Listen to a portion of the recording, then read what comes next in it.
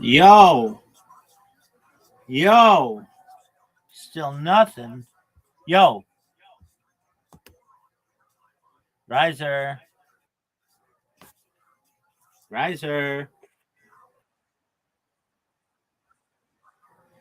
Yo, so we're gonna test this microphone. It may, I'm doing something else with this computer, and it may be causing an issue. So if it is, I'll try something else. Anyway, the honeycomb thing was really important, and they didn't show it, and I felt like they should have. If they spent all this, okay, so they show it in the floor, and they show Bob Lazar sticking his finger in it, but they didn't show how the grates moved out of the way.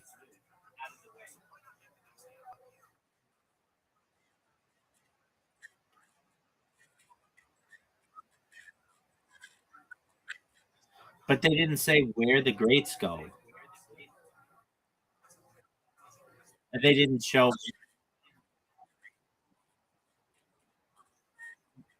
and that's what they do. That's what Bob Lazar has always said. Basically, you stick your finger in the middle or on the side of this thing, and all the things like get removed. And that's not what they didn't show that, and I felt that was really important. Um, and I just, but it was really good to get in the mind of Bob Lazar. Finally, it was really like a riddle in my mind for 20 years was solved yesterday when I could see this stuff. And what else did I find? In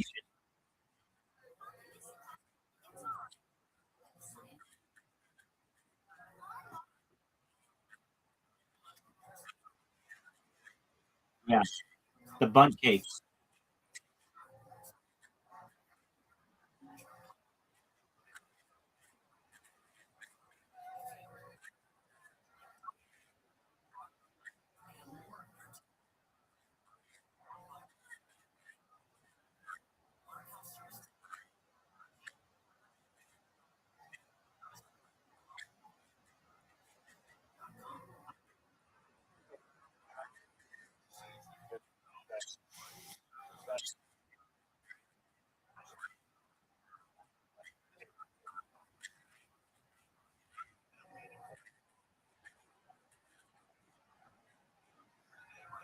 Yeah,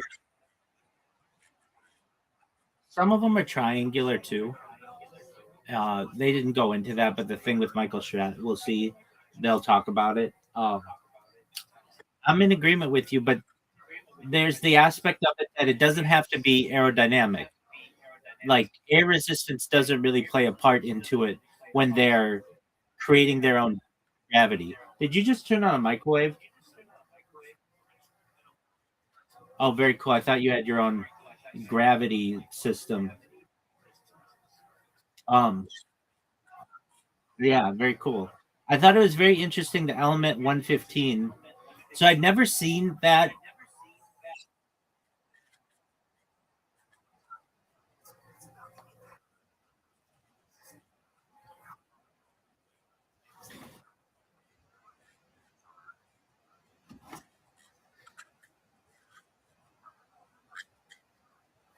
It's an excellent question.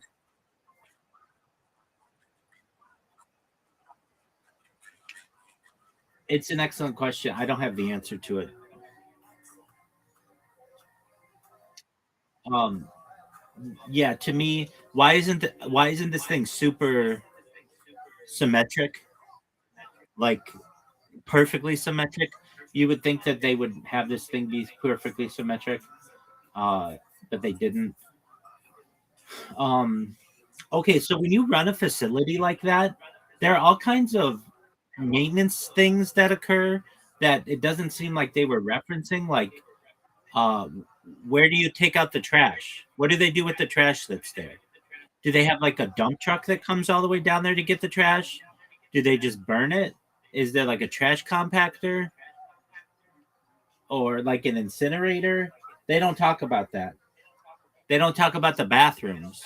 Like that kind of stuff's the fascinating stuff to me. I know the alien stuff's really cool, obviously, but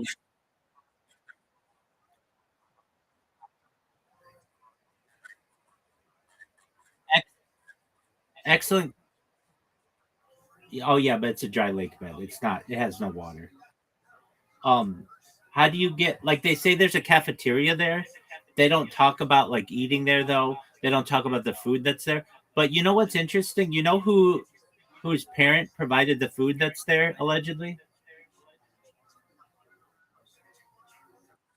Caspian Sea.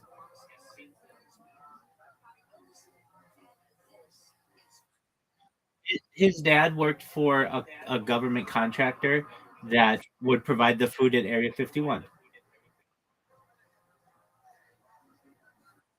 Yep. When he moved from LA to Las Vegas when he was a kid, one of the reasons, like one of the things that his parents talked to him about was like, all that alien stuff. Dad's going to be one of his customers, basically, or his clients is the government, and he's going to get to like do work with them. Now, from what Caspian Sea ever said, his dad never went into the base or anything. He basically just that was like his account, and they would just order whatever. But they do have cafeterias there. I mean, like those guys, there are people who do live there, and that was another thing. They didn't go into the the sleeping quarters or anything. The place seemed very big. Seemed much bigger than I ever thought it was. Like they didn't ever go down all the way to the facility. They did go into the nurse and the grid on the arm, and I forgot about that pine fluid liquid that upset his stomach. There was always something about that. He didn't go into it in this interview, but he has said in the past that it caused like some kind of memory loss. He said it upset his stomach or whatever. I'm not sure what that was, but that was an interesting thing that I always remember thinking that's such a weird smell. Pine, pine, like a pine smelling liquid. Um, I thought it was interesting that there were no women there except for that nurse. You would think that if you're only going to have dudes, then why not have a male nurse?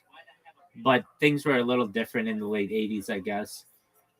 Um, the poster that he talks about that says, uh, like, they're here, that's a different poster than I thought it was. I always thought it was a poster that said, "We are not alone," but it's the same kind of poster. And he gave that poster or a similar version to um, Joe Rogan. Okay, so do you know who George Knapp is? He's the guy from KLAS TV who put Bob on the television. He put Bob on the television. He was the television presenter. Okay, so that guy, you know how I'm like obsessed with this radio station, not the radio station, but this radio show because sometimes they talk about aliens and stuff.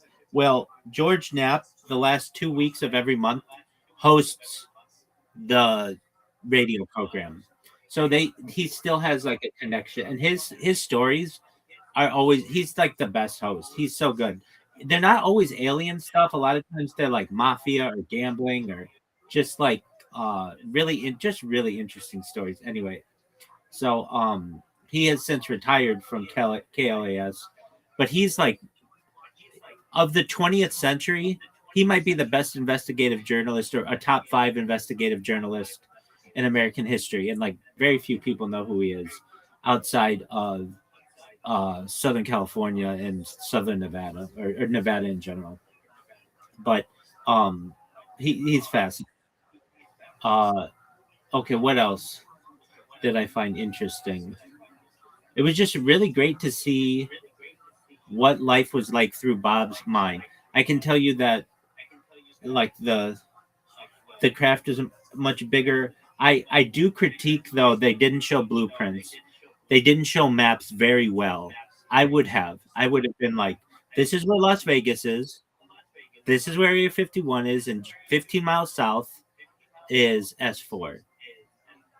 But they didn't do that. But overall, it it might it may not seem that way, but it was life changing to me, and I use that uh, phrase generally pretty cautiously. But in this case, it affected me because it gave me the the vision through Bob Lazar's eyes of what this looked like.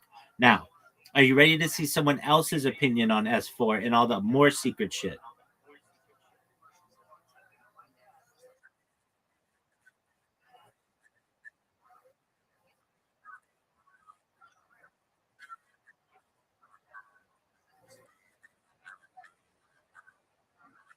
Totally, totally.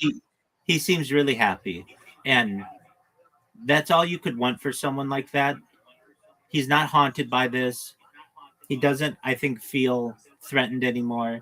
I thought it was really cool how he said his wife has her lab, the horse lab, and I have my lab, 1,500 square feet.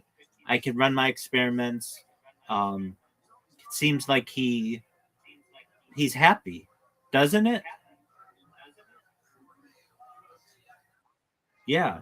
And so that's really great. I mean, I only want good things for people generally in life. I mean, I I want people to have good lives, and it's not like he is like destroyed by this. And this type of government interaction with people can destroy you. I mean, makes it very difficult to get a job, makes it very difficult to be taken seriously. You become not just famous but infamous. He could have been called a he's called all kinds of things, but he could have been tried for espionage or leaking of government secrecy or his all of those things, and it just seems like they allowed him to have a good life, and um, it seems like he's got a really nice property. I mean, he's got horses and a big lab, and it's like a decent sized house, and uh, so I was really happy for him from that perspective. All right, in YouTube. Okay, so the man's name is Michael Michael Schratt Schratt,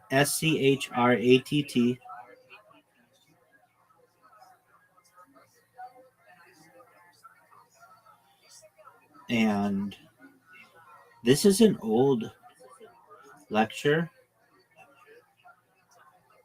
Um,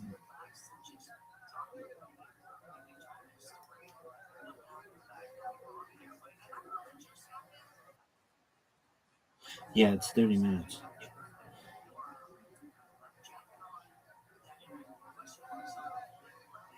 The So if I type in Michael Schratt S4,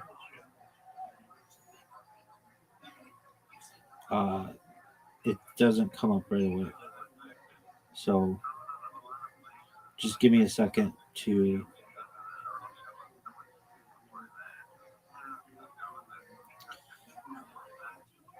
Oh, maybe if I type in Dan Burrish. Dan Burrish. Mhm. Oh, here it is. It's actually 48 minutes long. Apologies. Yeah. Here it is. Okay. So it's you want to type in Michael Schratt, Michael Schratt, on Area 51, comma Dan Dan space Burisch, and that should come up. It's from Above Top Secret Disclosure. It's 11 years old. It's fascinating.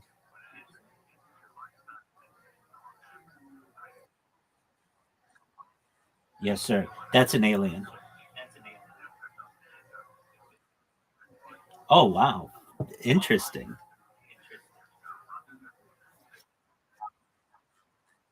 Yeah, he's fascinating. I want to meet J Rod if J Rod's still alive.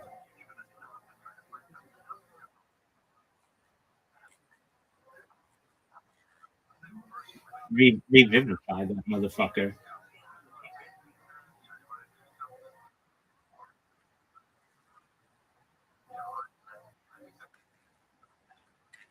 Absolutely. And then don't forget it's Truman Show night tonight.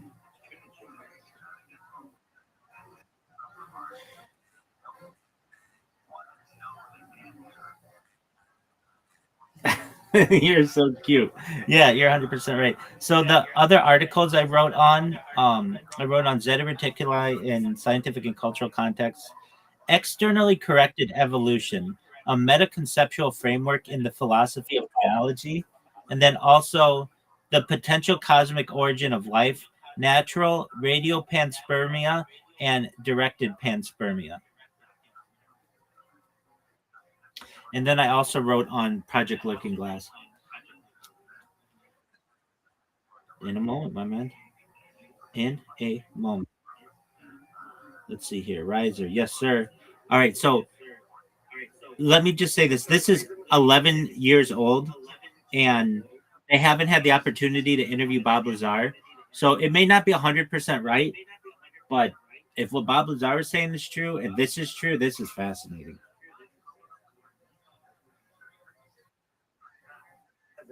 In this episode, we're going to release an amazing sent to us by Open Minds, the UFO International. Now let's take a look at this video right now.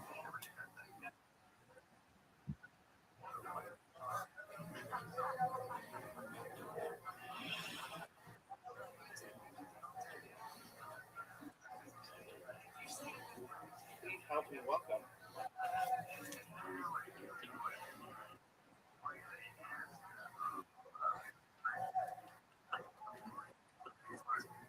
Good morning, everyone.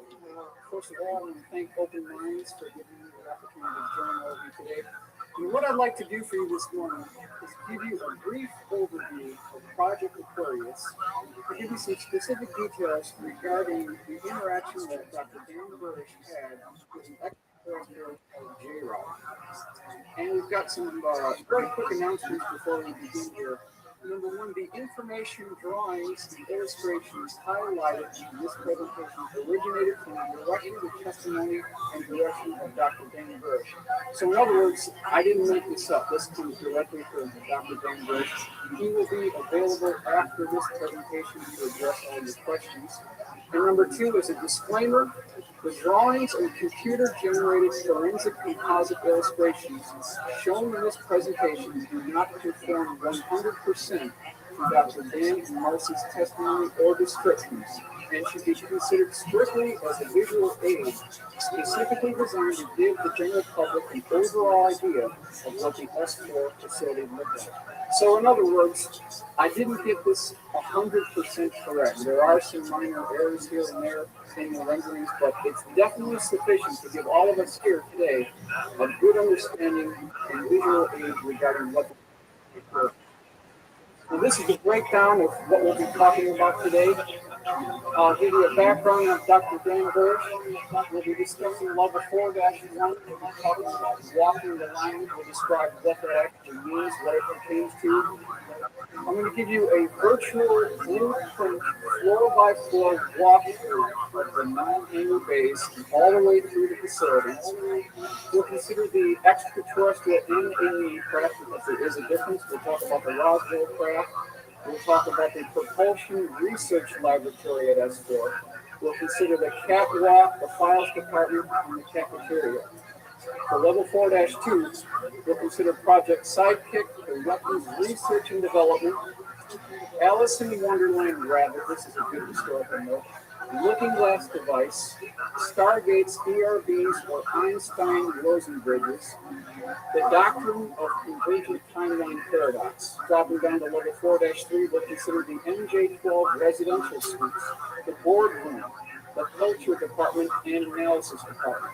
4-4, we'll look at the wing pads, the biocontainment labs, badge board, and decontamination procedure. And finally, on level 4-5, which is the lower floor of the facility, we'll consider the clean sphere, the scissor lift, the lighting, the iris aperture, the kick plate, spare lock, and the test, which is the totally encapsulated suit.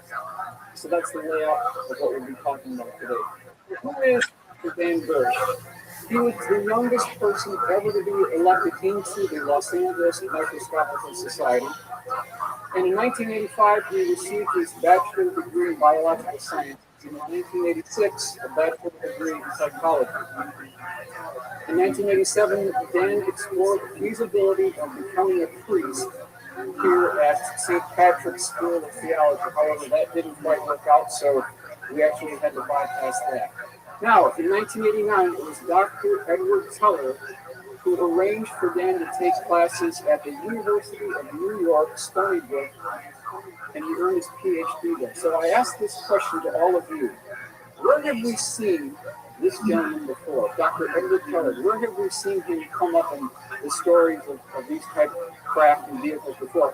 It was none other than Dr. Teller who arranged for, allegedly, Bob Lazar to get his interview at EG&G at McCarran International Airport, and that's how he got his job at S4. So we have secondary, independent confirmation that Dr. Edward Teller was involved. In 1991, he was employed at Desert Storm as a biowarfare expert. Now, in 1994, he received his Q clearance at S4, and he began working on something called Project Aquarius. And I will draw your attention here to the aircraft sectional chart that anyone can get at any local airport. This is something that's readily available. And if you look up here on the right-hand corner, you've got R-4808N. Ladies and gentlemen, this is the most highly guarded airspace, mainland airspace in America. This is the borderline here. You'll notice Groom Lake is right up here, so we can see it does exist. Approximately 12 miles south of Groom Lake, there's something called Captain's Lake or Area S4. And it's important to note that if you ever try to break into this airspace within the 480N airspace Greenland, three things immediately happen. Number one, ATC at Greenland, air traffic control, will not allow you clearance to enter into their airspace. Number two, they will immediately, if you do not egress the area, they will immediately scramble an F-16 who will perform a particular maneuver where they'll fly perpendicular to your flight path at about 100 feet away from your aircraft, and then when you fly into his jet wash, it will either be hard for controlled flight or you might end up wrecking one of your wings or tearing one of your wings off. So that's the second thing. And the third and final thing is you'll receive a final warning to exit the area, and if nothing happens, they will lock onto the sidewinder mostly and they will neutralize the target. So the bottom line is don't try to break into Greenland airspace. Okay, so at S4, again, he received his clearance, and he worked under the direction of the Naval Research Laboratory and the Defense Intelligence Agency. So these are the two outfits that are running the program at Area S4. The EG&G terminal, 737-200, how do you get to Area S4? Well, it's the EG&G terminal, which is the gateway to Area 51 and S4. As you're flying on this airliner here, just before the hairpin turn into the landing approach on Green Lake runway, which is a 27,000-foot runway, it's the largest runway in the world, there's an ATC clearance called period. That is the clearance to land at Groom Lake. And what's interesting, a historical point from Dan Bush indicated that on the trip on the 737-200 to Groom Lake, they played Neil Diamond's song "Coming to America" over and over and over again. So the question is, what is the encrypted symbolic message that they're playing on the airplane as you're going there? Well, under its original interpretation, that song talks about immigrants coming to America to make a better life for themselves. That makes a lot of sense. But under the direction of what happens at S4, Zoo, watch what Right Streaming.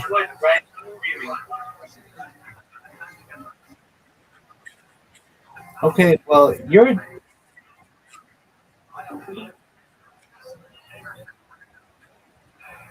Zoo, you've been a dick recently.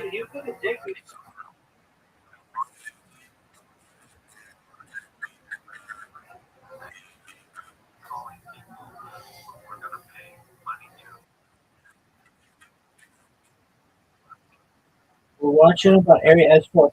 Right, sir. One thing I have to correct. There's another base. It's called Dolce Base, which is even more secretive than this base. That one has 7 levels. This one does not. It has whatever 4 levels or whatever. Maybe.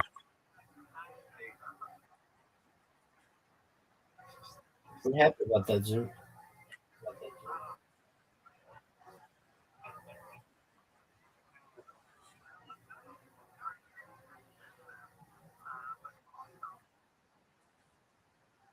Zoo, did you fix your phone?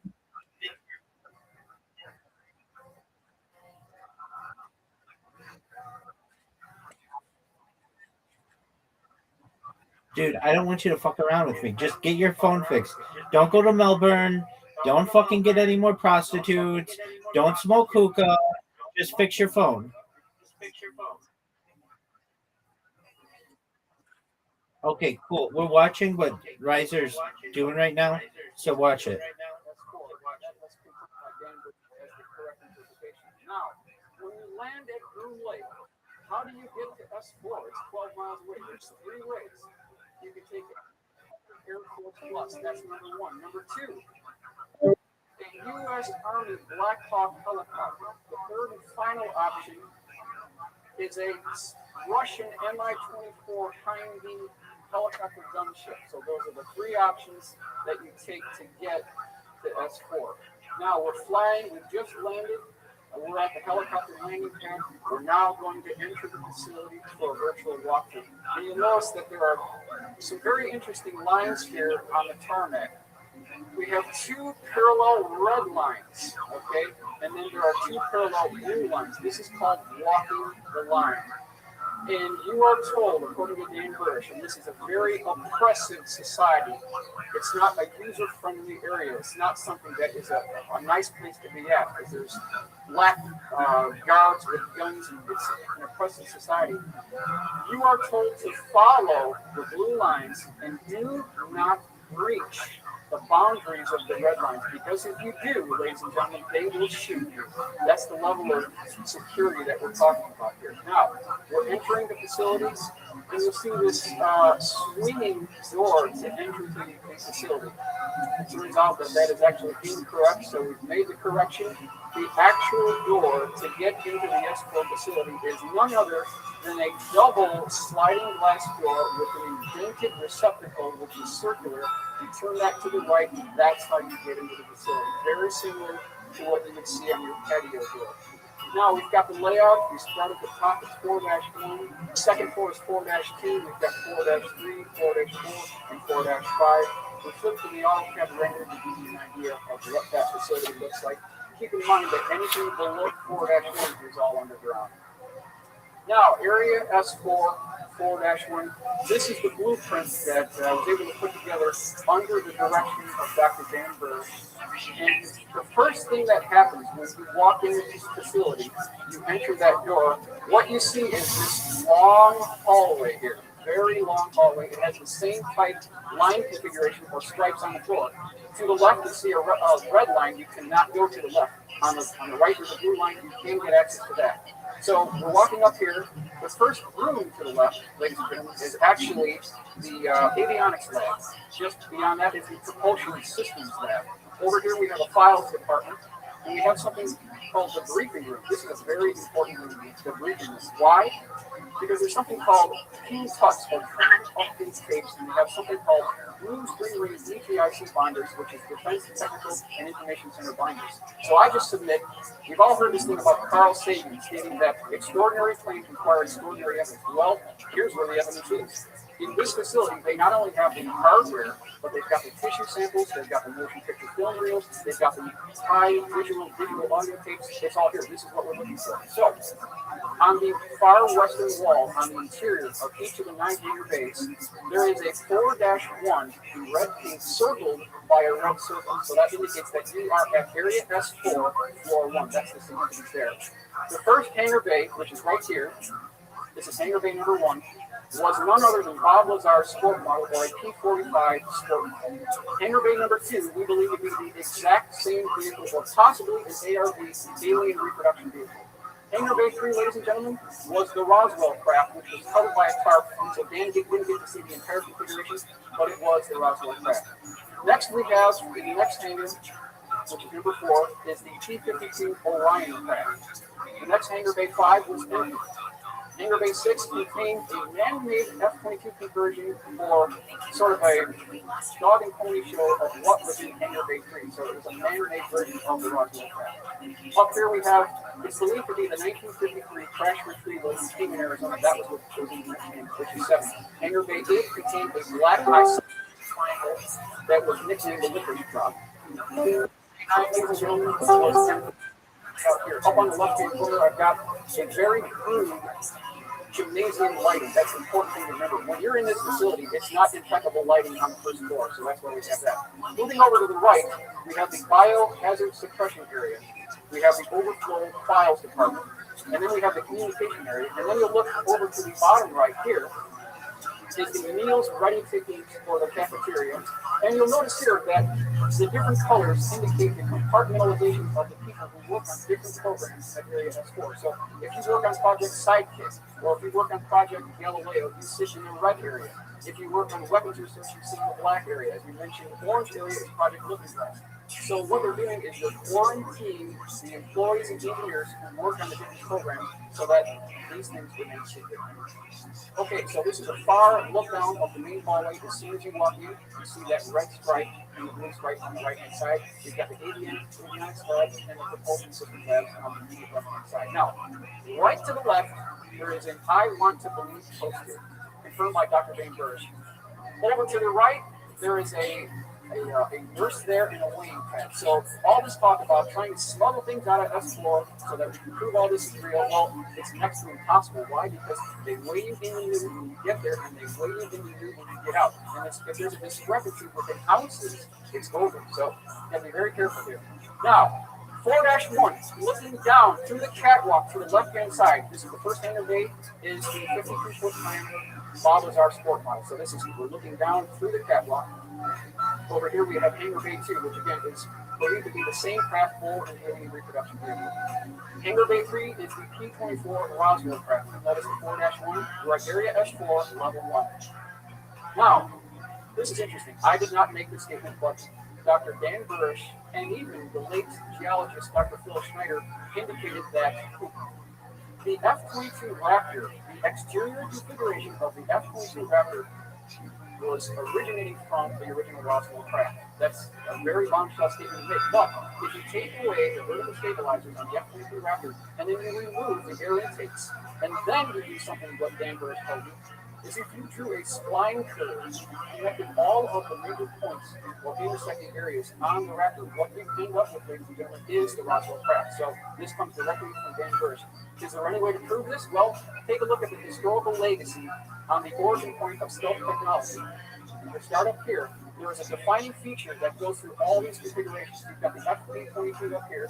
We've got a Russian stealth configuration here. Down here to the left, we've got a Northrop configuration. Just to the right of that, we've got the Chester's Model Corporation in Rockford, Illinois, the F-19 configuration by Lockheed. And then we've got the configuration from the movie Stealth, which was released in 2005. All these configurations contain the same design model. In fact, they contain the same wing lift to fuselage joint, which is completely integrated in smooth contour, identical to the B-2 stealth bomber, to reduce the radar cross signature. That is the defining design feature on these stealth technologies. It's the same thing you'll see in Roswell. Hangar Bay 4 was a P-52 Orion craft. This is the original configuration. This is the cleaned up configuration on the bottom side by Dr. Dan Burris. Hangar Bays 5 and Bays 9 were empty. And you'll notice too that there are these interesting tracks here, and these were used to pull the craft out of the hangar bays so that they could be test flown on the tarmac immediately from the entrance of the facility. Hangar Bay 6 was the man-made reproduction of the P-24 Roswell craft. That was in Hangar Bay 6. Hangar Bay 7, again, that Dan believed, but not to be completely confirmed, that this was the 1953 Kingman UFO crash retrieval vehicle, was covered by a tarp. Hangar Bay 8 contained a black isosceles triangle. They called it the Licorice Drop, according to Dan Burris. And I will mention that everything from Hangar Bay 1 to Hangar Bay 7 were all extraterrestrial vehicles. Hangar Bay 8 was the only alien vehicle because there's a difference between extraterrestrials and aliens. And according to Dr. Dan Bush, the exterior configuration, or what it looked like when you saw this craft, it looked like a black liquid mercuries that you could fall into. A very unique surface texture on this particular craft. So, you've got Bob Lazar stating that S4 exists. That's what he said back in 1988. You've got Dr. Dan Burdish coming forward stating that S4 exists. We also have Bill Newhouse who worked on the flight simulators at S4 and at Los Alamos National Lab. So we've got 3 independent people confirming the same thing. You'll see the cutaway AutoCAD drawing originating from Bill Newhouse indicating that there was a flight simulator, a flying saucer flight simulator that was attached to a gimbal mount, and you can rotate this thing almost up to 90 degrees. There was a diagnostic cable attached to the vehicle when it was static, but when it was energized, the diagnostic cable gets released, and then you can quote-unquote fly the vehicle at that time. So, the D-45 craft was a sport model, measured 52 feet in diameter, was 16 feet high, and had a smooth, polished aluminum exterior configuration. And then I want to take you inside here and show you some of the interior components. It had 3 different levels. We've got the lower bay, we've got the mid deck, and the upper deck. So that's what we've got right there. Now let's zoom inside. We'll take a look at what it looks like inside. On the bottom section of the vehicle, there were 3 gravity amplifiers. Right above that, we have the mid deck, which would be 3 gravity amplifier heads, 3 seats that all set in the same direction, which were too small for human test pilots to fit into. Then we've got a gravity amplifier system here. We've got an antimatter reactor and a waveguide that goes all the way up through the mid-deck and what we believe to be the avionics or navigation compartment right here. So that's the layout of the sport model according to Mr. Bob Lazar. Now, spend 15 seconds on the propulsion system of this vehicle. Element 115 is machined into triangles at Los Alamos, transported to S4. It is loaded into the antimatter reactor. And then the target substance is bombarded with protons. And when a proton plugs into the nucleus of an atom of element 115, it bumps its atomic number up to element 116, which immediately decays and releases antimatter. That is the power source for the vehicle. It is near 100% from electric generator. So that's the breakdown of the propulsion system. Project Aquarius terminology. Let's talk about some terminology here. Project Galileo. Project Aquarius is nothing more than an umbrella term for everything having to do with mankind's interaction with extraterrestrials. Below that, there are about 5 different programs. The first one is Project Galileo. It dealt with the propulsion system of extraterrestrial and future terrestrial vehicles. So that was the first one. The second one under Project Aquarius was Project Sidekick. Relates to a weapons program. No further information that's available from James Parrish on that program. Project Looking Glass dealt with the physics of seeing the effects of an artificially produced gravity wave on time. The fourth project was a second-generation weapons program, which originated with Project Sidekick. No program being provided. The fifth program dealt with a series of biological defense operations, which Dan served in the capacity of senior scientist. So those are the programs that fell under Project Aquarius. So how did the J-Rod craft, or what was termed the Kingman 1953 UFO crash retrieval, how did it get to S4? Ladies and gentlemen, it got there by a 40-ton, what's called a dragon wagon tank hauler. That's how they got it there. See the facility. Now, in 1953, according to Dr. Dan Burdish, there was a UFO in Arizona. There were 3 bodies recovered. One died on impact. He was still contained to his biocontainment device. The other one went to Los Alamos, and the third and final one went to Area 51 S4. That's the J level that Dan Burdish. Zoo, we're watching this. 1954. There was a meeting between Dwight D. Eisenhower of the 252 Alliance, and a treaty was signed. Zoo, we're watching this. Zoo, we're watching this. What is the Orion Cube? It is also known as the Yellow Book. It has nothing to do with phone numbers. This is an 8 by 8 square cube, and it's a quantum that you could, once it's active, probabilities of future events. There's protocols that have to be followed in order to activate this. And at one time, it's believed that this cube was stored in level 4 and later, it was moved to the Scottish Rite Masonic Temple just outside Washington, D.C. Further, we don't know where it is. So that's the lineage of the Orion Cube. Now, interesting to note that there are 3 events that took place in 1947. There's a coincidence. You've got the Roswell crash, July 2nd, 1947. Then we've got the formation of the CIA in 1947 and the formation of the Independent Air Force also in 1947.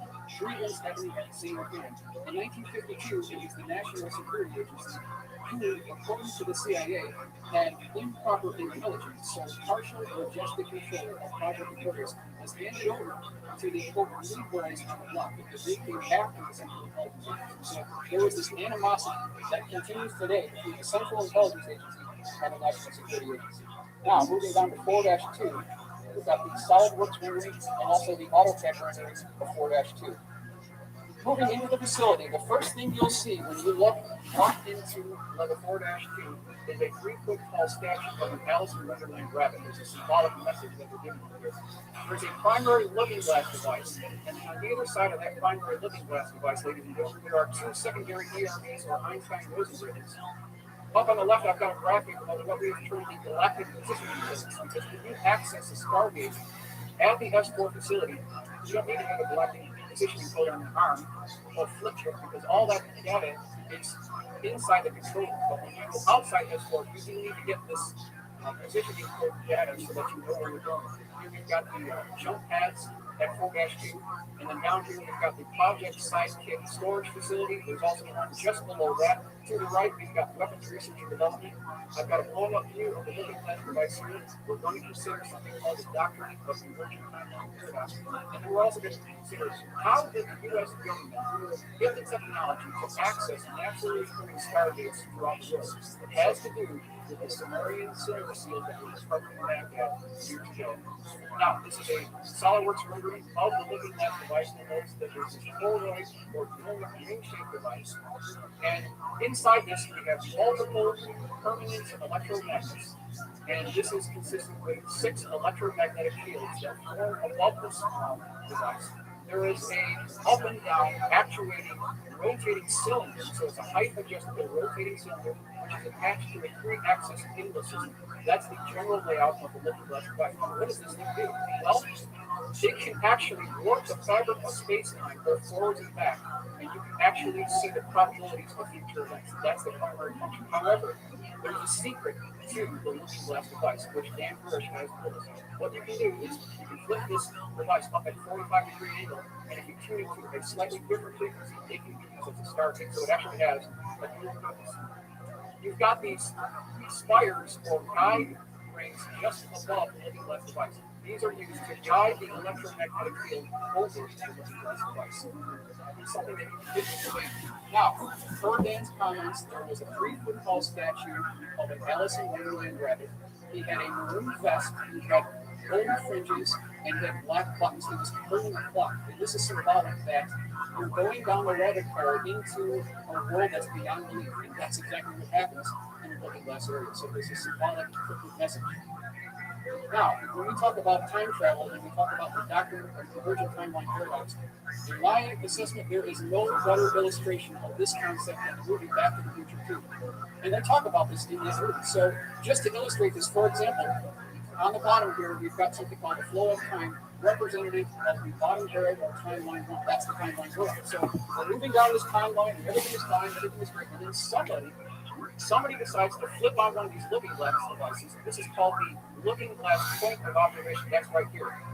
Now, we have someone that is looking into the future of probable events. At that point, at that exact point in time, we are no longer, ladies and gentlemen, on timeline 1, but we are now on timeline 2. And theoretically, we have affected our future timeline 1. So that's how this works. Now, in this movie, a DeLorean is used to go from the year 1985 to the year 2015. And a character by the name of Dick Tanner, he eventually comes into possession of something called the Gray Sports Almanac, 1950 to 2005. He picks this up from an 80s memorabilia store. He goes back to the year 1985, and it's a cakewalk. He knows all the results, all the sports scores, to the horse racing, to NFL, to hockey. He turns out to be a billionaire. It's just incredible. But in the process of doing that, he completely destroys himself, everyone he's with, and everything all surrounding. So you can see of the catastrophic consequences of looking into the future, it has a very serious consequence. And that's borne out by what we see here with the Mayan calendar. Some believe that on December 21st of 2012, it's the end of the world. However, some take a more positive approach and indicate that this is a new dawning of an age of enlightenment. This is, if you flip over to the prophecy rock by the Hopi here, they have a similar motif. They talk about the evolution of mankind's consciousness on this bottom straight line, and then something happens. An event takes place where we go off into chaos, and that's what we see with the squiggly line. So again, it's very destructive in some cases to try to predict future events. They can have catastrophic consequences. Here you see the rendering 3D Max 3D rendering of the Looking Glass device. We've got the transport pads in this location. Everything that took place in this facility was recorded on digital videotape. So they have the evidence. There's no question about it. You can see the electromagnetic field forming above the Looking Glass device. There was a stand clear yellow and black stripe that followed the circumference of the Looking Glass device. Now again, this is Dan Varish's rendering. We talked about the Looking Glass configuration. It's the general configuration on the upper left hand. And then on the upper right hand, we rotated the device 45 degrees from the horizontal, and now it's in the quote Stargate configuration. So that's what we see there. The flip book, this was something that engineers wore on their arms. It was kind of a GPS code book because you have to know where you are and where you're going when you operate or access one of these Stargates. Now, some of you may have seen the movie Stargate. The actual Stargate looks nothing like what you see in the movies. The only thing that is consistent is this metal catwalk that gets you into the actual Stargate. That's the only similarity in the entire operation. Level S4, level 3, we're moving on to level 3. This is the SolidWorks agreement. There we got okay. Now, there are at least 3 primary areas to 4-3. You'll notice that there are 3 distinct segments here. Each has 4 residential suites. Ladies and gentlemen, this is the Majestic 12 residential suites. That's where they stay when they get to S4. It consists of a very simple 1-bedroom apartment with a sunken living area. There's a tile walkway to enter the facility. There's a single TV. There's one single bathroom. So that's the S4 Majestic 12 residential suite. You also know that we've got the culture department. We've got the analysis department just to the right and below the culture department. Up here on the right, we've got the call-outs, the leader call-outs. We've got slider trays. We've got pressure incubators. And when I was going through this, it really dawned on me that there's a lot of attention to detail here, and it was my assessment that this was coming from a man who had practical application experience in working in this environment. It just seemed to me that they couldn't make this up. There was a lot of detail here. It really seemed that this is someone who speaks from experience that was actually working in the facility. Now, level 4-4, that's what we're moving on to now. A number of primary areas here. We have the badge board. This is a blow-up of the badge board on 4-4. We've got a meeting room or a board room in that facility. There are multiple biocontainment labs in level 4-4. You can zoom in and blow up that area right here. These are the decontamination areas, and Dan Gersh's desk at S4, level 4-4, is right in this facility right here. So again, the level of attention to detail to me was just astounding. It really seemed like someone who was actually working there. Now, some of you may have seen this before. This is Dan Gersh's security badge at S4.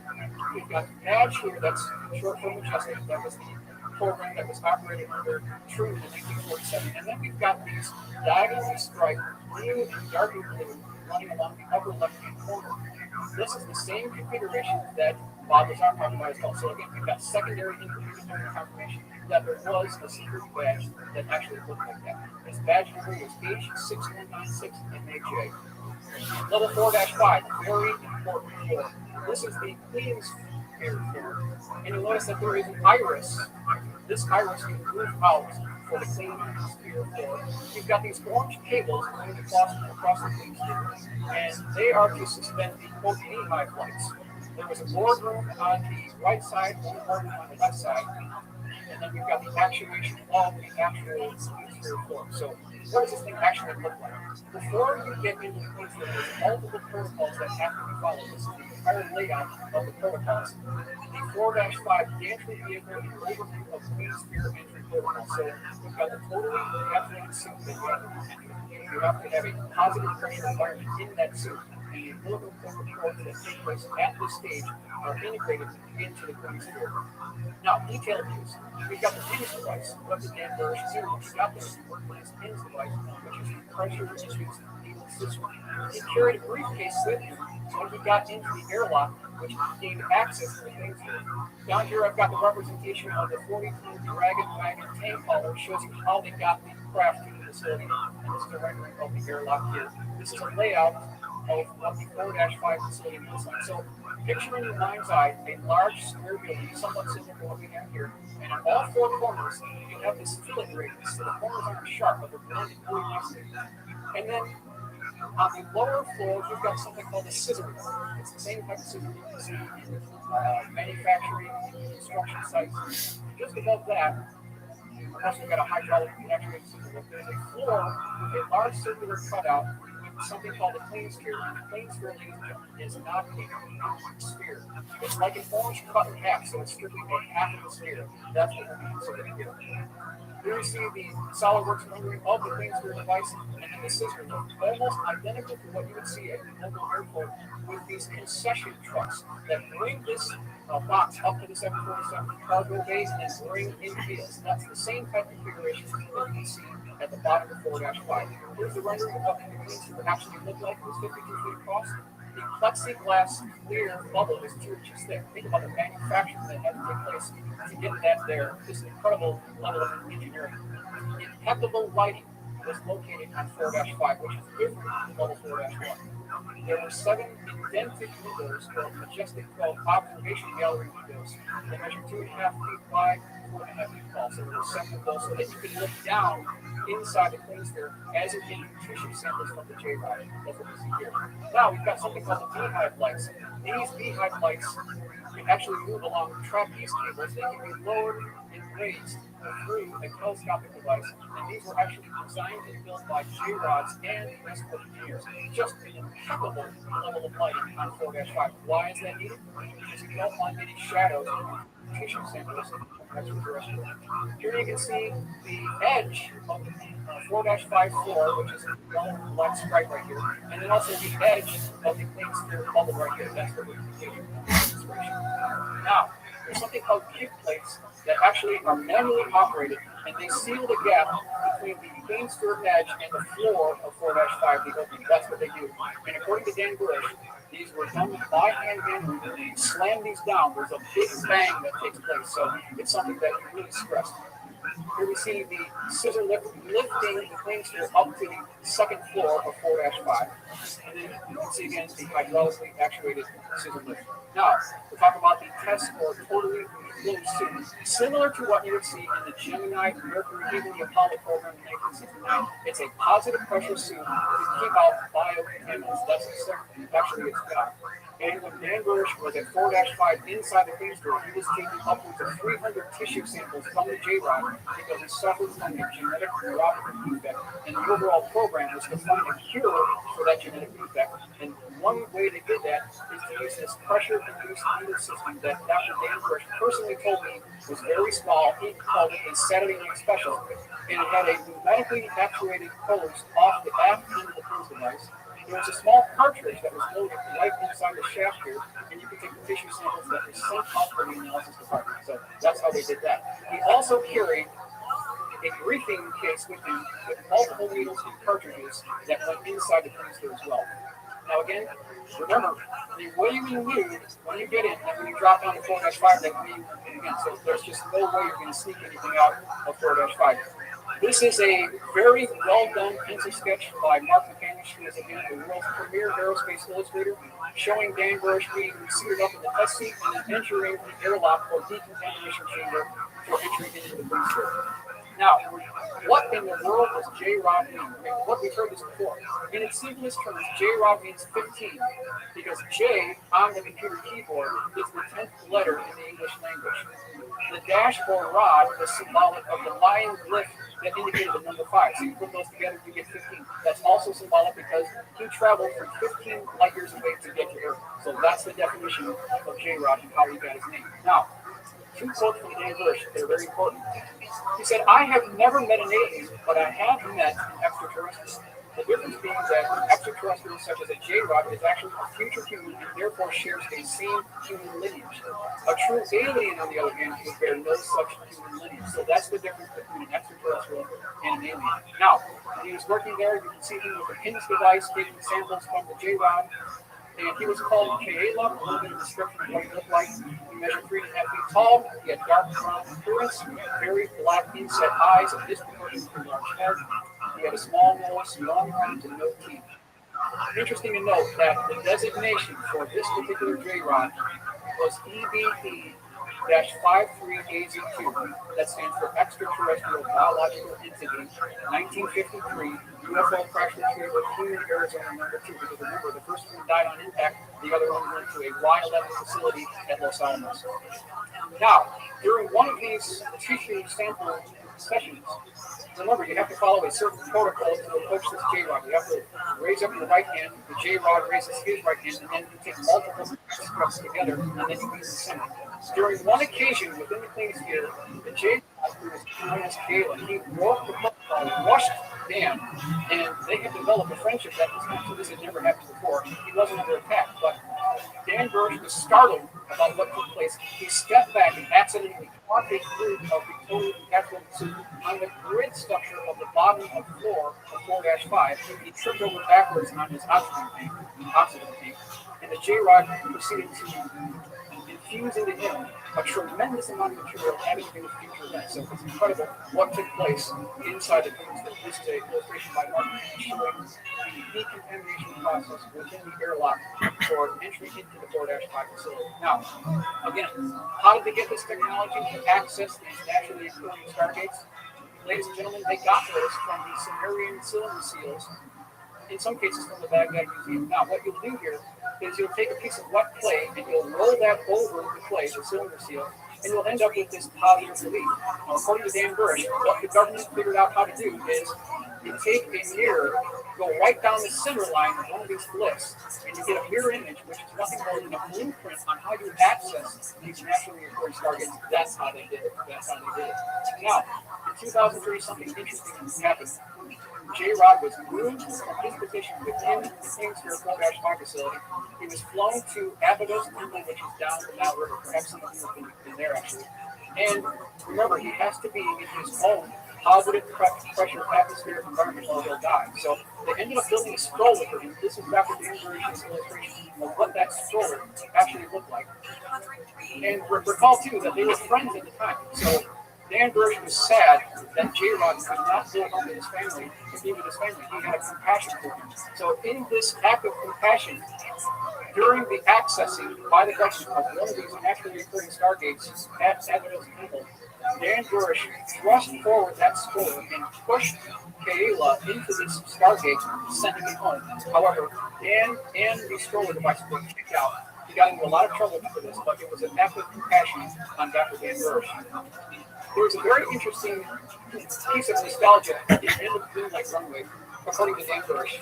There is a sign there that has multiple arrows pointing in every direction. The sign says home, and this is a symbolic message that what takes place at S4, perhaps Blue Lake, home is underground, it's in outer space, it's west, it's east, it's west, part is everywhere. There's a symbolic message being employed in this here. So, ladies and gentlemen, I think it's really important that we honor the courage that Dan Burge had to come forward and give us this information regarding the specific details of the S4 facility and providing all of us a potential for a very bright future on the nearby horizon.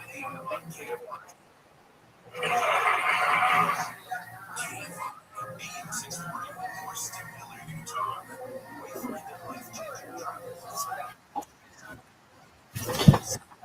I know he covers a lot, and I don't know how much of it can be verified, but it's pretty fascinating, isn't it?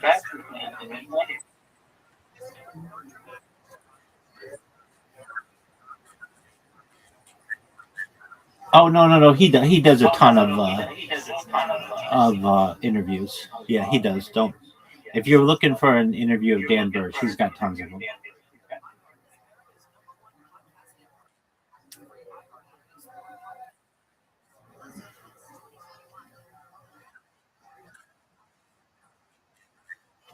Oh, excellent. Just the detail and the CAD drawings, the AutoCAD drawings, watching it, it does seem to be pretty consistent with what Bob Lazar has said. Um, I think it's interesting that they have like a bunny there or a rabbit like from Alice in Wonderland. Like there's all this really wild technology, and then they keep like some interesting, or like the thing at the end of the runway. If you've ever seen that runway, if you've ever played like Microsoft Flight Simulator or anything, that runway is so long. It's like 2.5 miles long. It's easily the longest runway in the game. It's the longest runway in the world. It's huge. You can land anywhere on that runway. Um, I think that it's interesting, like that Bob Lazar only basically was in like, I don't know, that like maybe less than 10% of the whole facility. Never talked about it having anything lower. I wish they would talk about the elevators, or like how you go from one to another. I would love them to talk about more about J Rod, but again, like they do in other interviews. This was a really quick thing that Michael Stratt went into, but Dan Bursch goes into it at length. And that's not even the most secret facility in the United States. Arguably, the most secret facility in the United States is known as Dulce Base, which we can go into at another time, but that's in New Mexico. And it has 7 levels, and those levels are fucked up. They have like human alien hybrid programs going on. Um, it's fucked up. They have something called Nightmare Hall, which is like allegedly where they like people are kidnapped on the surface and taken there and never to see their family again, and they like have like imprisonment and all kind, like they're forced to give birth to children and stuff. Like it is a fucked up situation. But I don't want to go into that story right now. But that one's, in my opinion, that one's even more fascinating than this one. Um, what else about it? I find it interesting the difference. Like a lot of times people use the terms extraterrestrial and alien to mean the same thing, but they make a distinct separation that extraterrestrial is of a human lineage just in the future. It's like, well, how did they get into the future? Uh, Perhaps they were abducted. Perhaps we're seated here, and we're just like of the same lineage as they are. And then aliens totally different. Um, the bays of the S4 seem to be different than what Bob Lazar discussed, but I'm sure they move those things around like cars in Grand Theft Auto, so they don't always keep them. But it is interesting that they kept the sport model exactly where Bob Lazar had said. Um, Now looking at these AutoCAD drawings and Bob Lazar's, there's a lot of similarity. I understand that even Michael Strass, it's not exactly right, but this is still pretty good.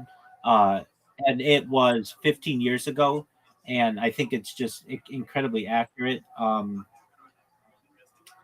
I find that the thing about the looking glass is fascinating, and it's something that I've always speculated, that if you could basically map every particle or atom in a given area, you could run a simulation to know what would happen into the future. And this type of technology seems like that's what it can do. That's fascinating to me. The idea of a star, uh, what'd you say?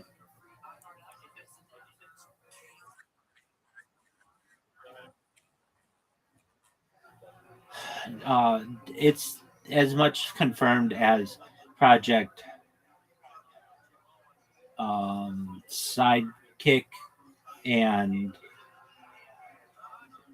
Galileo. I mean, it's not, you can't find anything about it in the Library of Congress, but there are people who've talked about it. Now, there was a different Project Looking Glass that happened in the like 1950s or something that was like had to do with a plane, but that's kind of a cover. And that's a common thing that they'll do. They'll have two different projects with the same name to confuse people. So somebody will be like, "Oh yeah, that's Project Looking Glass," and it'd be like, "Oh yeah, the plane," and be like, "No, the thing to see into the future," and the other person would be like, "What are you talking about? It's a plane," and then they discount them. That's a common thing that they've done. Um, I think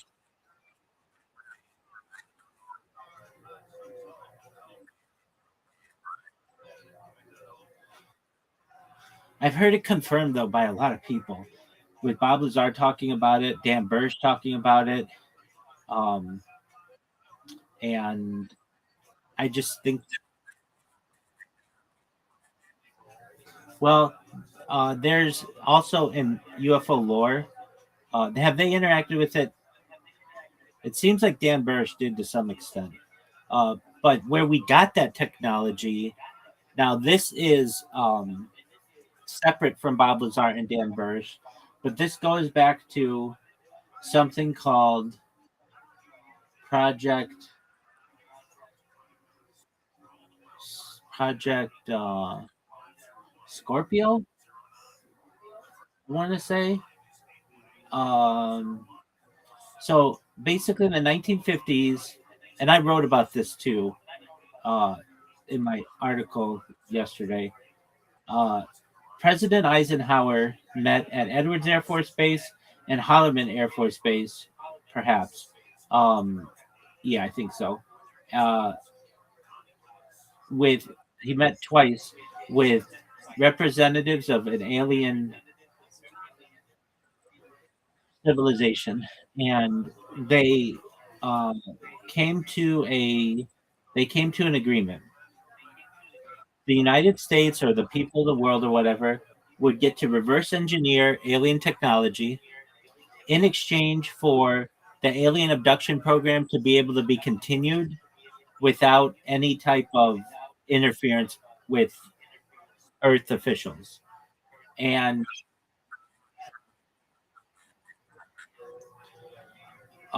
I think, to my knowledge, we were shooting at them and causing causing them some. Well, I know we were. We were basically taking aim at their craft, and the answer to that, though, is they didn't, because very soon after this alliance was signed, it's called, oh no no, it's called the Granada Treaty. There's another Granada Treaty, but it's different than this one. This is again one of those things. They'll name two things the same name, but the Granada Treaty, uh, in exchange for the like permission to abduct humans, we would be able to reverse engineer some of their technology. Some of the technology, or one of the pieces of technology, was this square that Dan Burge talks about, which is the looking glass. And um, somehow, some way, you could see into the future with this piece of technology. Very soon thereafter, the Grenada Treaty was signed or whatever. The aliens didn't follow it, and they just started abducting as many people as they wanted anyway, and didn't care about it. And there's nothing that the humans could do. Then this goes into another story, which is absolutely fascinating.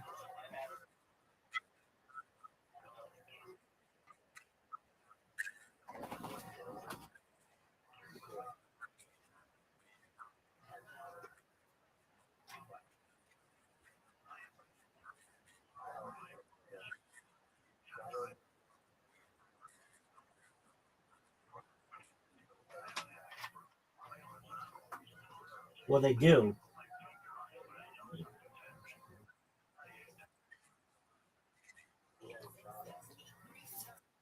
Yeah. So I understand they, in some areas of the United States and also the world, especially where there are like testing ranges, we'll just shoot up the whole sky, and we'll use there's some kind of radar that we were able to use to be able to bring down their ships. And I'm in agreement with you. If And this has always been my question. This is a question that I posed yesterday. If you're able to travel this far, don't you think you'd have some kind of like setting on your craft that's like, don't get fucked up by other people's radar?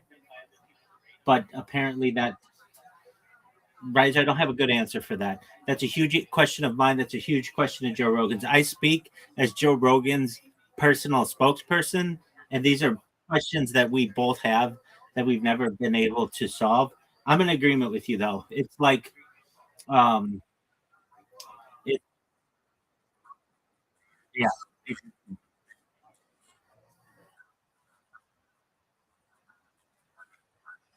Well, there's that argument too. They call these like the crafts that we have gifts. Whether that's true or not, I'm not sure. Why would you ever allow your little alien guy to die? Apparently, though, they don't. They just that's just their body that dies. That that you can like get their consciousness back. Um, Riser, you're no one has the answers to these questions. These are just my uh, my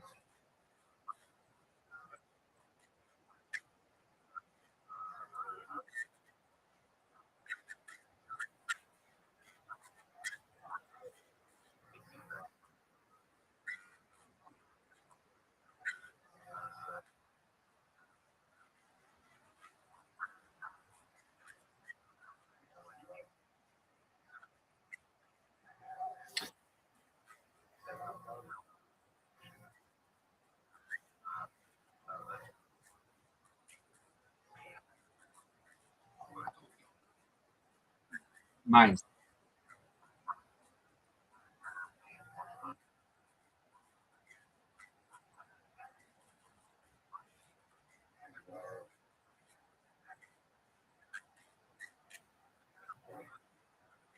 At Brian with Jeremy.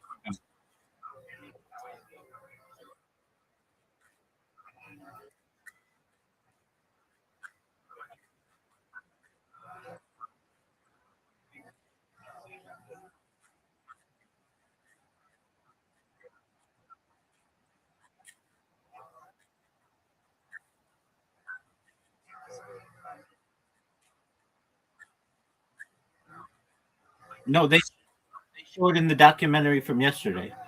There's like a little puck that they have, and that's actually video that he had of it. And they he doesn't want to say yes. I took element 115 from S4 because that's illegal. And but what one thing they did say is when his boss Dennis Mariani called him to go to one of the casinos, and he met him at the casino, and Dennis Mariani just ignored him. And then Bob Lazar went back to his house. His house had been broken into. And then Bob's asked, "Was anything taken?" And he said yes, but he doesn't say what. And that's there's always been the insinuation that they took back that puck. They had some kind of way to get it back.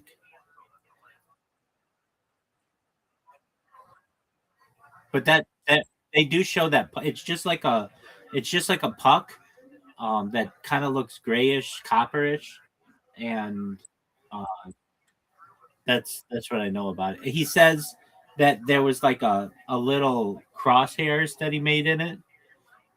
That's all I really know about it. Okay, but back to the thing about profiting. You don't profit from podcasts. They don't pay you. Joe Rogan did not pay Bob Lazar to be on a podcast. Okay, because he got sick of people asking him about it. And it's not a very well selling book. And on top of that, his t-shirts, I've never seen anybody wear his t-shirts.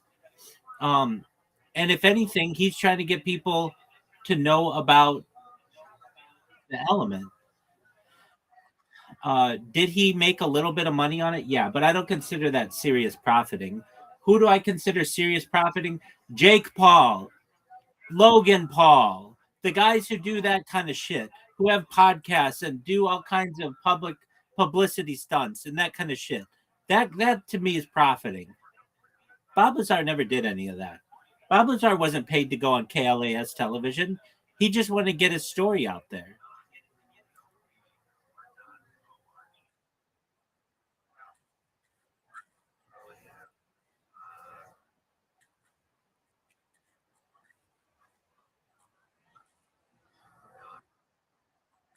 So he, I don't know about, I don't, I don't know about millions. His friend Gene Huff, I think, if I recall correctly, talked him into making a documentary. And the reason why was because he got sick of telling the same story. And I would too. I'd be like, look, I've told this story 100 times in 100 different interviews. I'm sick of telling it. Just watch the video, and we're going to sell it at a normal price. It's not like he sold it for $150. That's profiting. To me, $29.99 covers the production cost, the video, and maybe a little extra coin in your pocket, but nothing crazy. You can see the way he lives. It's not like he has a giant mansion on in the hills of uh, Oregon. He has like a normal two story home with an area for horses, which I admit is nice, and then like a man cave, like a lab. That's it. He doesn't have a Bugatti, and he's not living in the Hollywood Hills. He's not doing that. He's living like a pretty maybe middle class life.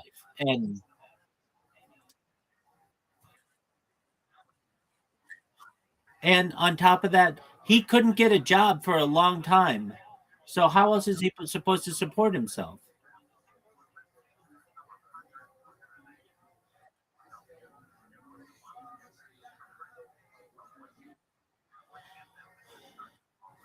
So for someone to be like in a Reddit post, he profited from this. There, there's an argument to be made. What is profit? Profit usually is extra money from an endeavor over and above just breaking even. Selling a $29.99 videotape with shipping and handling included is just breaking even in 1995.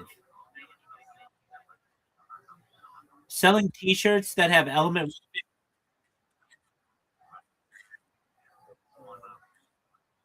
yeah, and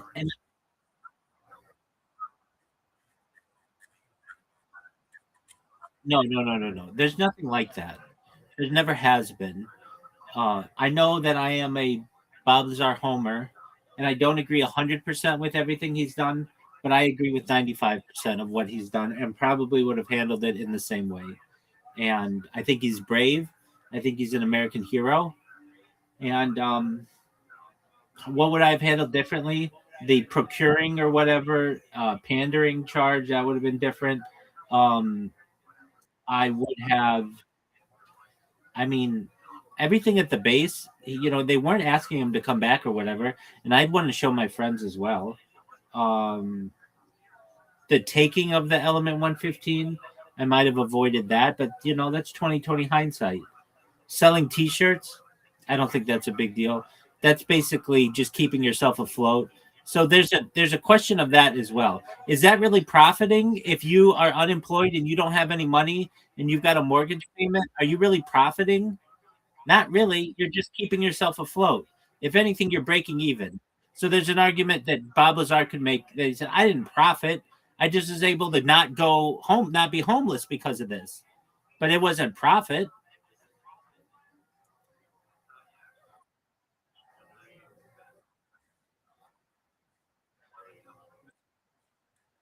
Small amounts. Bob Lazar did not do the UFO circuit. He didn't go to UFO conferences. That's not what he did. And that's where you make money in this, small niche interest group. Um, it, it ruined his reputation, and I can't blame him for putting out a video. He got asked about it so much that if I got big, I would just say, watch one of my podcasts or whatever. I'm sick of talking about it. I'll talk about it once a month or something like that. But you know how I come in here.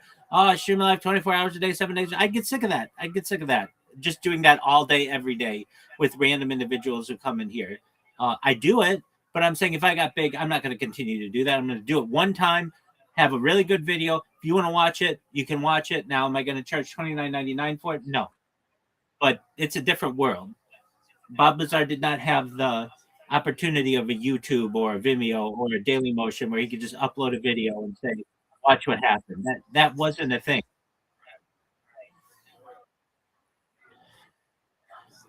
It's it's an absolutely,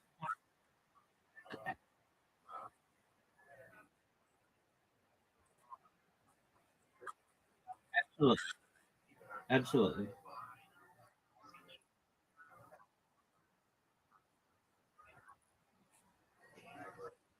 yeah,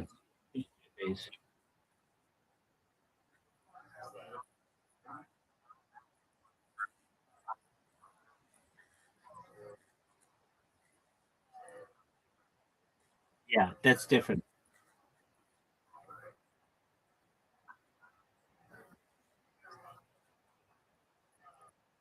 99%.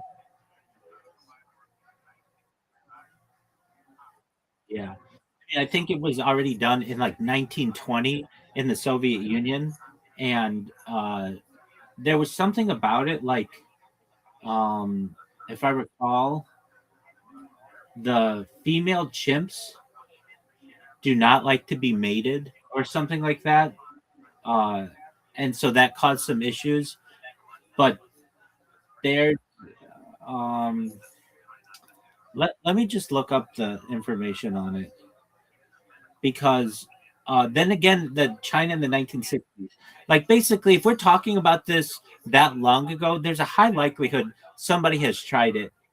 Some mad scientist under some government program has tried it. That was over. Yo, dog, if you take human sperm and chimpanzee sperm or chimpanzee egg, does it create a human Z, or what's it take to make a human Z, and why not? If that doesn't work, why doesn't it work? I don't think it's that easy to just take the egg and the sperm. That'd be too easy to do. It is impossible for human sperm to successfully fertilize a chimpanzee egg or vice versa to create a human Z. Despite the high genetic similarity between the two species, while human sperm can penetrate the outer membranes of a gibbon egg, it cannot fertilize a chimpanzee egg due to species-specific surface markers and chromosomal incompatibility.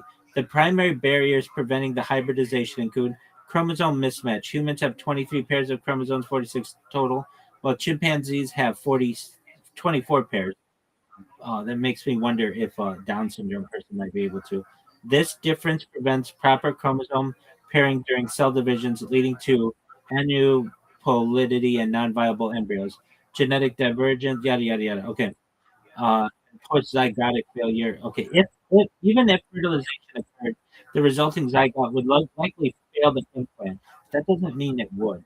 Historical attempts, such as the 1920s experiments by Soviet biologist Ilyana Ivanovich Ivanova failed to produce any pregnancies, although evolutionary psychologist Gordon Gallup has claimed in 2018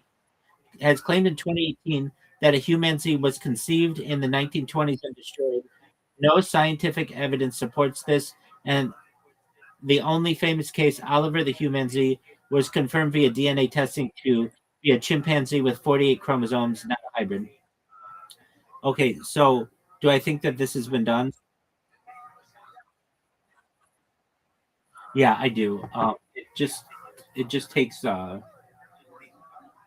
one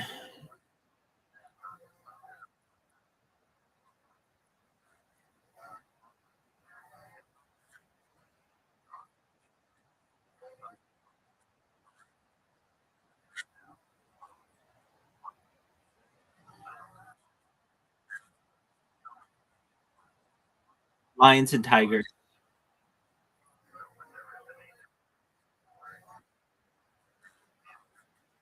Absolutely, zebras and horses, or zebras and even the mule, the donkey. A mule is a donkey horse, but they have issues reproducing in subsequent generations. Like a mule can't reproduce, a liger can't reproduce, a tigon can't reproduce. Yeah.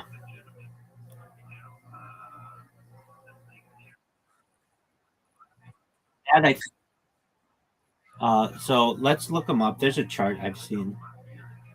Yo, dog, of the hybrids out there, like the zebra, horse, or donkey, or dog and wolf, and grizzly and polar bear, which ones can reproduce in subsequent generations? Like a liger is sterile and a tigon is sterile, right?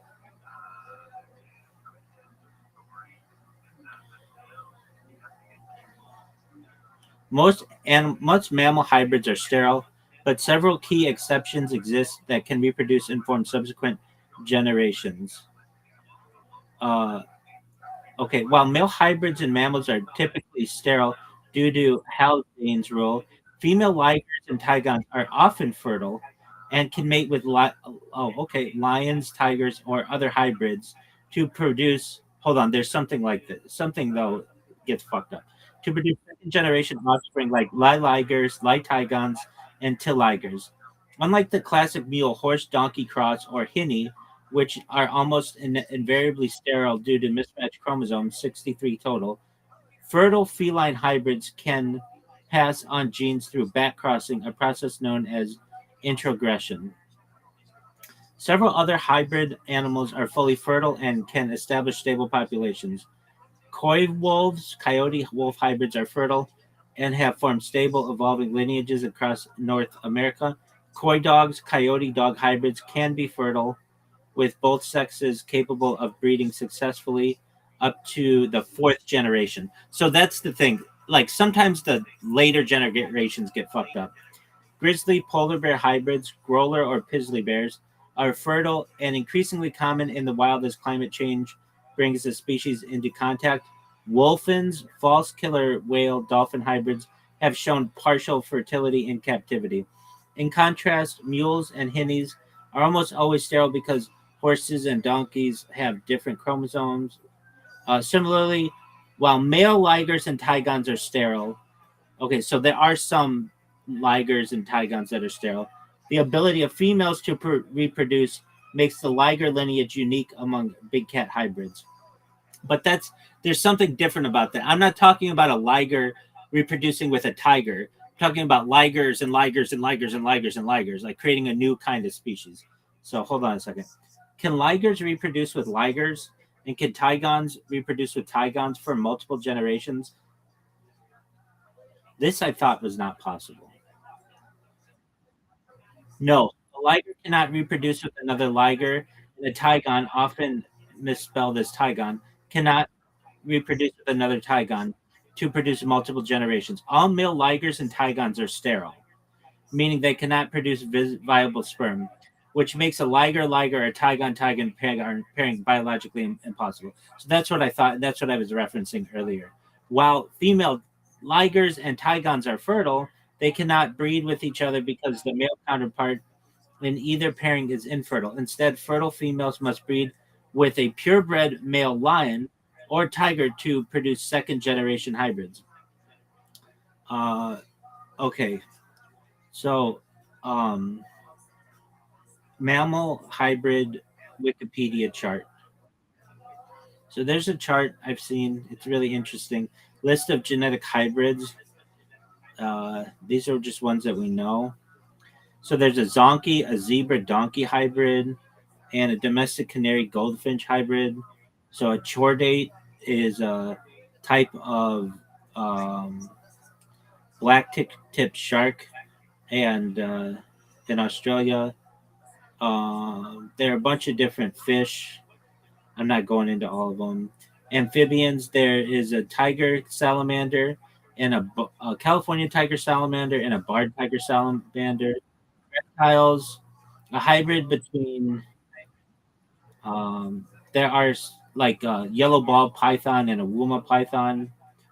Um, I don't think uh, crocodilians can, so that would be like a cool one. But hybrid of a gecko. Oh, okay, hold on, wait, maybe.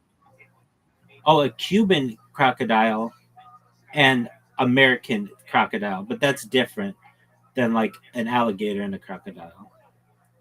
And a saltwater crocodile with Siamese crocodiles.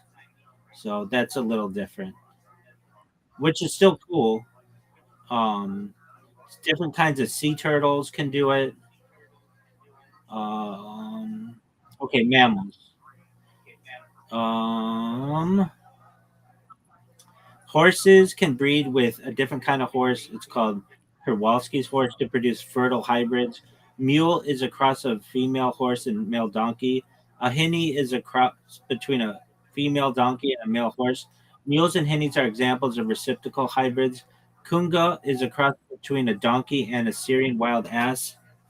Hybrids between Przewalski's horses and domestic horses are fertile with 65 chromosomes. Zebrids, Zedonk or Zonky, a zebra donkey cross, Zorse, a zebra horse cross, Zoni or zebra cross, a Zetland is specifically a hybrid of a Shetland pony breed with a zebra. Uh, Hybrids between black and white rhinoceroses have been recognized. Zo, DZO or Zo, is between a domestic cow, bull, and a yak. A beefalo, American bison, and a cow. I think that's going to be something, a beefalo. It seems like you can get more beef out of a cow that way.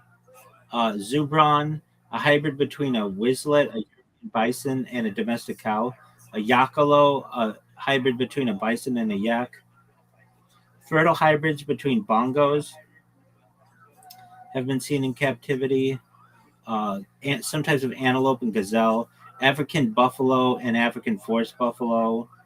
Uh, Wild water buffalo and water buffalo.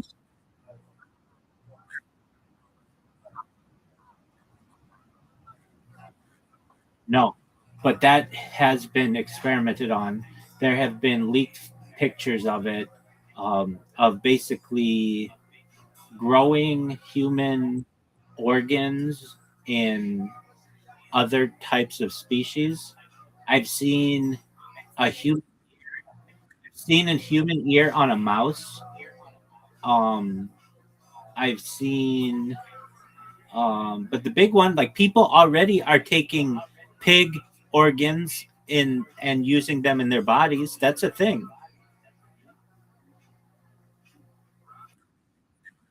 for survival. Let me look it up. Yo, dog, what's the thing about pig organs in human bodies, like organ transplants?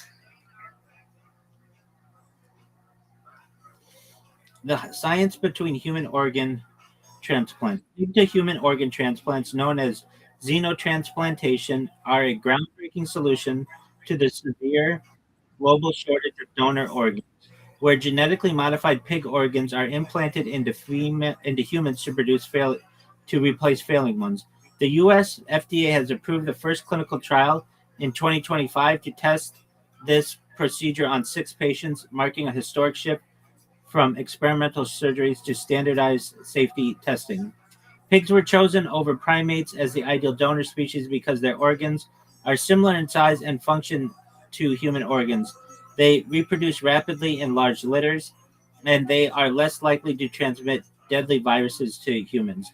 Genetic engineering uses tools like CRISPR-Cas9 and is essential to these transplants. Scientists modify pig DNA to remove molecules that trigger immediate immune rejection and add human genes to prevent blood clotting, creating 10 gene pigs specifically designed for human compatibility. Progress has been significant, with pigs now providing heart valves to 60,000 U.S. patients annually, and recent trials showing pig kidneys and hearts surviving in human recipients for months. While early attempts in the 1960s used chimpanzees and baboons, these were abandoned due to ethical concerns, viral risks, and organ size mismatches. Current research focuses on overcoming the remaining challenge of long term survival, as most human recipients of these organs in compassionate use cases did not survive beyond a few months due to pre existing clinical critical illnesses. So it's already being done. So I think it was just to see if it could be done, and this was done like 15 or 20 years ago. Um, and to your question,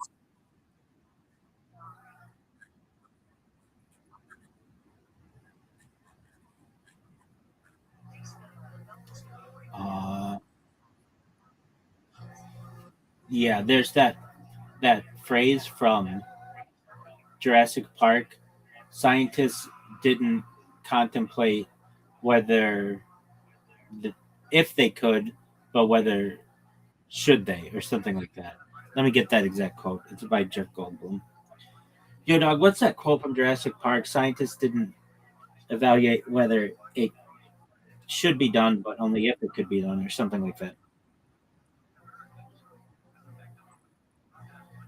The quote is, "Your scientists were so preoccupied with whether or not they could, but they didn't stop to think if they should."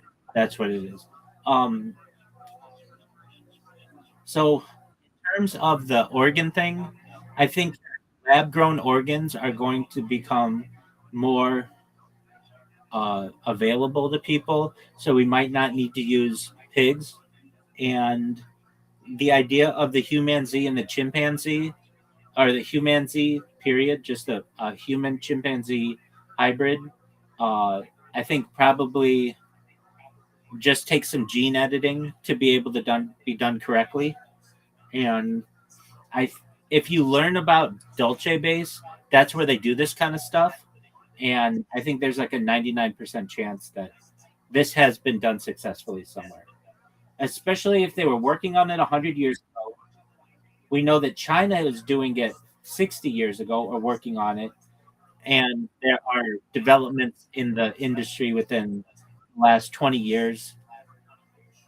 I think that there's a very high probability.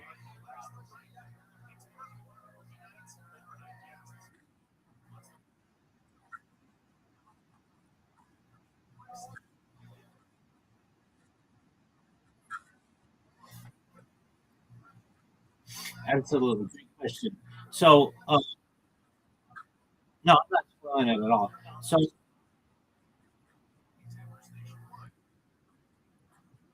I don't want to know what you know.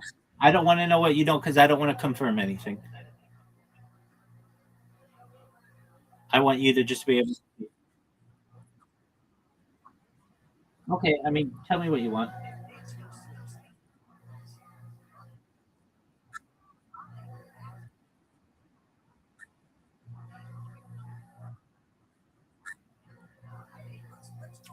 Whether that's true or not, you'll see. Um, okay, so I'm telling you, Jim Carrey, as he was so big in the 90s at one time, he could get any girl he wanted. He was originally made famous on a show called In Living Color, and he was like the one of the very few, one of the only white guys on it, and he was very funny on it. He made the switch to movies, and the movies that he made were like Dumb and Dumber and The Mask. They were comedies, and he was seen as, and Ace Ventura was a big one too, and he was seen as like this really funny guy. And then he did this movie called The Cable Guy, which is not a funny movie. And everybody kind of shit on him for it because they were like, we want the funny guy. And he was trying to become more serious of an actor. And The Truman Show was one of his more serious roles, though people didn't get it as a story. They thought it was supposed to be one of these funny movies, but it's very, in its own way, dystopian. It was shot in an area of Florida, I believe called Seaside, Florida, which has all kinds of very special rules. You can't paint your house any color but like white. Um, you you have to have like your lawn mowed in a certain way. Uh, like everything for the city is pre-planned, and they shot this show there, or they shot the movie there. Um, the way that I remember when it came out, and it was something that I wanted to see, but at the time there were just a lot of movies, and I didn't always get a chance to see them all, and but I did see it in. Uh, I had just read Plato's Republic in school, and there's this part of Plato's Republic called the Allegory of the Cave. It's very famous. Imagine a cave. Okay. And so the way that this movie was described to me was like the allegory of the cave, in that imagine everything that you knew was basically a lie and that was just put on by other people. And you eventually had the courage to turn around and become a philosopher king and um, walk out of the cave. So there's that element to it. Now, from my own life, um, in the discussions I've had with people very often say, "Oh, your life is just like the Truman Show. Like people can just watch you whenever they want." Yeah, except I have knowledge of what's happening to me, which changes things. You'll see in the movie, Truman doesn't know necessarily what's going on. I know. I'm the one who guided myself into the Truman Show. But there's also the element as well that Truman's a phenomenon, and that my project could be a phenomenon, and it's just a matter of time. And continuous human data infrastructure is what I do from a scientific perspective, and it's what Truman would have done. I've met somebody. I met the first person who was like the first person who was born on a live stream. They were born in 1996 on a live stream. I haven't met them in real life, but I met them on Twitter, and they considered themselves to be the Truman Show, which I get. My birth was not on live stream by any means, but they don't have years of their life stored publicly for the world to be able to study either. So it's somewhat a hybrid. Um, and when I say, to people, have you ever seen the Truman Show? A lot of people have, more than I thought, and a lot of people really love the movie. It has a deep connection with people. It was not that popular of a movie when it came out. It's become somewhat of a cult classic, and a lot of that comes from it was shown quite often on like TBS in the United States during like the early 2000s, and TBS would get these movies like like Rocky and like the Truman Show and just a few others that since they had the rights to them, they would just play them all the time. So a lot of people were able to see this movie just from that. And anything else I want to say about it? I empathize a lot with the character. Um, but we're different though. I know what's happening to me. I know what I'm creating, and I'm doing it voluntarily. And as you'll see for Truman, it may not be the same. So that's not giving really anything away, but that's what I think you should know about it. Does that make sense?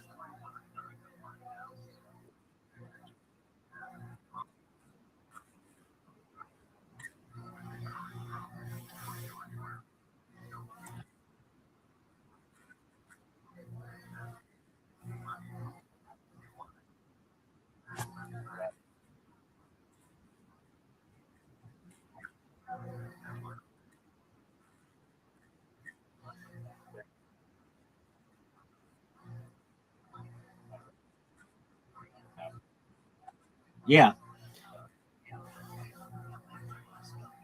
Uh, I'd just watch it without further ado. If you have questions, let me know. But I won't. I'll do my best not to interrupt. And then at the end, there'll be a lot of discussions.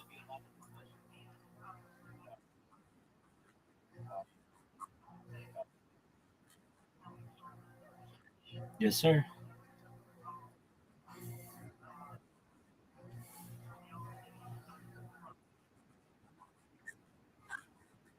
Hey, just one moment. Do you see in here? Um. Oh, never mind. It went away. Never mind. Uh. All right. So Mike goes bye bye. Totally understand.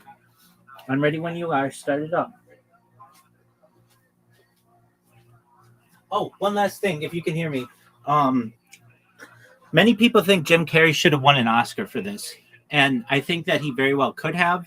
It's just that people weren't taking him seriously as an actor. He had done so many funny movies, Ace Ventura 2, The Mask, Dumb and Dumber, that people were just like, he's a comedic actor. But he really showed what he could do with this role.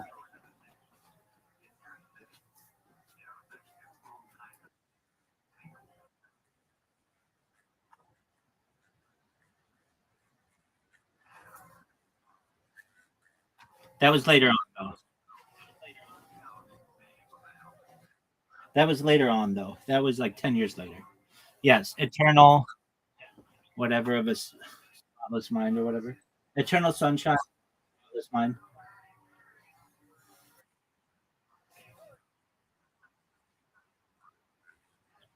Well, he ran into some issues, especially when he was dating Jenny McCarthy. Jenny McCarthy was a vocal advocate, and I feel in many ways, whether you agree with her or not, very brave for autism and its links to potential medications or medical um, procedures. And he stood by her and in his own way was somewhat vocal about it, and their careers were destroyed over it.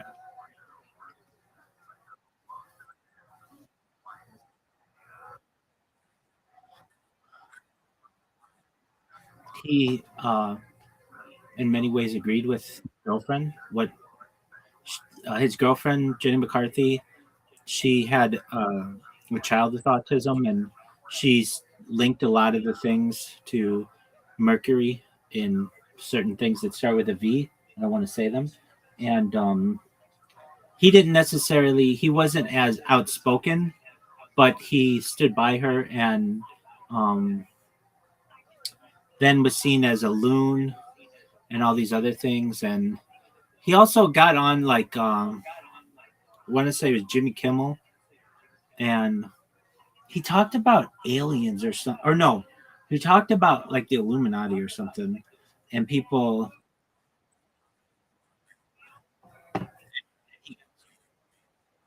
yeah, and he got some kickback on that.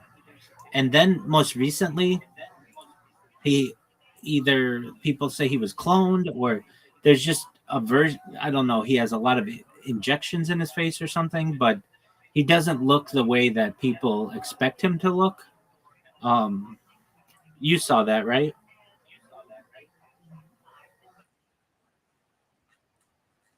Oh yeah. So like within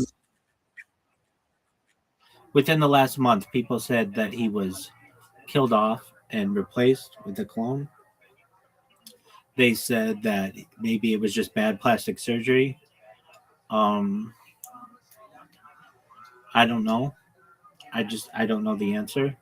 The last big movie I think he did was Dumb and Dumber or Dumber and Dumber or whatever it was, and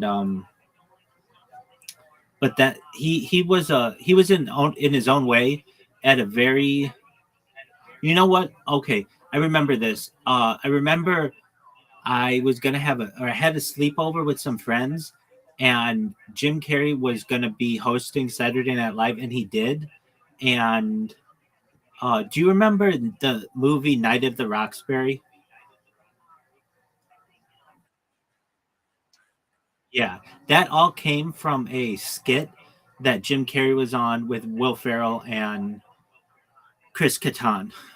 Basically, they and like as a little kid, we were obsessed with it. We were just like, Jim Carrey's the funniest person ever. But I remember him being on Saturday Night Live, and it was like that was the pinnacle of his career at the time. Like he could not have been a bigger star.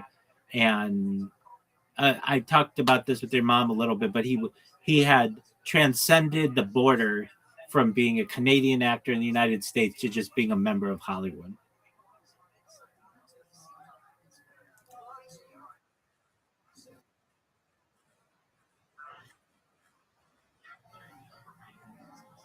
Sure thing.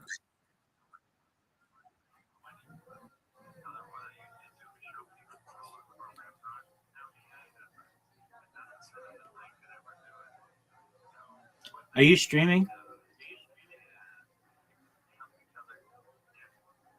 Riser. There we go.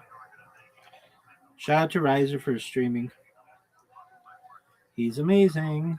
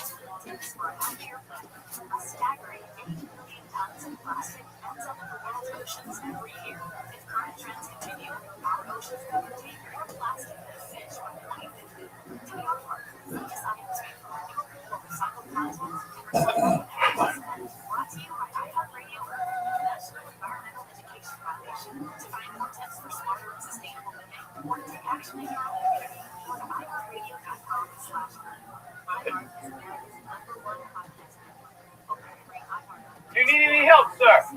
You go ahead. I'll be glad.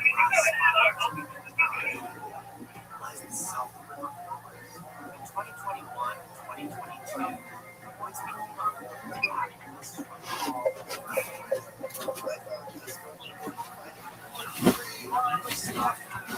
Hi, honey. Hi, honey. Look what I got free at the checkout. The chef's pal. The Dyson Greater Peeler All Week. Never use sharpening dishwasher set. Wow. Amazing. Amazing. Truman. This is fun.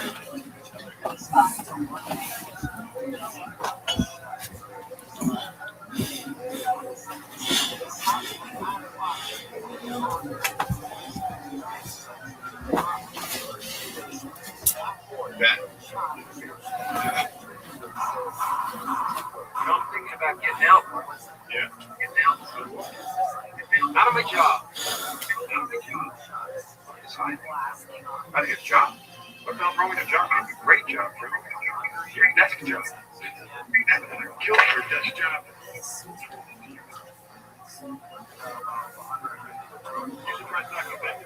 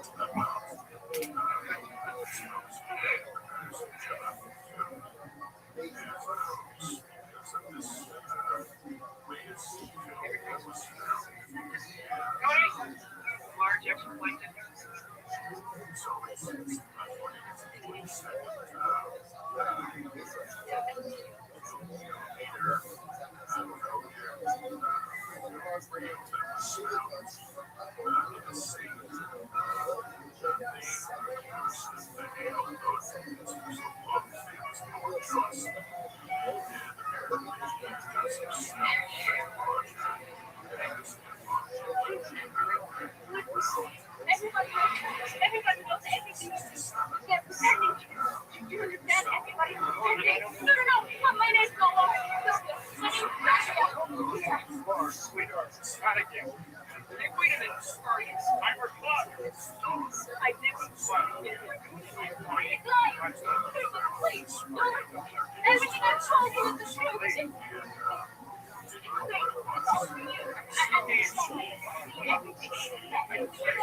You'll be all right. Please, Laura. He's gonna like you. You really would like to know what's going on. All right, everything. If this is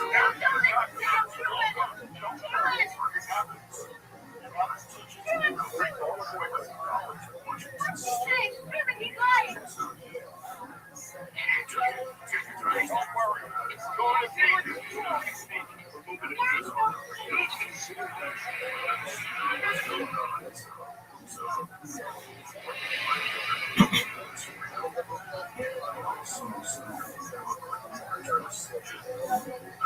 Sylvia! Hey!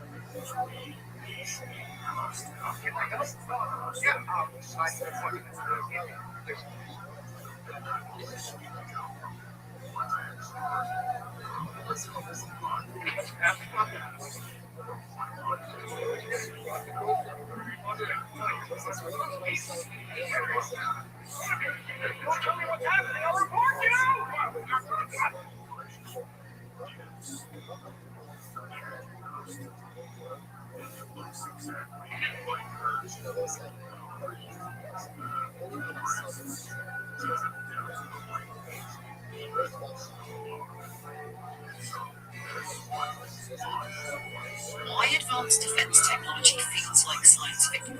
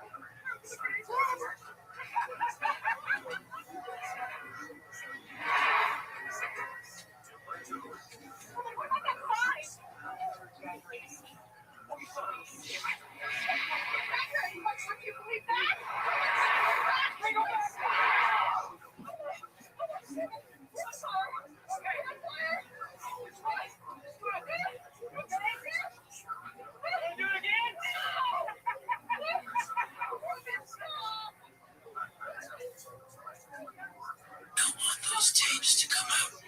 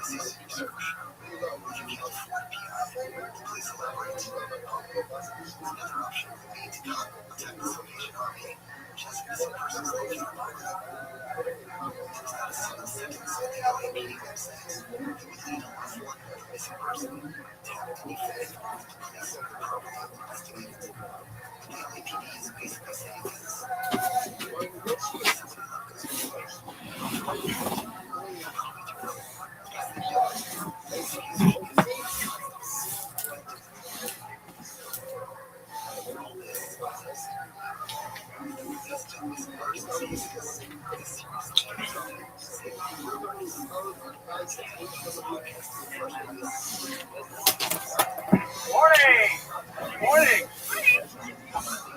Oh, in case I don't see you. Anything?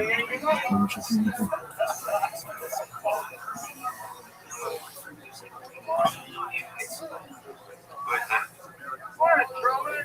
Morning, Spencer. How's it going? Let me catch you. Vital signs are good. Oh, hey, what? Good morning. Oh, look who's here. Oh, dang it. We thought about it, and we're going to take it. Oh, great! But it's something else right now. I see you guys. Okay. See you next week. Maybe something to look forward to. This is about insurance. This is about the great various when and the third. Weeks, months, the year. Today. Sundays. Minding his own business. Captain the first president. No way to guard against that kind of thing. Sorry, excuse me.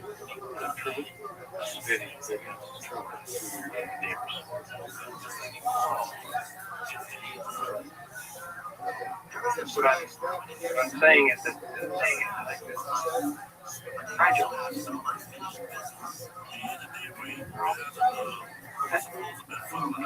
I'm sorry. Dude. Oh, great. Information.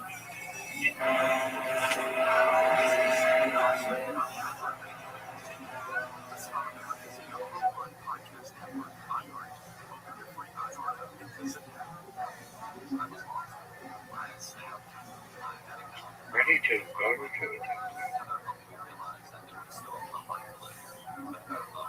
And back to medium.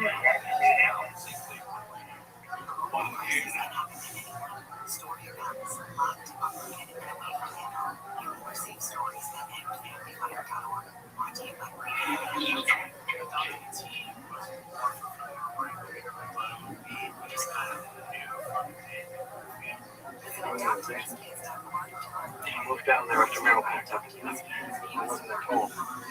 Let's do for the other. Sleeping. I shot my bed. What's to say? Clocking. What happened there? Just tidying up his garbage. I was going to call you, but halfway through he gave up and he fell asleep. I'm checking the setup for insurance convention.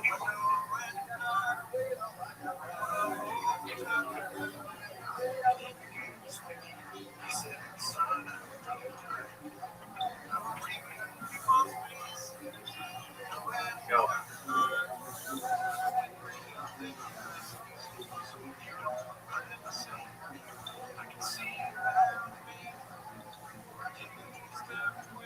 Nice way to go. You get close.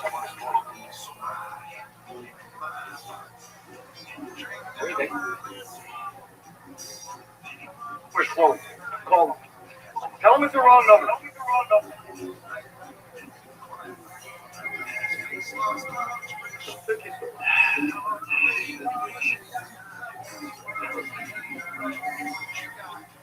What's going on? I don't know, man. He came down into the room. He did nothing but stand around.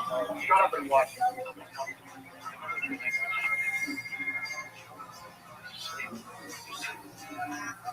Hey, stop. Under the chair then. Under the chair.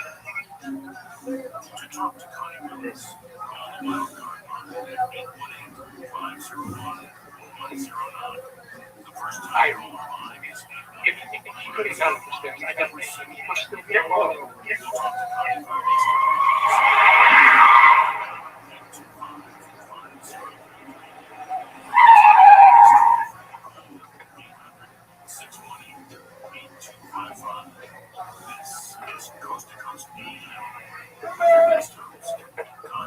Party. Come on, buddy. I got a 6-pack of cold brewskis with our name on them. Come on, pal. Come on, buddy.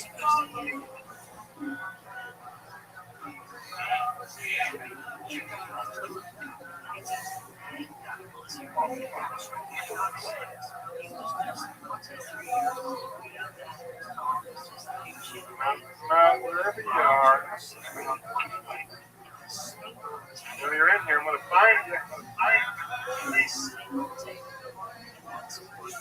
Check on the stairs. Come on. Behind you.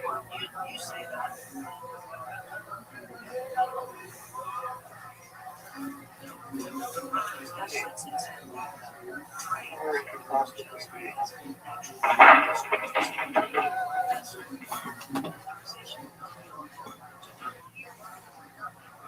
Long can. Give me a long can.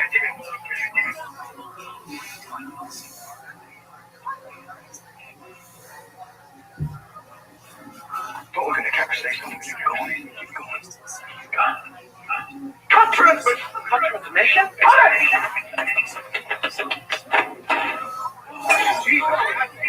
What the hell? Give me the phone. Give me the phone.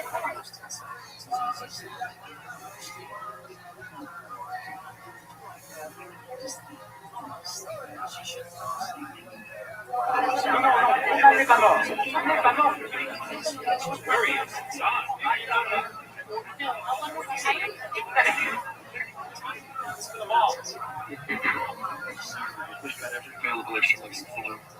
Principals are helping out. The crew too. So what about prop car? You sit in the yes, the world's most recognizable face. You can't disappear.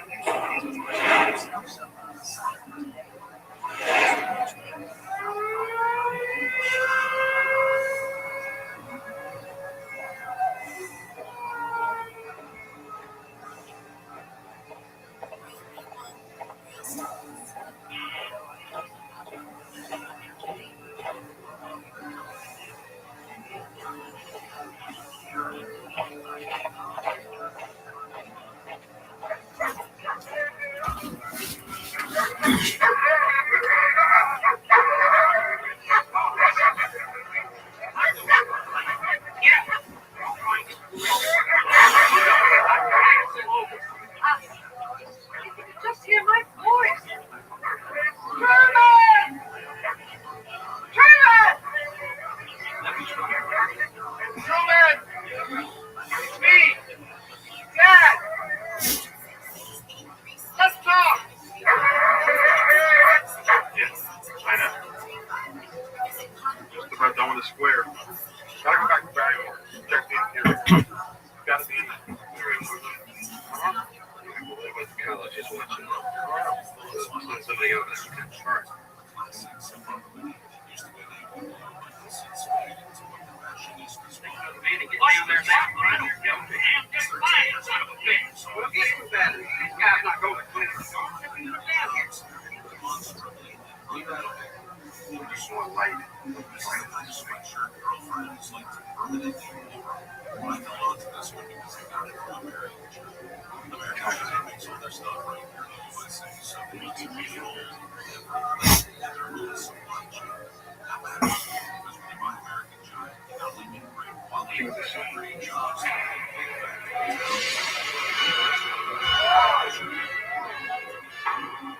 What's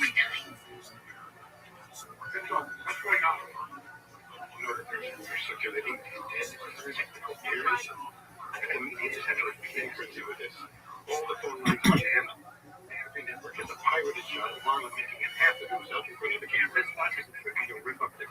Why? We're getting higher ratings in this graph than we've ever had on this.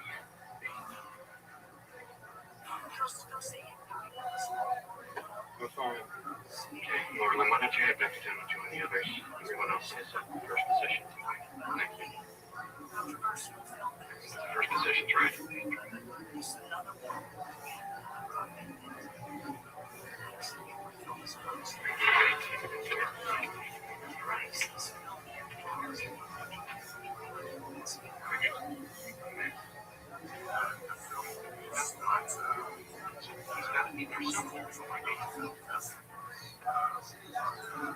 Watch me.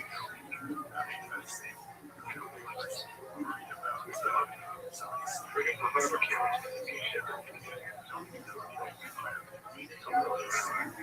We have to close down.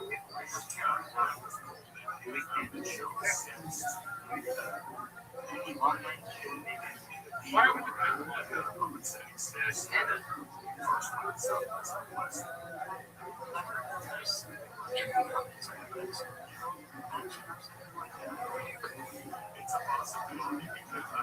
please sail, he's an insurance. He's terrified of the water. Resume transmission.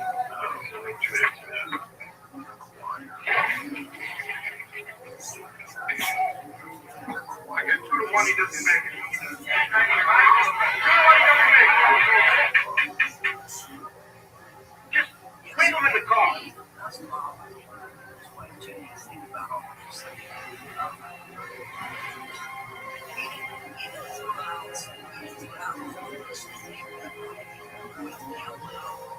Get off this mess. Get to his face. Go to the casket. There, perfect.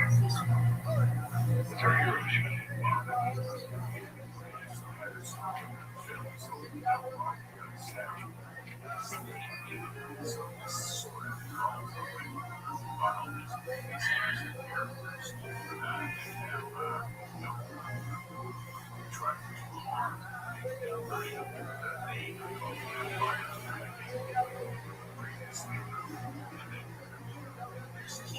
Let's get another boat out there. Come on, get it moving. Get it out of here. Come on. Look, bottom line is they can't drive a car.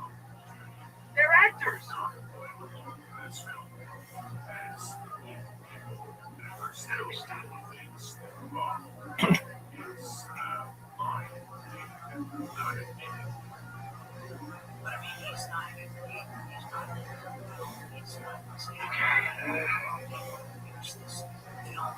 We're going to be accessing the weather program.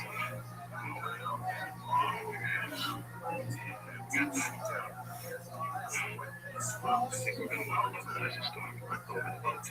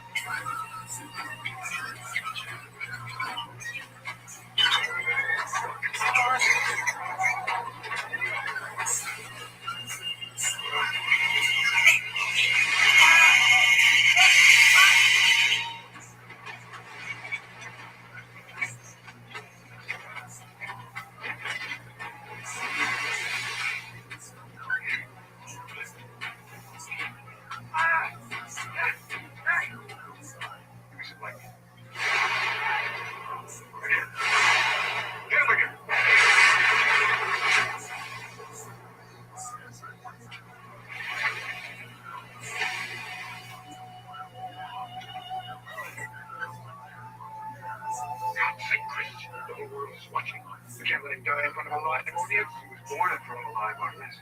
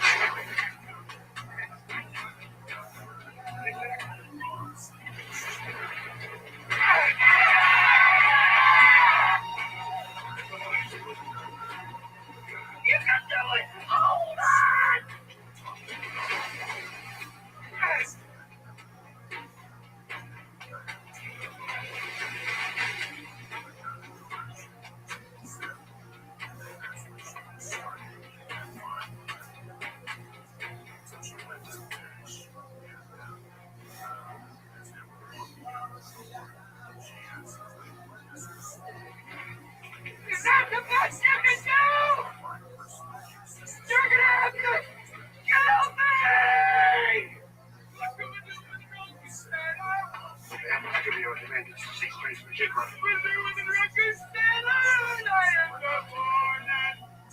the wind. Increase the wind. I am telling you for the last time, I you, Barry, capsize and give him over. Damn you, big dog! You caught his time for fire! He's gonna drown me, doesn't even care. Do it!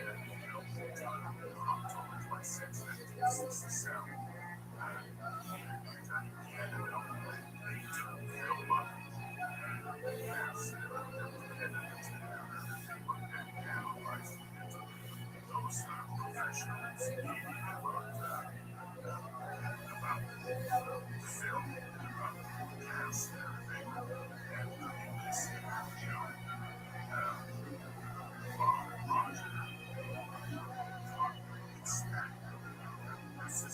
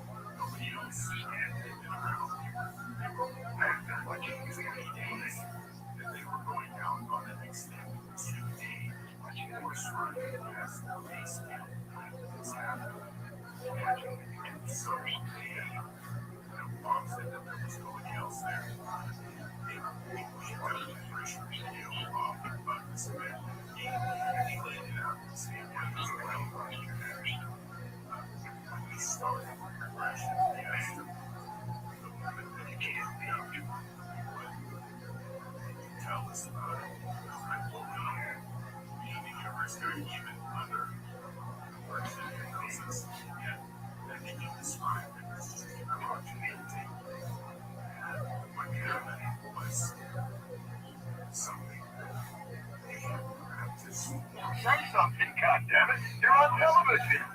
You're live to the whole world.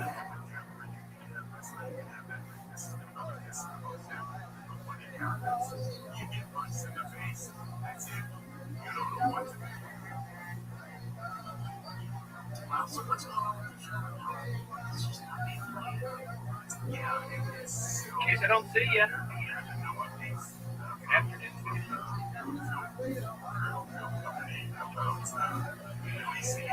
Yeah.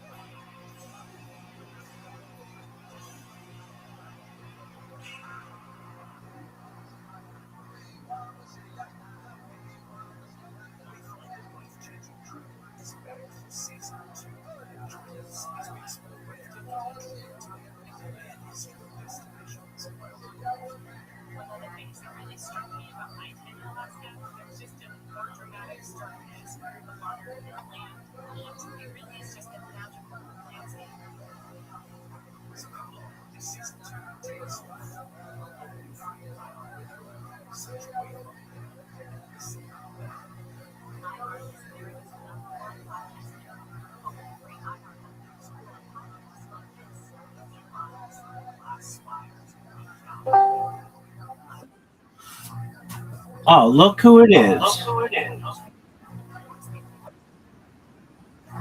What up?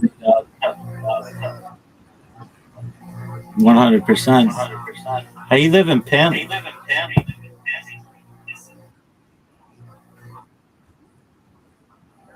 You didn't watch it at all?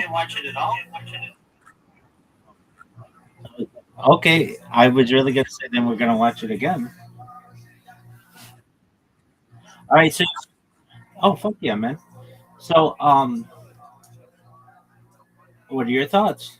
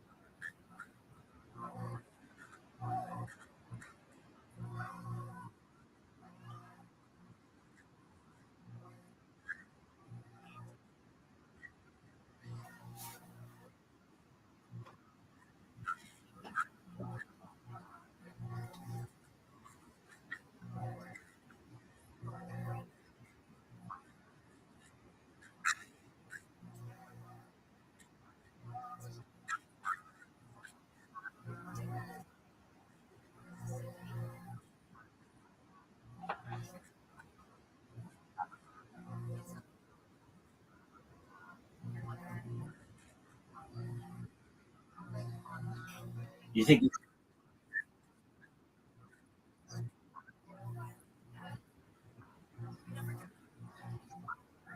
you think it's amazing?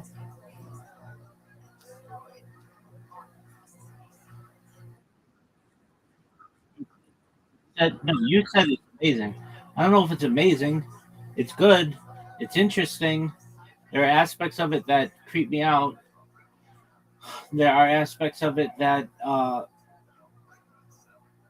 it's dated a little bit. There's no internet, and um, I think it's funny. You can like buy everything that's in the show in a magazine. They don't even have a website, and I think it's interesting that they. I mean, it's a 30-year-old movie, which is amazing. Um, it does hold up,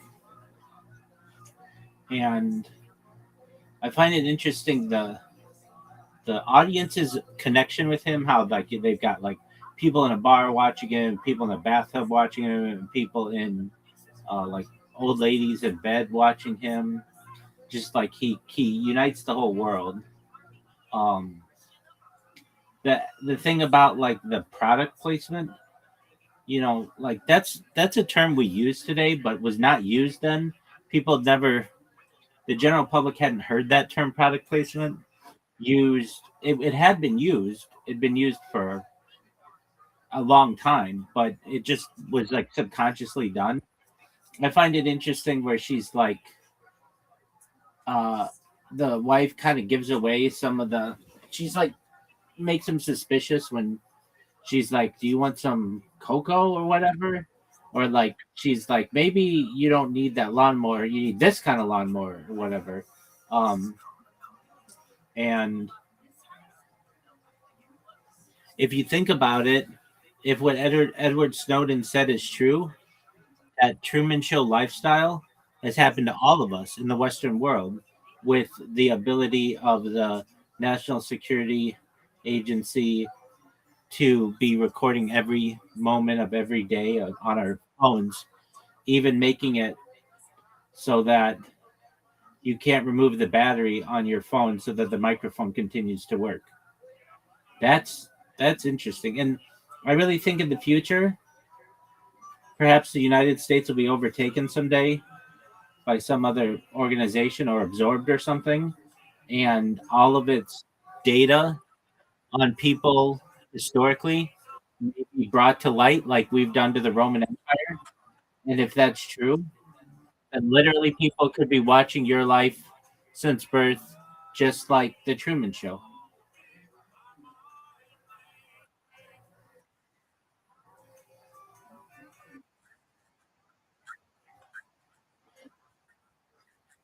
Yeah.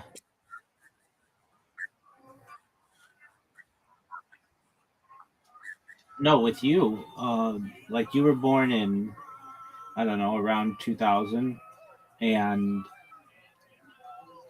any computer that has the Energy Star label on it, which is like most definitely what your parents had, if they had a computer, uh, all of that has a back door. All of that software has a back door, and um, with smart TVs, they all have microphones in them, and some even have cameras. And your own cell phone, your parents' cell phones, all of that has been tracking you. And then certainly just the anytime you go outside, there is already a program. I forget the name of it, but there's a defense contractor that literally records everything from satellites down to, they have an incredible zoom that they can on the mid the center line of the FIFA World Cup, they can count the stitches on a soccer ball. That's how good their zoom is. And I've seen this technology used like in a PowerPoint. They showed a video. Basically, every time you go outside, everything from above is being recorded. So that means the first time that you played soccer as a little kid, or you went to the beach, or you went to um, the playground.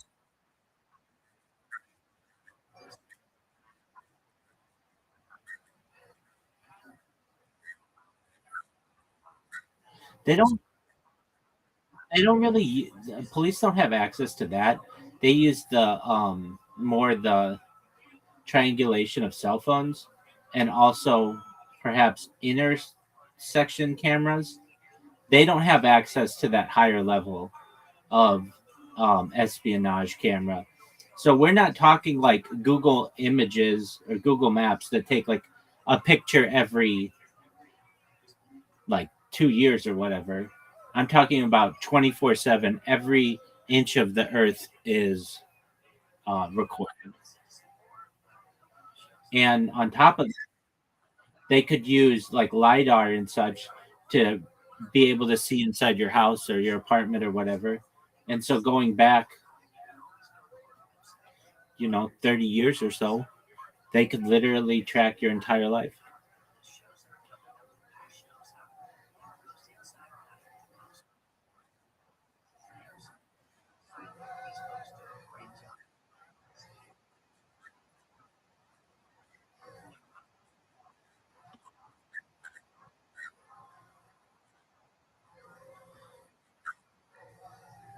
Agreed. There's something interesting in that all of those people's lives might be tracked and they don't even know it. And they could have been Truman shows of their own. Well, it's very meta. Um, yeah, the Truman Show, the ending was always interesting to me. Like, he doesn't get upset. I'd be pissed off as fuck. I would be really mad. And he's, yeah, exactly. And then he just goes out the door. And then that woman, like, runs to go find him. But we don't ever find out what happens to him. In my opinion, they could have made a really excellent sequel to it. But it is really good in itself. Um, as a movie in itself. I've always thought it was interesting. What would I include in the sequel? Just him basically, um, what do they call it? When you, um, well, he could have a press conference and talk about his suspicions, like when he first started thinking something was off, and they could be united with his dad and united with that woman. Not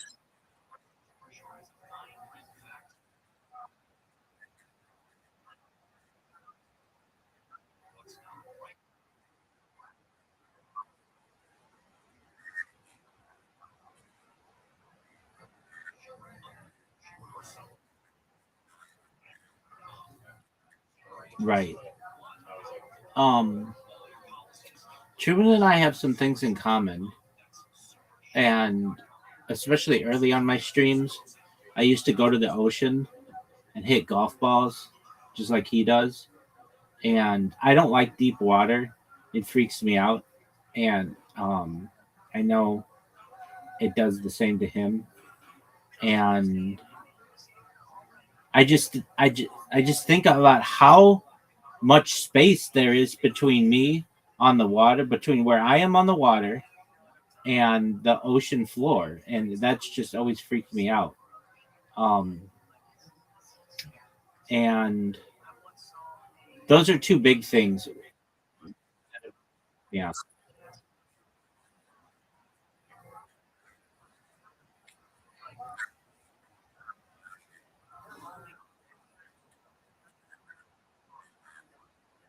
E- Exactly. I think that was the brainwashing aspect of it. Um, and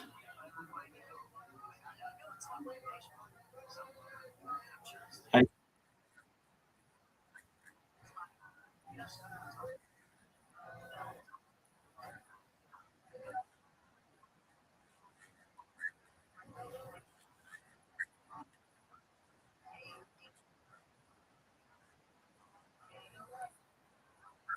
yes. So then we get into the gaslighting aspect of it. And like, if I hadn't broken you of the extraterrestrial gaslighting, you would just be like, oh, that's just a bunch of rubbish. Like, whatever. Nobody cares about that. And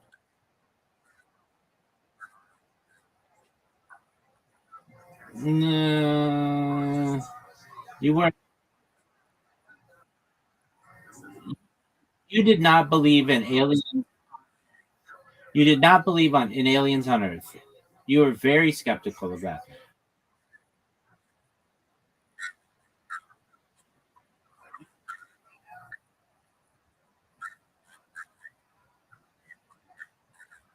You didn't even You didn't even do that before. No. Everything always has doubt. Uh, nothing is completely debunked. But uh, before you were like, I think there might be aliens that exist, but they live too far away to ever come to Earth. That was your basic premise, as I recall. And now you're at least at the point where you know what the sport model is.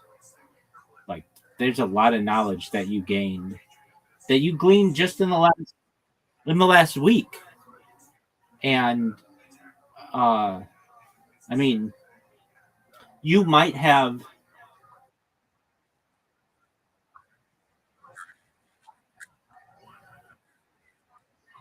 Okay, well, you didn't even like. Okay, I understand. Okay, no, I understand that. But even before we met, you might not even confirm that Area 51 is a real place, even though it was. Okay, what about S4? You didn't know about S4. Dog, you can't tell me you knew about S4.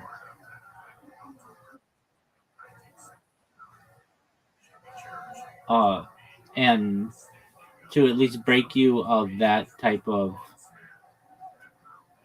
programming is difficult. I mean, it's still, I understand you're not like, I'm 100% on board that that's exactly what happens. I get that. Uh, that's a hard thing to come to, and I wouldn't want you to do so. Okay, but here's one I know I fixed is the moon and the Apollo program. You were on board with the Apollo program, 1969, July 20th. We landed on the moon. Everybody knows that. And I think there's a lot of evidence that shows that the Apollo program was a lot of. Okay, so that one, and I'm proud of you. And that one is like, everybody's staring at the wall of the cave, and somebody, you know, taps you on the shoulder and is like, "Hey, look at this," and then you start to look at, and you're like, "Whoa, what is going on with this?" I mean, we had the Artemis 2 missions that just splashed down in San Diego. I don't think I mentioned them once. I don't think I've ever said the word Artemis on the stream until just now.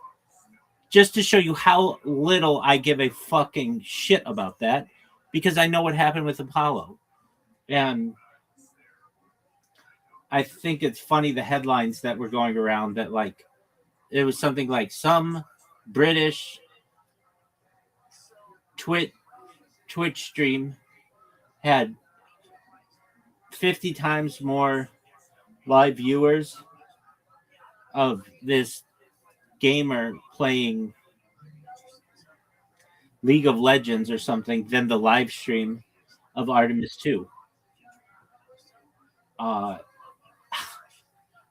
it's just the idea of fool me once, shame on you, fool me twice, shame on me. I'm not at a point where I believe that. So then there's this interesting question that, all right, Rabbi, so you think that vehicles come here from like many light years away, like 39 light years away, perhaps, or many light years away.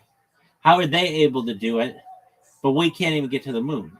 That's like a great question, wouldn't you? Don't you think that's a good question?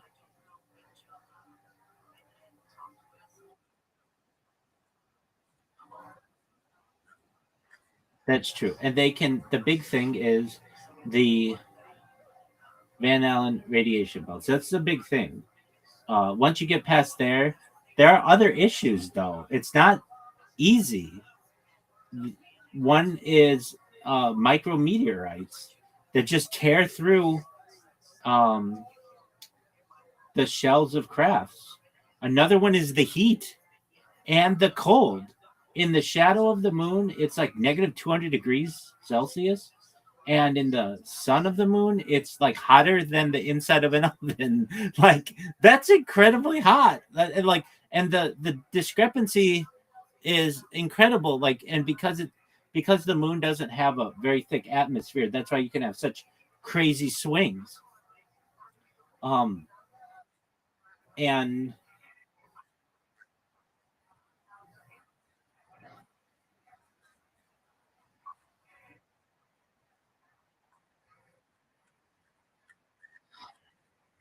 and they brought a car. That's a great point. Yeah, and they brought a car there. Well, well, they brought a car there, and it's like, but their little ship is really small. It's like, how'd you fit a fucking car, like a Jeep, basically? And the Jeep, and the Jeep cost $80 million in 1960, which is like $1 billion today. Like it's just it's yeah, it's literally just a Jeep though. Like you can see, it's like Jeep wheels. It's like a flatbed, and the back of it is an engine. There's like nothing special about it. It's just all that shit is uh gaslighted. And everyone you talk to about it, if you went right now to that pizza shop where that girl flirted with you, and you started talking about the moon the way that I talk about the moon, they're gonna look like at you like you're a doofus. And that's why they've all been gaslit.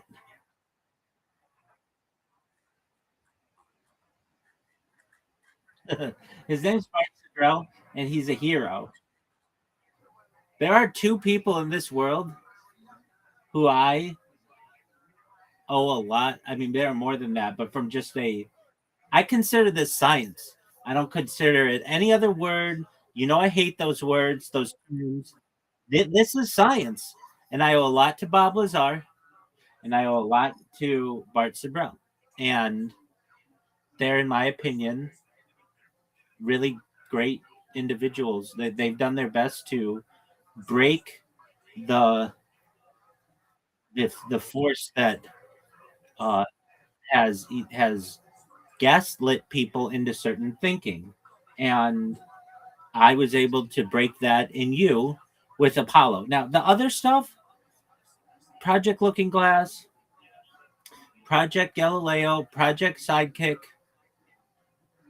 it's really hard to to prove any of that stuff, because if you there's like a certain idea that, like, if you had evidence of it, they would kill you. So, like, I can tell you how difficult it is just to post something on YouTube nowadays. You can't just post it. You have to create an account. You have to verify the phone number. Takes 24 hours to verify. Then you upload it, and whatever you upload doesn't just get posted right away. It has to go through the algorithm, and they have to check to make sure that nothing is copyrighted and nothing is like hate speech or medical misinformation, all that shit. It's not like you can just hold a sign to the world and be like, here's my element 115 or whatever it is. And there's other stuff, but those are big. Um, and I mean, the fact that you feel the way that you do about the moon is incredibly powerful to me. It's not easy.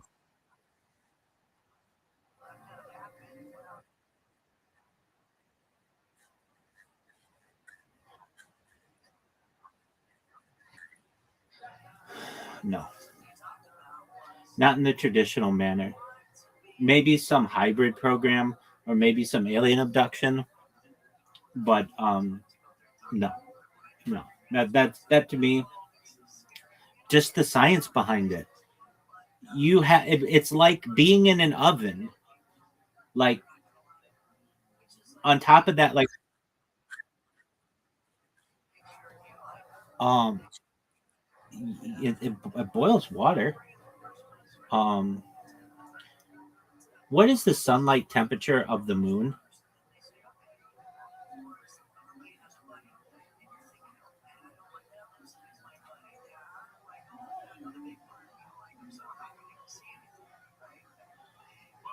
127 degrees Celsius, 260 degrees Fahrenheit.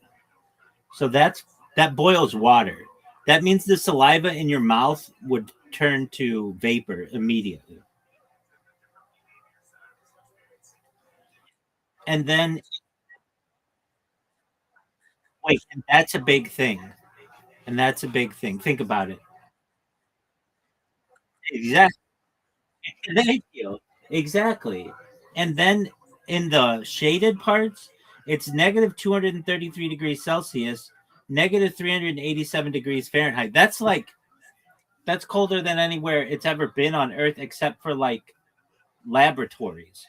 So it's hotter than it's ever been and colder than it's ever been, and the difference can be a matter of 5 feet, whether you are like in the light of a crater or in the shadow of a crater.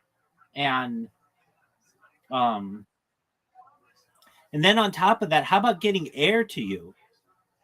Like these guys didn't have like air tanks like you have in like a scuba gear. How do you get oxygen to that person? And it's not like those like old, you know what I'm saying? I know you know what I'm saying. You like those.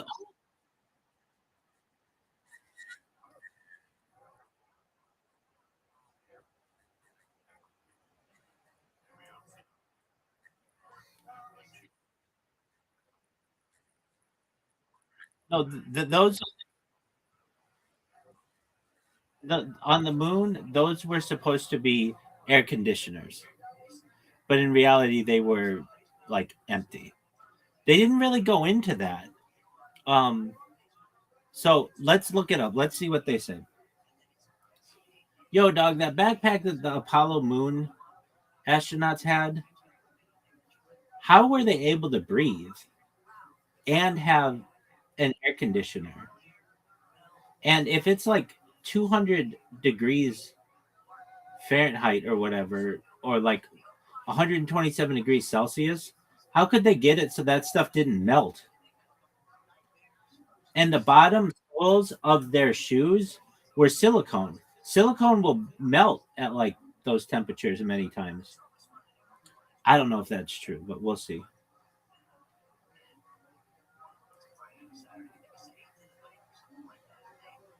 Oxygen supply. The backpack worn by Apollo astronauts, the portable life support system, provided pure oxygen for breathing. If you know anything, pure oxygen is not good for breathing. Even what we're breathing right now is only like 27% oxygen.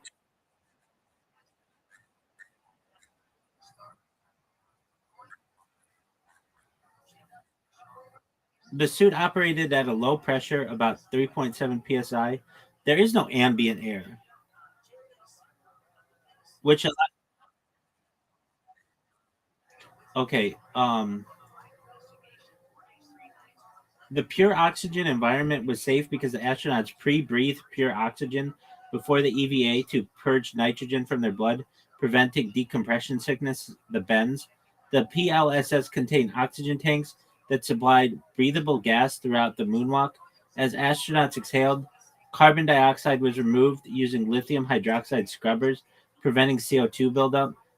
A small amount of oxygen was continuously added to maintain pressure and replace what was consumed without a computer. Keep that in mind. They had no computers. Like their computer is less. The whole program is less than what's in my cell phone. It's less than what's in a Casio watch. Like you're telling me that you're able to keep these levels perfect with no computer?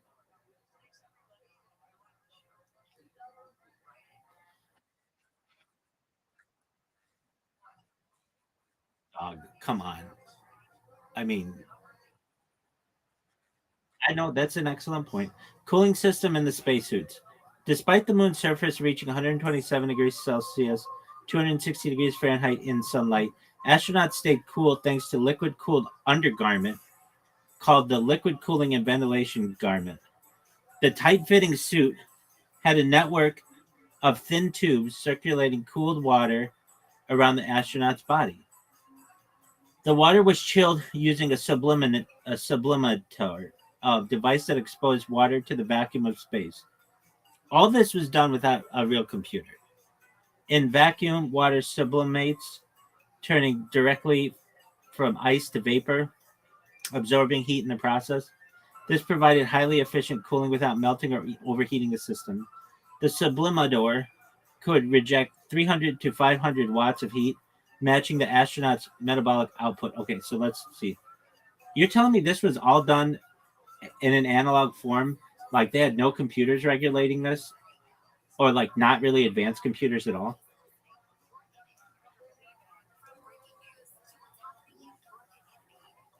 The Apollo PLSS backpack did not use a digital computer to regulate life support. Instead, it relied on analog electronics and mechanical systems to control monitoring. Astronauts manually adjusted settings using the remote control unit on their chest. Like, I love all these like names they have for shit. They're like, oh, that used the remote control unit. Oh, okay. How did that work?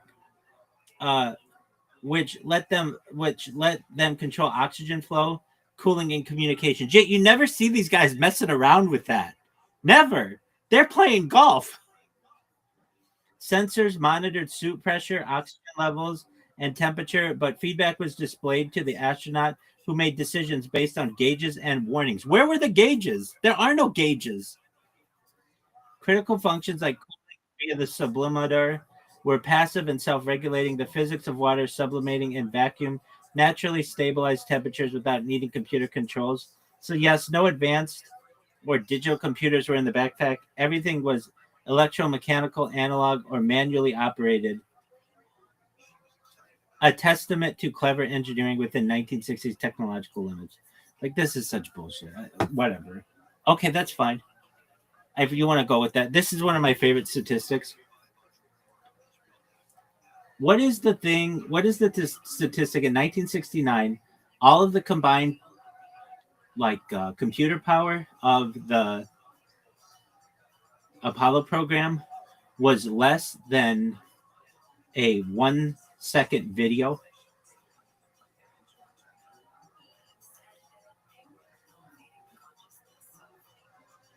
Yes, the combined computing power of the Apollo program in 1969 was far less than that of a single modern smartphone, let alone a 1 second video file. Well, a 1 second video file is less than a single modern cell phone, but okay. The Apollo guidance computer had processing speed 0.043 megahertz. Some sources say 1 and 2 megahertz. RAM 4 kilobytes. 4 kilobytes of RAM. ROM 72 kilobytes. In contrast, a modern smartphone is 100,000 times faster, contains gigabytes of RAM, over 1 million times more memory, can store and play high definition video effortlessly. A 1 second HD video requires millions of times more data processing and storage than the Apollo system could handle. In fact, just the memory of a modern phone exceeds the total computing capacity of all systems used during Apollo.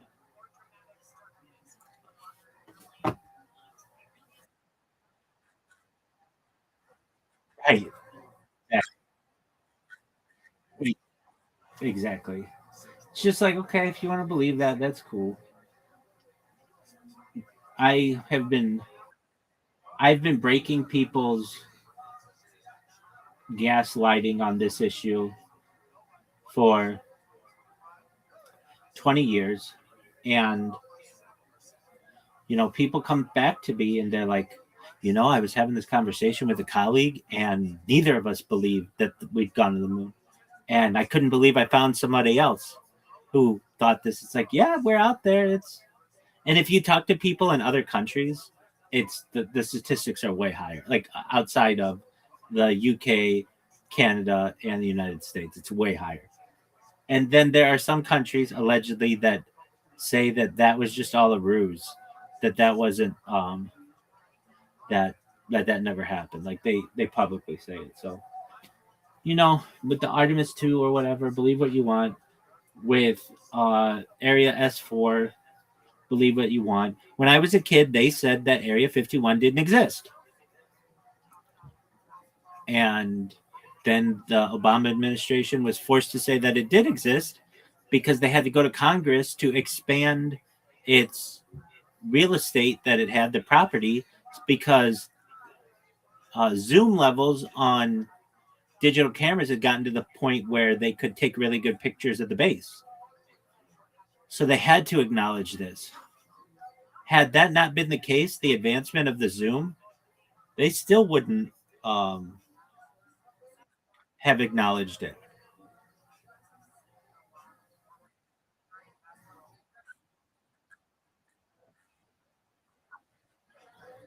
No,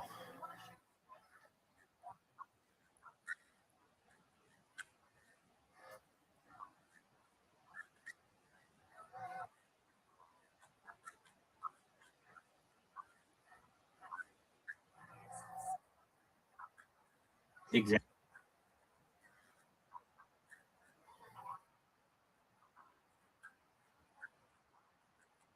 Yeah. That to me was a. I just wrote a paper about this. It's called a publicity stunt. When I was a kid, Riser, they would have things called publicity stunts. And I did some research recently and wrote a paper that's published, Rabbi Rothschild.medium.com, on this subject that around the year 2005, corporations started to no longer label things as publicity stunts and they would just call them viral moments or something like that. In the past, though, if you were to put something like that on, there would be editors at newspapers who were like real news people who would be like, this is a publicity stunt. Don't believe this. This is fake. But those people lost their jobs. And um, like another thing that used to be really big when I was a kid was the paparazzi, especially in LA. You would see paparazzos, which are like the male paparazzi and the paparazza, female paparazzi, people who literally would just sit in front of restaurants and wait for celebrities to go in. That all went away with the advent of social media. When people would just upload their life, it didn't all go away. It still exists. But a lot of times now people will pay paparazzi to follow them around so that people think that they're a big deal. But with the advent of social media, there was no need to pay someone a lot of money to get a picture of a celebrity when the celebrity will, for their own benefit, publish it online. And um, the storm Area 51, in my opinion, was a publicity stunt. And it's incredible. I mean, I think if you've seen in the news recently, more and more of uh, these bot farms keep getting raided. Not that they're illegal, but they can be if they cause fraud and such. But they're really difficult to get overseas. And if I make a Facebook group that says we're going to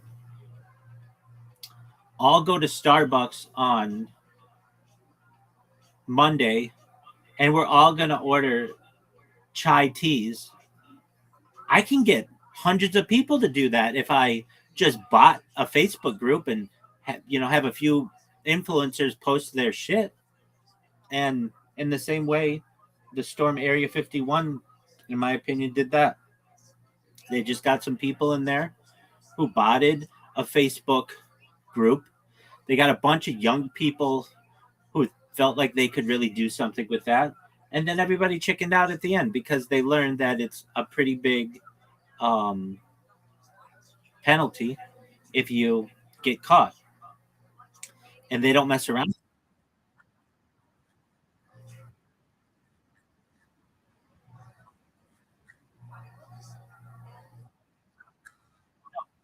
They don't shoot you. They don't, they don't, they don't shoot you. What they do is they're called the camo dudes. The camo dudes stop you. They ask you for your ID, just like with Bob Lazar. They then have you or escort you back to the main dirt road that goes to the base. And then as soon as you get on, I think it's Highway 375, it's known as the extraterrestrial highway. The Nye sheriff meets you right there and then takes you to the Nye sheriff's station. They book you. It's usually felony trespass, which carries like a year in jail or something like that. And it's serious. It's a serious crime. And a lot of times people can get it moved down to perhaps a misdemeanor, but it's basically you're asking for something to be on your permanent record if you do that.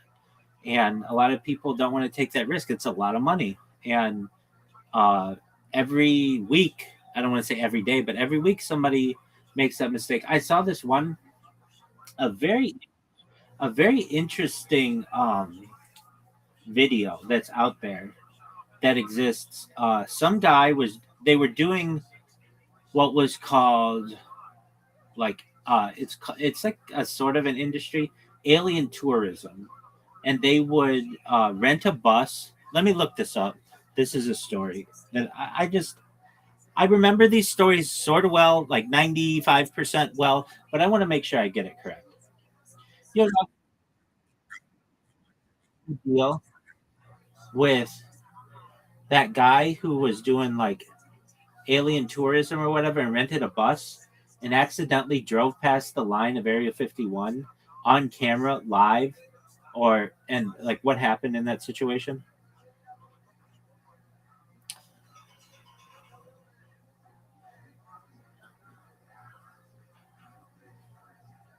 The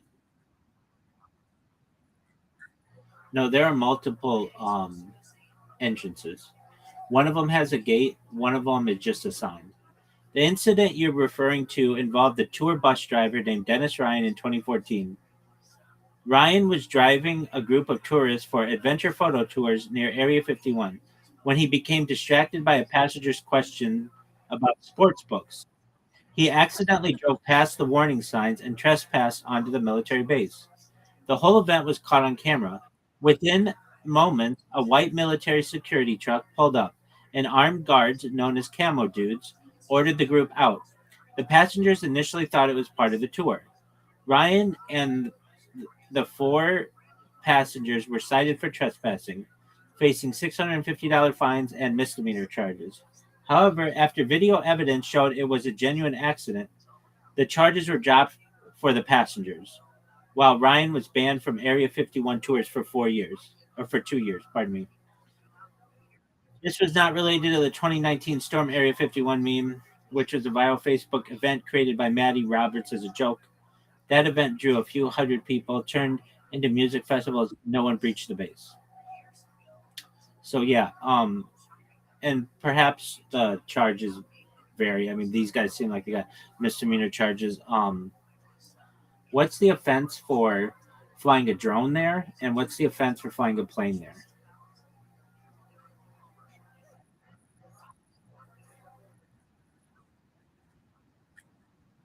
Flying a drone plane over Area 51 violates restricted airspace R480N enforced by the U.S. Air Force and FAA.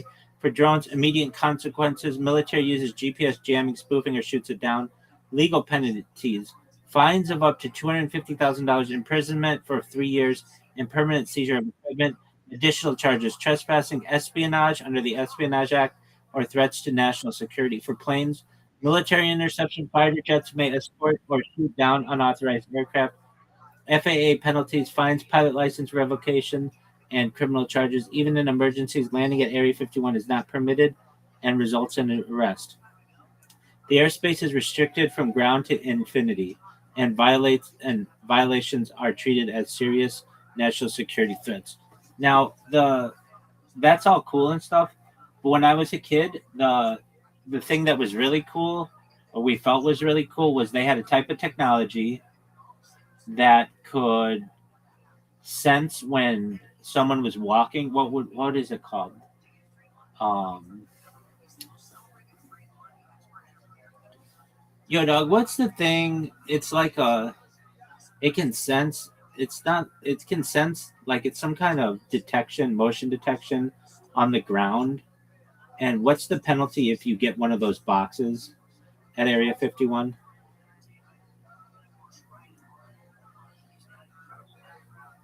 Yes, Area 51 is surrounded by buried motion sensors. often placed on public land near access roads. These sensors detect movement or vehicles and trigger alerts to security forces known as camo dudes.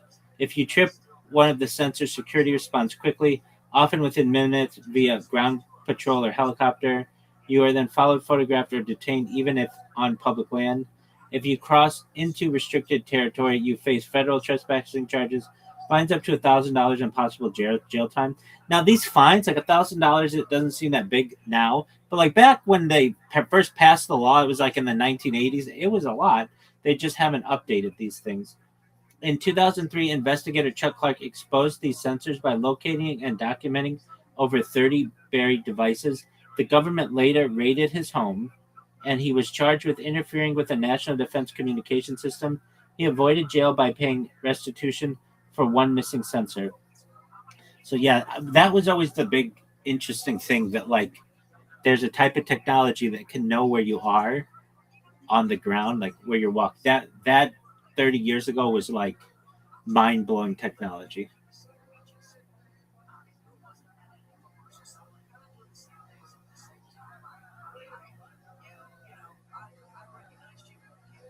It's always been interesting to me how big Nevada is. It is the state that has the most federal land of any state, aside from maybe Alaska. Let me look that up too. What state has the most federal land, both in acres and uh, like percentage? Is it Alaska or Nevada? Or give me the breakdown, please.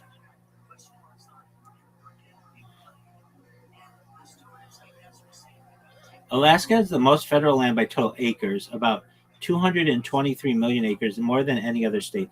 Nevada has the highest percentage of federal land, 80.1 to 84.9, depending on the source, meaning over four-fifths of the state is federally managed. So, what does that mean? Or what am I saying? I'm saying that the I am saying that most of Nevada, when you see it on a map, is not like you can't drive through it. It's like federally managed. It's a weird state. Uh, yeah, good question. We'll get there. Dude, how you live in Pimp?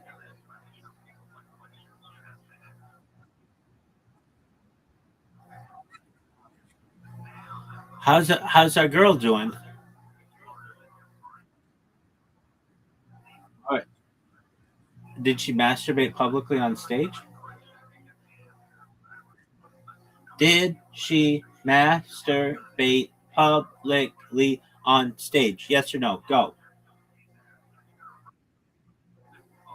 Because I don't communicate with her.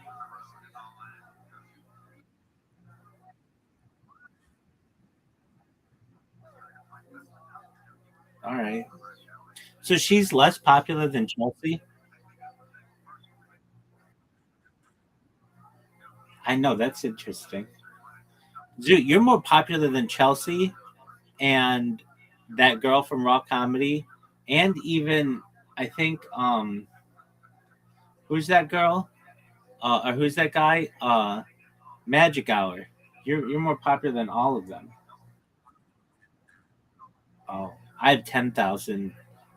I'm fancy.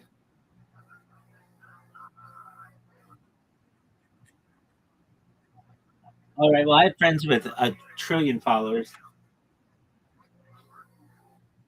I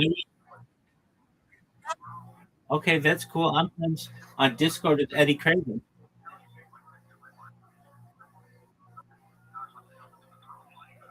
All right, dude, have you ever seen the Truman Show?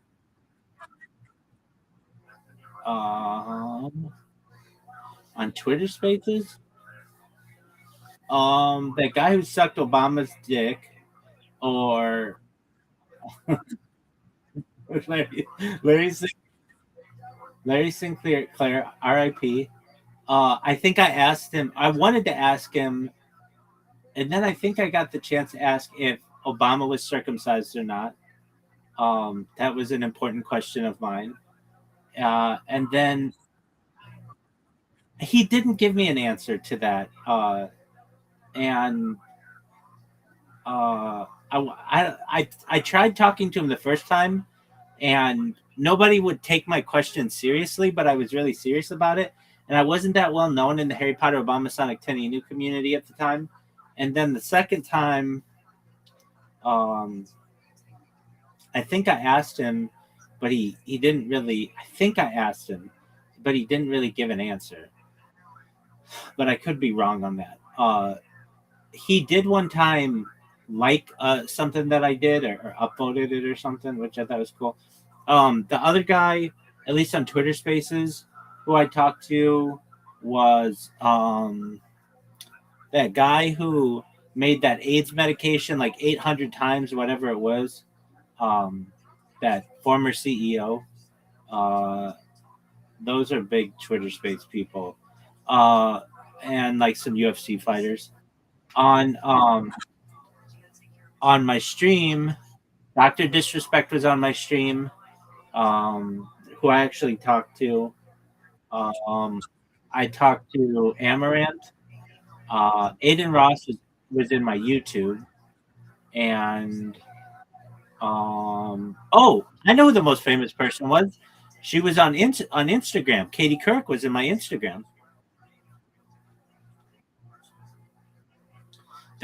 She's by far the biggest person. She's a big celebrity though.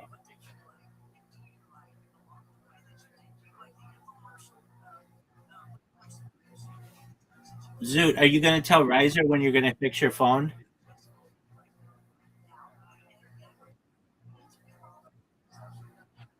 Hold on, Zoot. I have a pending game with you. I'm at 395, and it's very easy for me to get 400. All you have to do is fix your screen. Now, now, Riser, if you're listening, this is what Zoot does. Zoot's like, I'm gonna go to Melbourne. I'm gonna fly there. It's only like an hour. It's only like a few $100. I'm gonna get a hotel. I'm gonna go to Raw Comedy. He had all these plans, and I'm like, you're not gonna do that. You're not gonna do that. You're not gonna do that. He's like, yes, I am. Yes, I am. Yes, I am. Then he fucking 86'd his phone by chucking it at the wall so that it doesn't work anymore. And he always wants to play games with me, but then has to quit halfway through because his screen doesn't work. And then I told him to use the money that he was going to use to go to Melbourne and just sit on his thumb and instead fix his phone. Riser, what are your thoughts?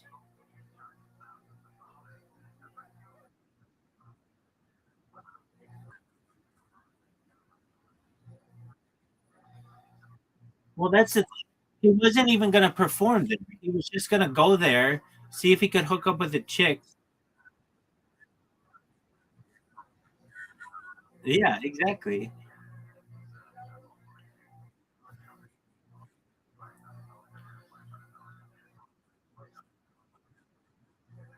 No, because I watched the Truman Show. Riser or Zoot, have you seen the Truman Show?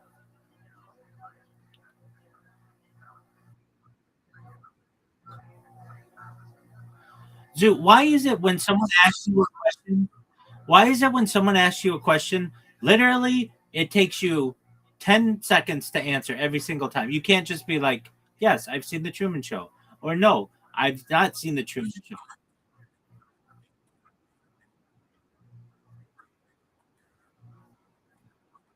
Okay, excellent. Good. That's the answer that I wanted to hear. And what are your thoughts on the Truman Show, Zoot?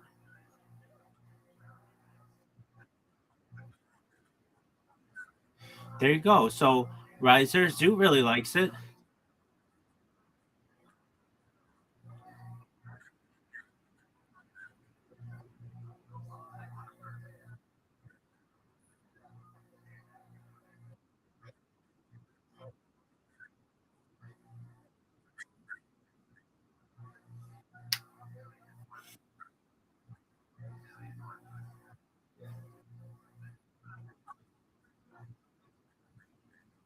Okay, Zoot, your top.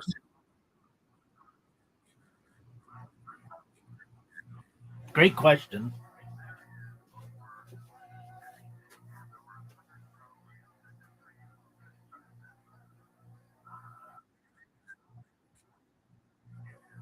I was.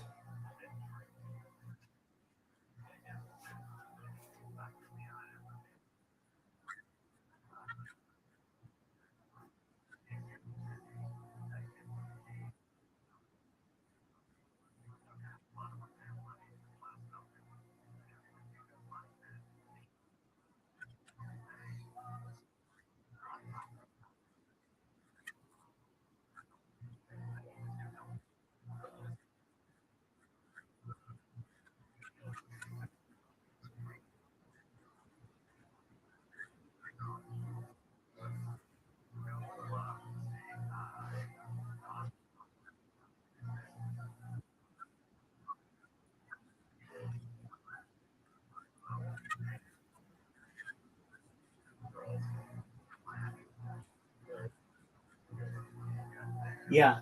To be honest with you, I don't know one Justin Bieber that much. Maybe a little.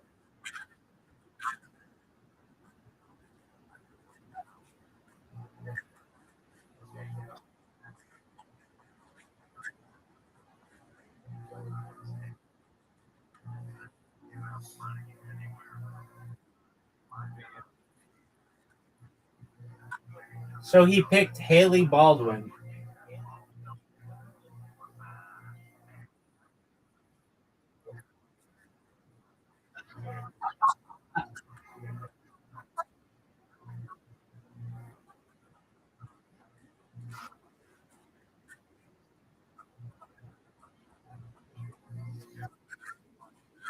I do think it's really sweet that they have a video of them first meeting. I think that's really cool. Like incredibly cool that if you've ever seen it, her dad, Stephen Baldwin, who's like a pretty big actor, wasn't that big, but okay, somewhat introduces like meets Justin Bieber and introduces him to his daughter and they shake hands and it's like and then they would get married. Like I think that's a really sweet video.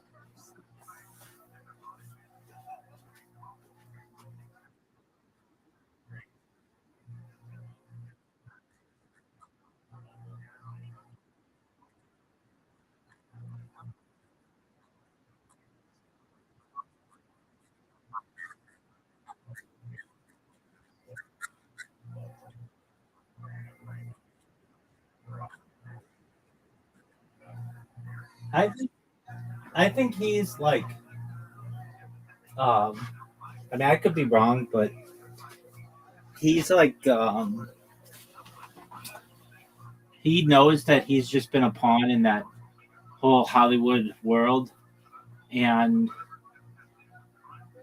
in his own way just like wants to have a family and tries to keep as low profile as possible. Now, is performing at Coachella a low profile? No, but you're only going to be able to do that for so long. And his wife, his wife's worth more than he is now.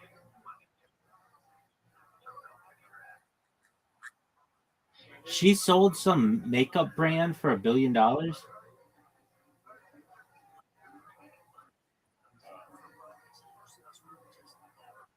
which is like a thing. Like,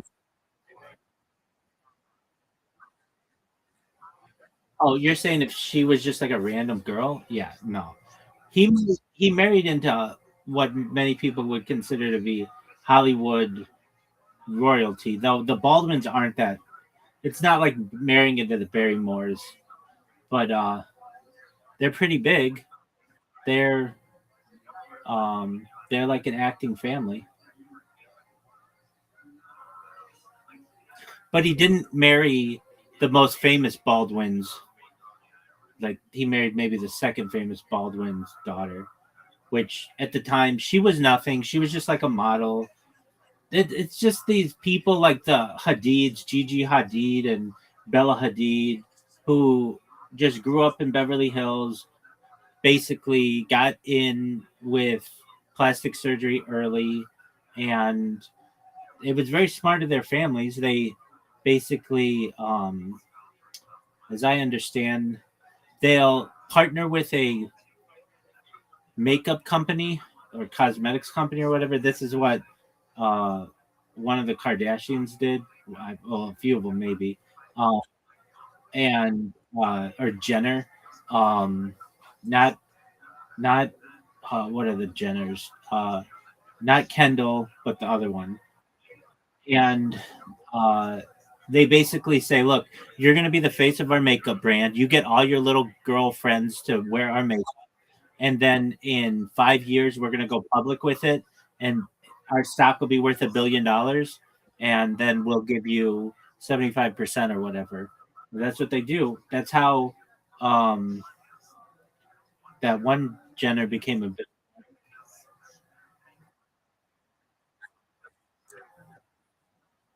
Absolutely. Are you coming back tomorrow? Tomorrow's Michael Jackson night.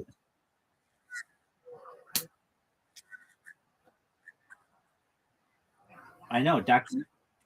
Yeah, dude, and you're just becoming smarter and smarter. It's tomorrow, Michael Jackson night. Oh, that's bullshit. Zoot, did you know that they had the Michael premiere in Berlin?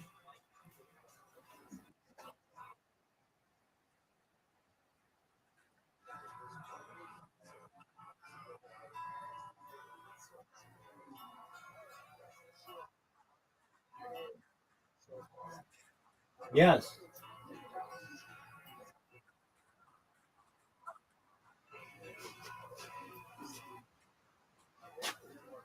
I mean, because inflation and Hollywood accounting.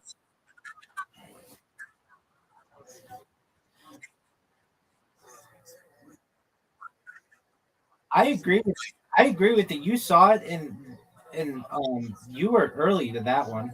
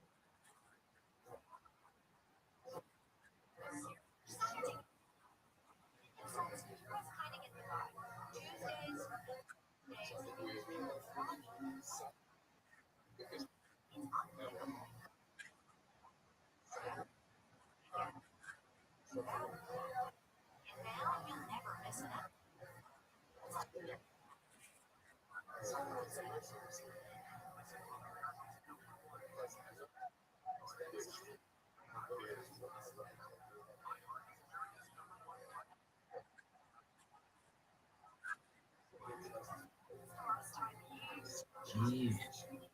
Why do you think that is?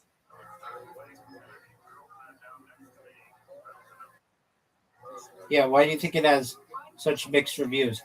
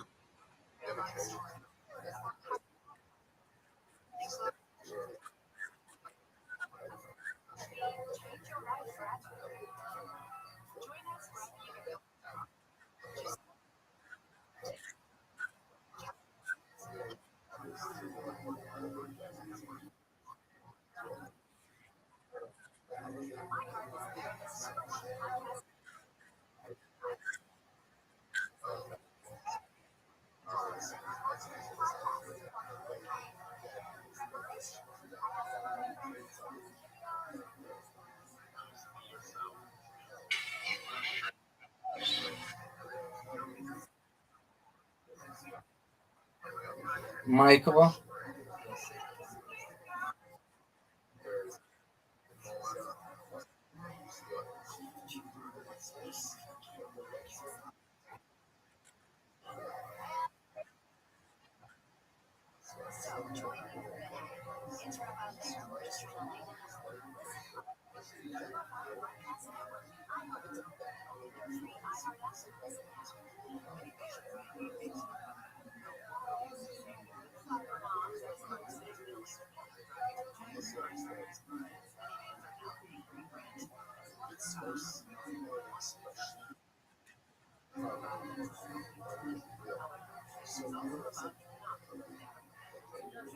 Avatar movie comes out this year.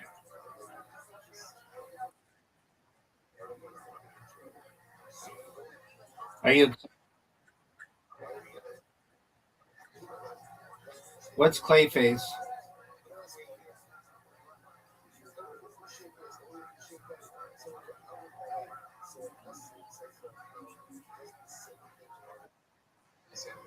Are you excited for it?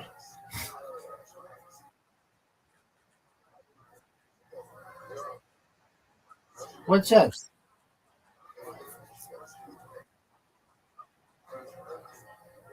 Are you excited for it? Okay, so rank them in order of what you're most excited. What's number one?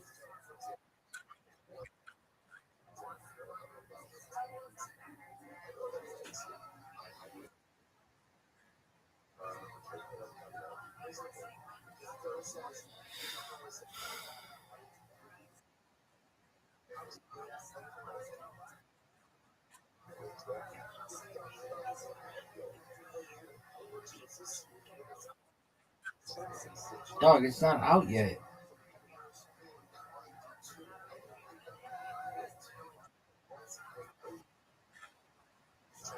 Okay, well, I'm not in Berlin.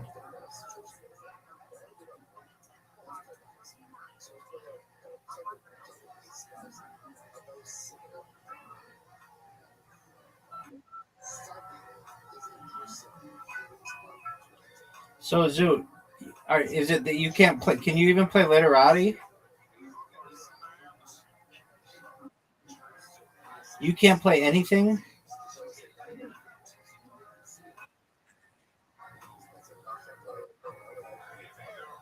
Okay. When are you going to get your screen fixed?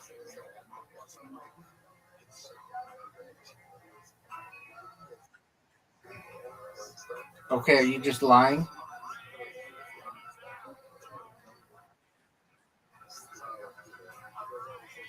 Okay, are you going to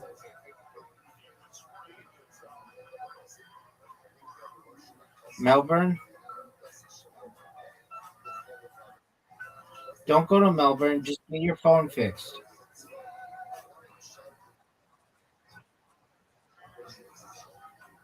Not really.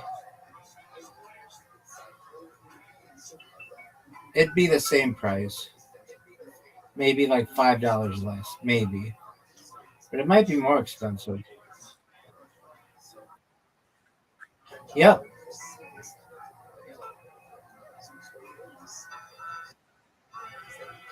I went for the Raw Comedy Finals, State Finals 2026 to see my girl Chelsea, and also my favorite beat poet.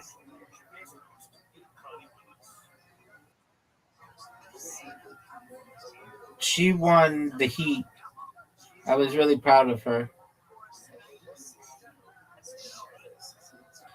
Dog. Okay, so I'm gonna go to this. What's the girl who is in the finals for Raw Comedy? What's her name? Okay, and I'm gonna tell you how hot this girl is from 0 to 10. Okay, it's Tilly, Tillly Harrison. Is it Tilly Stands Up? Raw Comedy, it's happening. All right, I mean, she's not. Dog, she looks like a dude. No offense, Tilly. Uh, maybe that was just a bad picture of her. No, she can look better. She doesn't look that much like a dude. But you're saying that is she lesbian?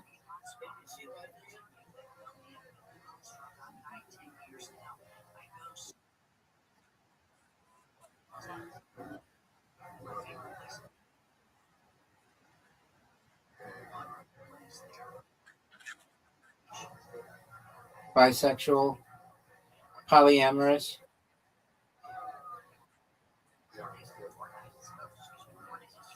All right. Um, she's not that bad looking. I just saw a bad picture of her.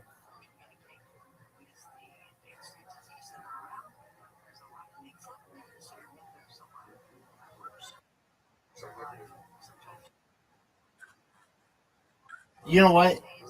She's not even that bad looking. She just has a bad haircut. That her hair isn't all bad, but her bangs in this one picture could look better. But that's cool. I'm sure she thinks the same way. When she wears makeup, she's sort of pretty. Not. I'm gonna I'm gonna follow her, and I'm gonna follow. What's that bitch's name? Chelsea. Oh, so she doesn't even know how to do it up. Chelsea. What's that bitch's name? What's Chelsea, the stand-up comedian?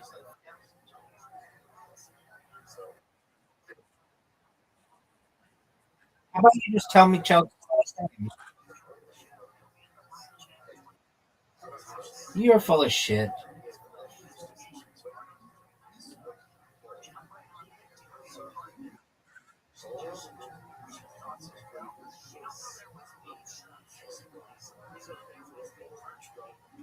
I followed that. I followed that one bitch, Tilly,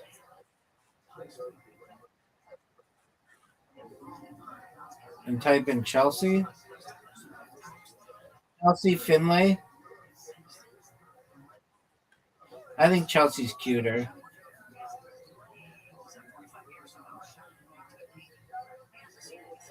Yeah, Chelsea's definitely cuter. She's pretty cute.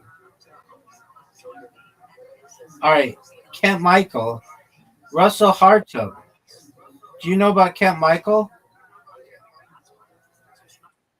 Do you know about Russell Hartub?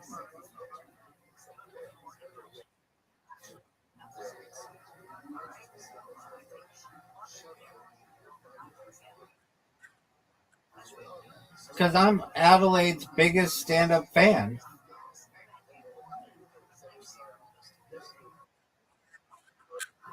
Oh, there's another. Wait, this girl's. Hold on. Um, hold on. There's one girl who maybe is okay looking. Allie Dunn. Do you know Allie Dunn? She's getting a follow. Fuck it. I'm following all the people of Adelaide's next top model or whatever the fuck we call this. What's the name of the what's the name of the beat poet?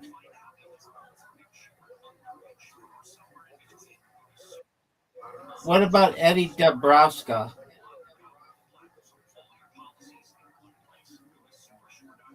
Do you know Haral Desai?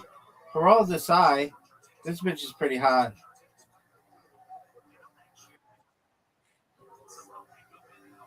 What about Mimai is random? Mimai is random. Mimai, uh, Sifa.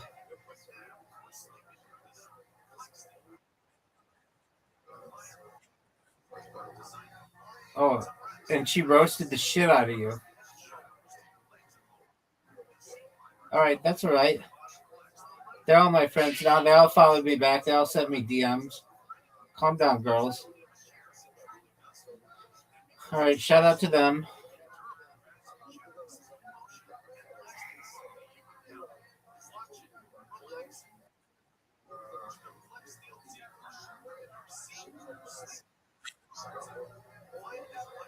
Who's Scott Roberts?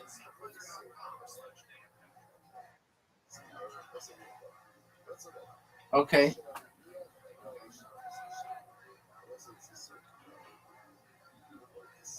Are you ready for a question? Did you know that D Live ended? It was a live streaming platform.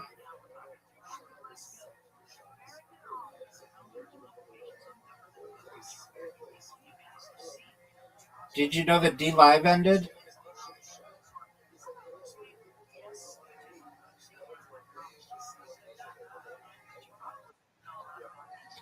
What are your thoughts on D Live ending?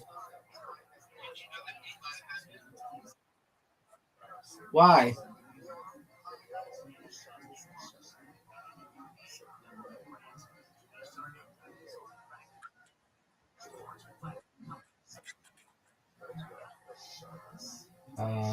Today is the 25th of Nissan, 5786, Sunday, April 12th, 2026.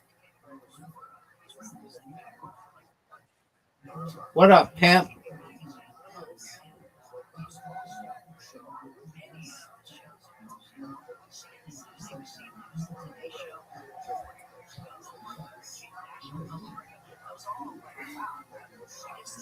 Dude, are we playing literati? I wonder, can you play darts?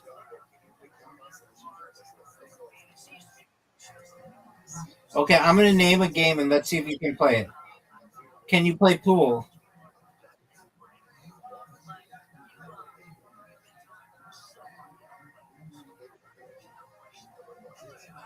Dude,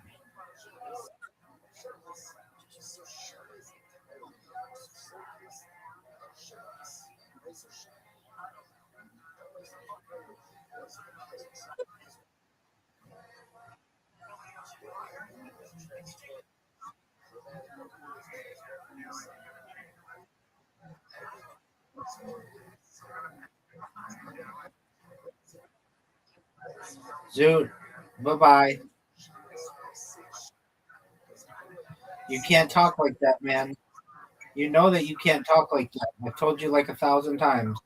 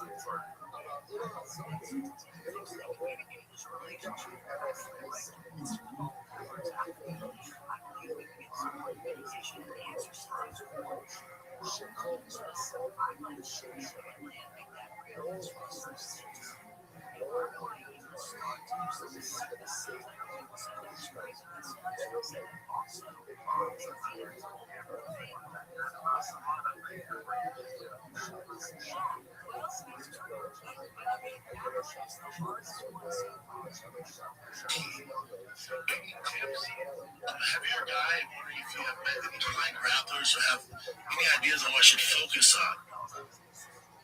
I'm not blind, my brother. I've never been blind. Because you can't see, because you're blind, you don't want to get reversed, or you don't want to give up something. Because I'm assuming it's tougher for you to see certain submissions, especially when you're at bottom, or there's this transition, you can't see it coming. Where usually your vision can play a certain role and help you identify certain dangers when it comes to your rep or Americanas or stuff like that, or ankle lock. So control his ass. You get bigger too. Control his ass. And then start feeling it out. Nope, we're going to be on bottom. Especially, he's a bigger dude, so we don't want to do that. Okay, we don't want to do that. No, we don't want to pull a guard. We're going to have to fight off our back, and it's tough to see what they're setting up. So if he's on top, exhaustion. He's also exhaustion. Exhaustion.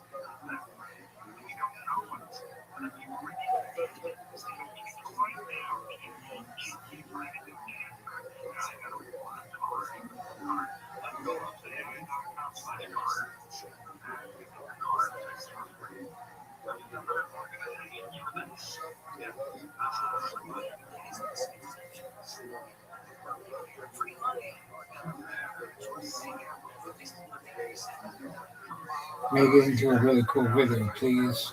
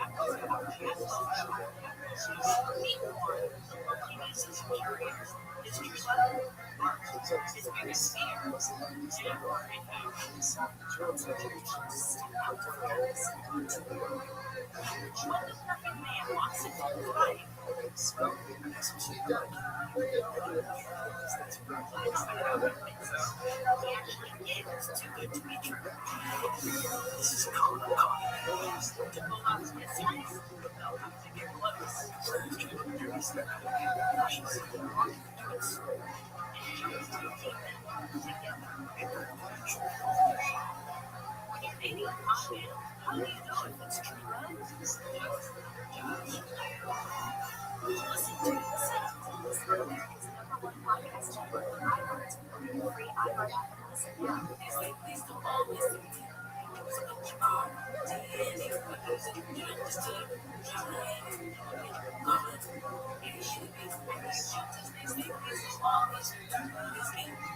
try Restream. Message brought to you by Perpetual Highway Traffic Safety Dissertation Project. Hey, look, kitty, overdrafts. Love it. Space $5 for every coffee. I know that you are an overdraft. And you could go to Needle and spend $30. Then you'll buy another cup of coffee. The first one they charge you. The second one they charge you. The third one they charge you. Before you know it, here you are at $100 in overdraft fees. They'll handle districts live 6 to 10 a.m. on KFI and on demand anytime on the iHeart Radio app. I'm Chris Sheffield. I served in the United States Air Force and 23 times. These areas are zero DNA is used for the absence of connection in the protein stack. Try a lot of veterans to survive negative thoughts. For those who are in a suicidal crisis, we know of time to say somebody's life is very short. Our duty is to protect ourselves and protect our family. And one way you can do that is store your weapons safely. Store all your guns securely. Help stop suicide. Well, I did it.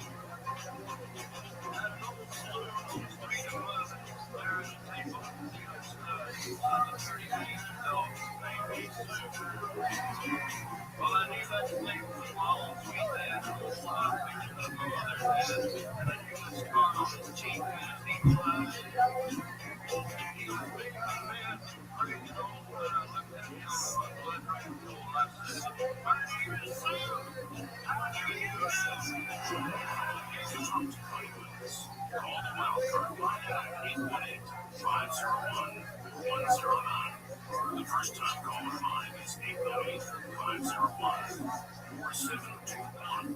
To talk to Connie from East of the Rockies, call 800-825-5033. From West of the Rockies, toll free, call 800-618-8255. This is Coast to Coast AM with your guest host, Connie Willis.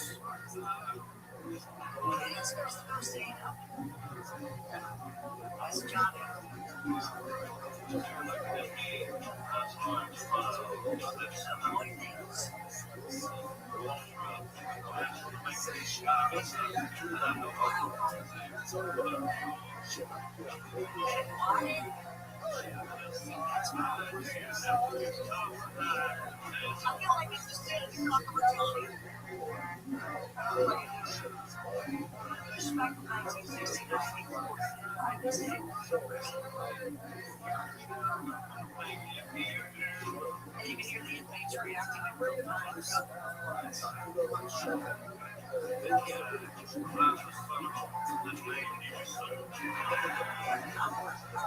This was all replay. She also understands this better.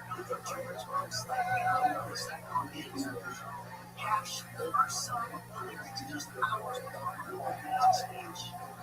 And he kept the lyrics sheet right there. We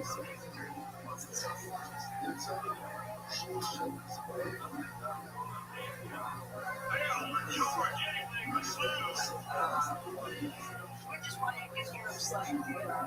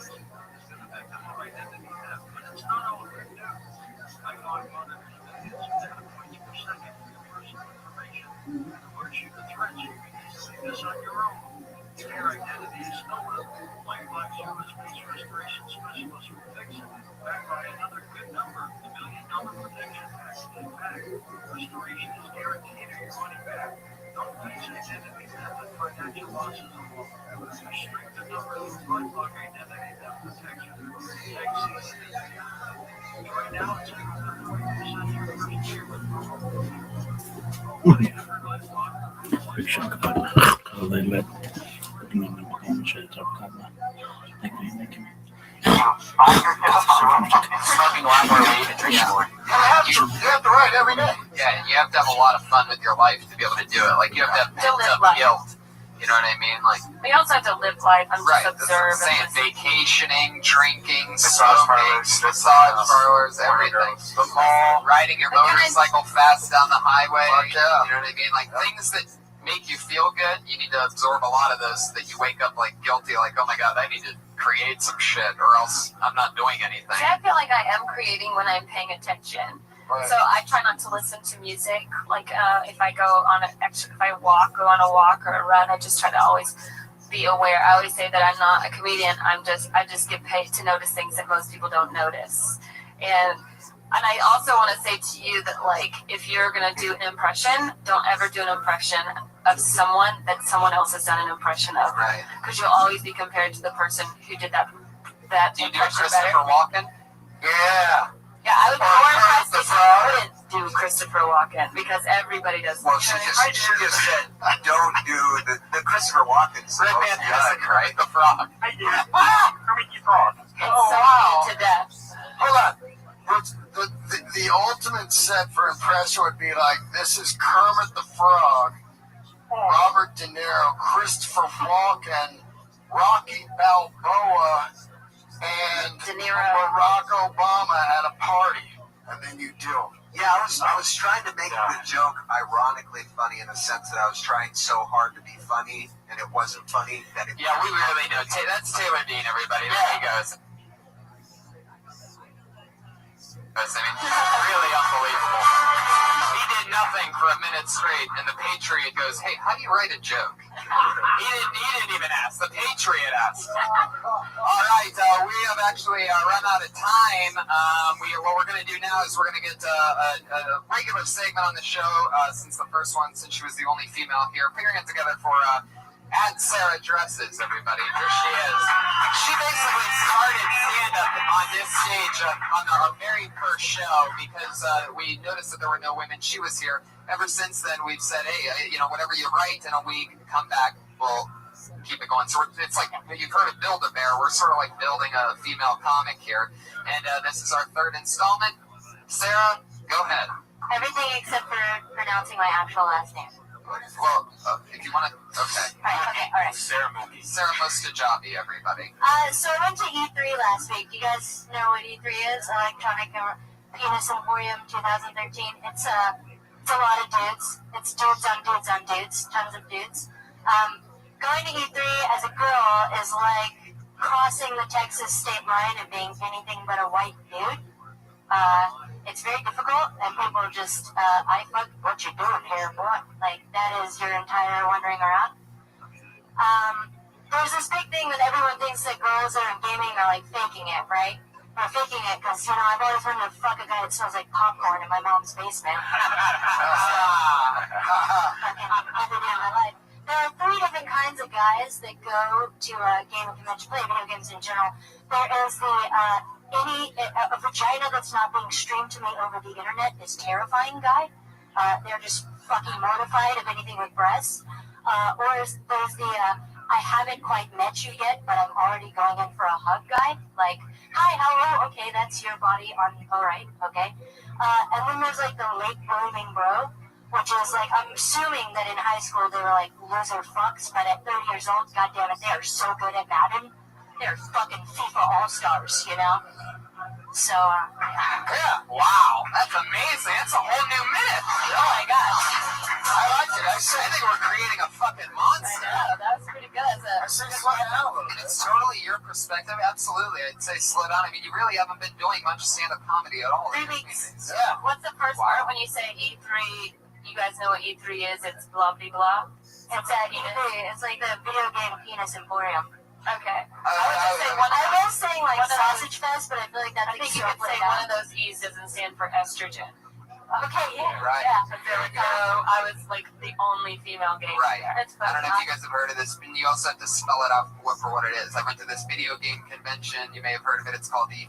I don't know what it stands for, but I know one of those E's doesn't stand for estrogen. Yeah. And Yeah, then that's awesome. and then you go write down everything. But you also, it's important to remember how important a setup is. And if people don't know what E3 is, Right. then they're trying to catch up the whole time. Like, oh, she said gaming, but I don't know. Oh, okay.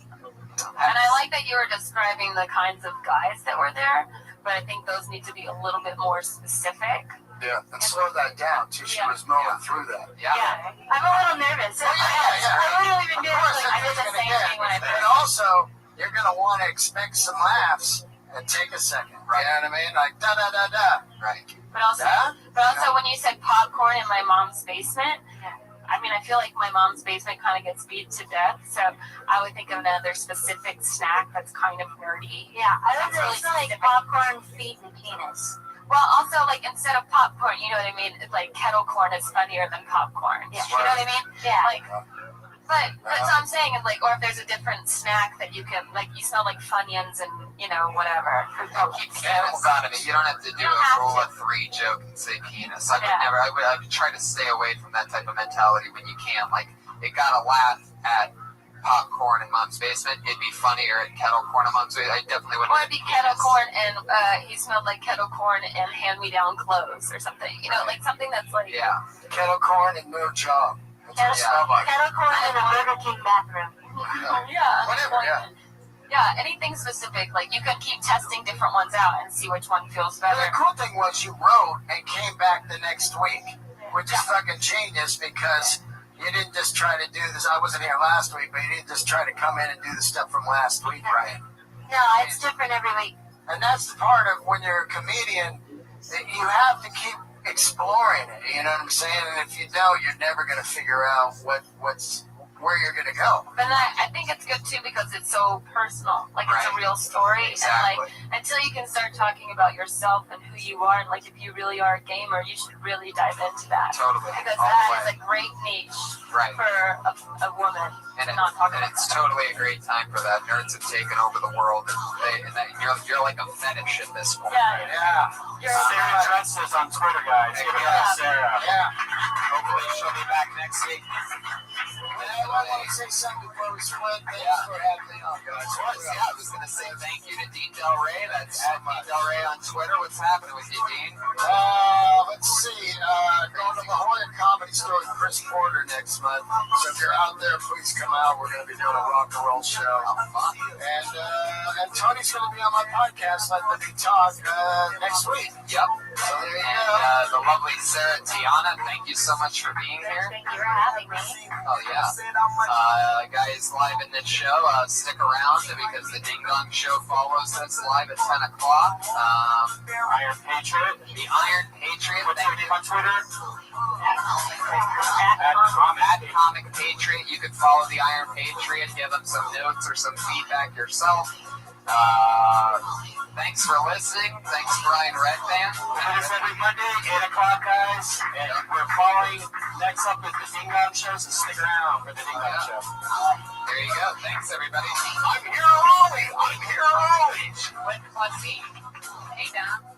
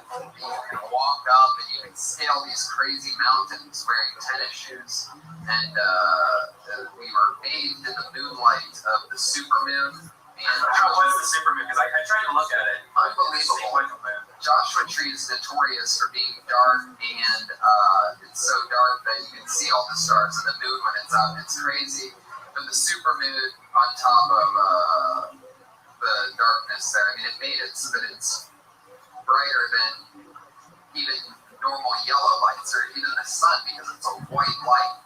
So it shines everything to a crisp. I mean, there's the shadowed areas which are dark as fuck, but that makes it so much fun. And so it's perfect. The trick with doing Joshua Tree right, in our opinion, is getting there way evening and right before the sun goes down, it's already cooling down, and you enjoy the night under the moon, and then in the morning it's hot, so you're wanting to pack up and get out. Yeah. Sort of like scorpions or snakes or anything like that. Because when I was lots of concern about that. Everything at one point looks like a scorpion and a snake when you're on mushrooms in Joshua. Right. So, we should probably bring up our guests. Well, we should also say hi real quick to the ladies and gentlemen, give it up for the Iron Patriot. He's got great reviews since. There you go. He's known for his catchphrases and his lack of mobility. He's our next. Alright, you're stepping on my lines, Iron Patriot. Just take a breath through that thing if you can. You're breathing in too much of your own carbon dioxide. I had to check for scientific words for a second. I'd like to thank you guys for that week you gave me last week. I haven't got stoned in a long time. How'd it work out for you? It made me ponder the mysteries of the universe. I now know reality's an illusion. I guess I'm guilty of smoking really good pot. Yeah, that was a sativa. So.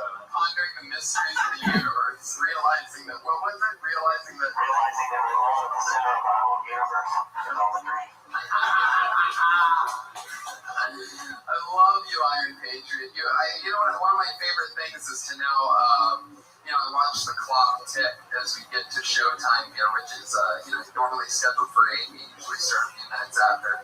But I love when it gets to like 7:55, 7:56, and there's no Iron Patriot because I know that he's going to be here.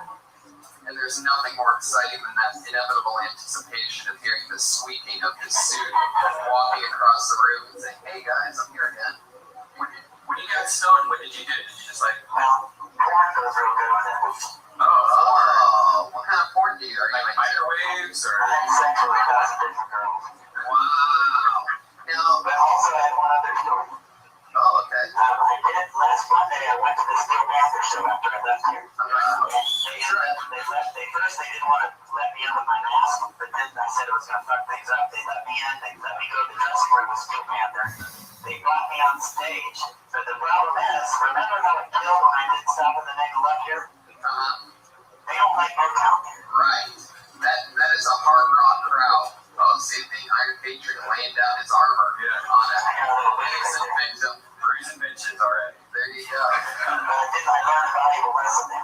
What'd you learn? That this crowd likes different things than the Steel Panther crowd does. Definitely. I mean, singing Motown in front of a Steel Panther crowd sure to get some booze. I did get the chorus in, and one verse though was where they started to boo. Can you do the chorus real quick for us, just to get the Stop in the name of love, before you break my heart.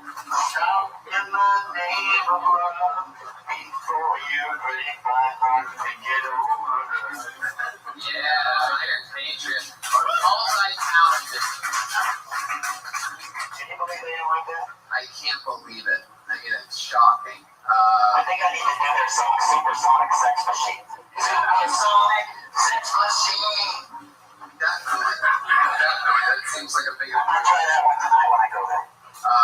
Patriot, are you excited about tonight's guest? I should feel like I'm a big fan of his. I'm meeting every one of my Death Squad heroes every week. This is a dream come true for me. Yeah, what's your favorite thing that you've seen already do? Well, I've listened to his podcast called The Skeptic Tank, and also I've seen him on the Joe Rogan Experience many times. There you go. He's got me excited. We're going to say we do this. Yeah, let's do it. This is one of my funniest friends. We just came back from Joshua Tree together today. One of the funniest comedians in the world. One of my good buddies. The amazing Radio Central, Comedy Central, HBO's Ari Shafir, everybody. Here he is, live on the flesh. I watched this guy shave his beard and his head today. Yeah. Spontaneously. I was shaving the beard. In the wilderness. Just did it like an animal. Did you do the whole thing? There you go. See that? Are Look at this guy. He can just do whatever he wants. He can do whatever he wants. And you look cool throughout the entire thing. He started with the top middle. He pulled off like this Daniel Day-Lewis because he had like these chops. It was crazy. And then you go, it's amazing how fast you can go from Jewish to German. Yeah. With a quick trim of the everything. I'm trying to breathe to get spit in my glasses. Oh my god.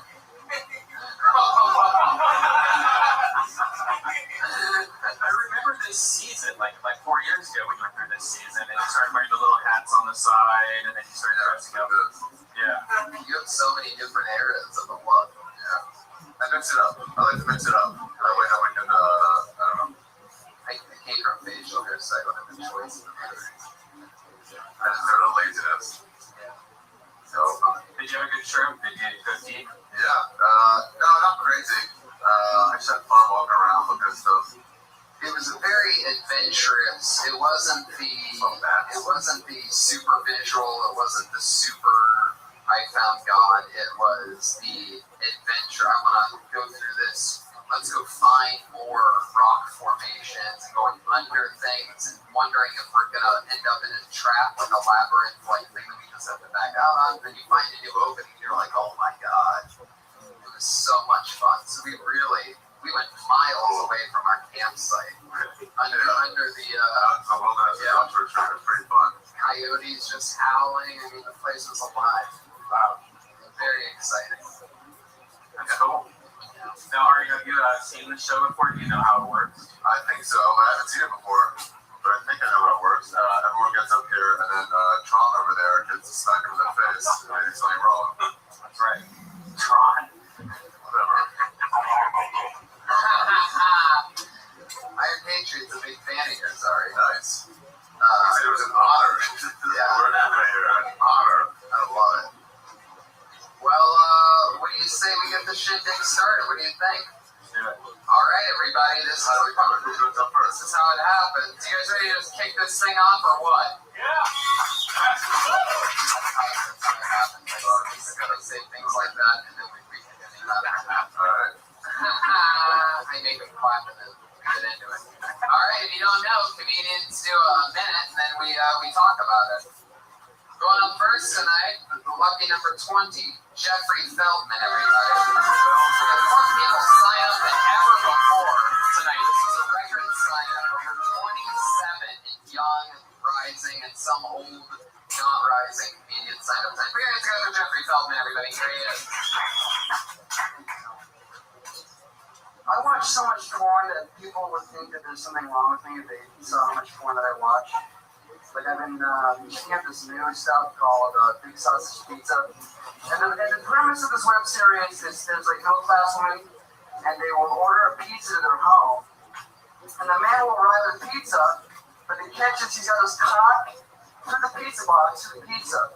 And the woman sucks his dick to the pizza, which is a completely logical response to if somebody delivers a pizza to your house with his cock in your pizza. But I feel for these people, right? I feel for these guys.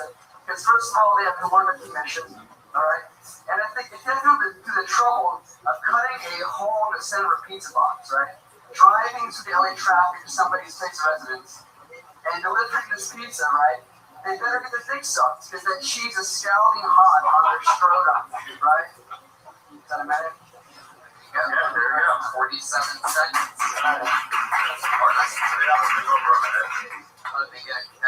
They get a sound effect. It's the meow of a cat. You're a Barbie style, so they do it. Yeah. Like that. But he did 47 seconds. The pizza box, scalding hot, cheese.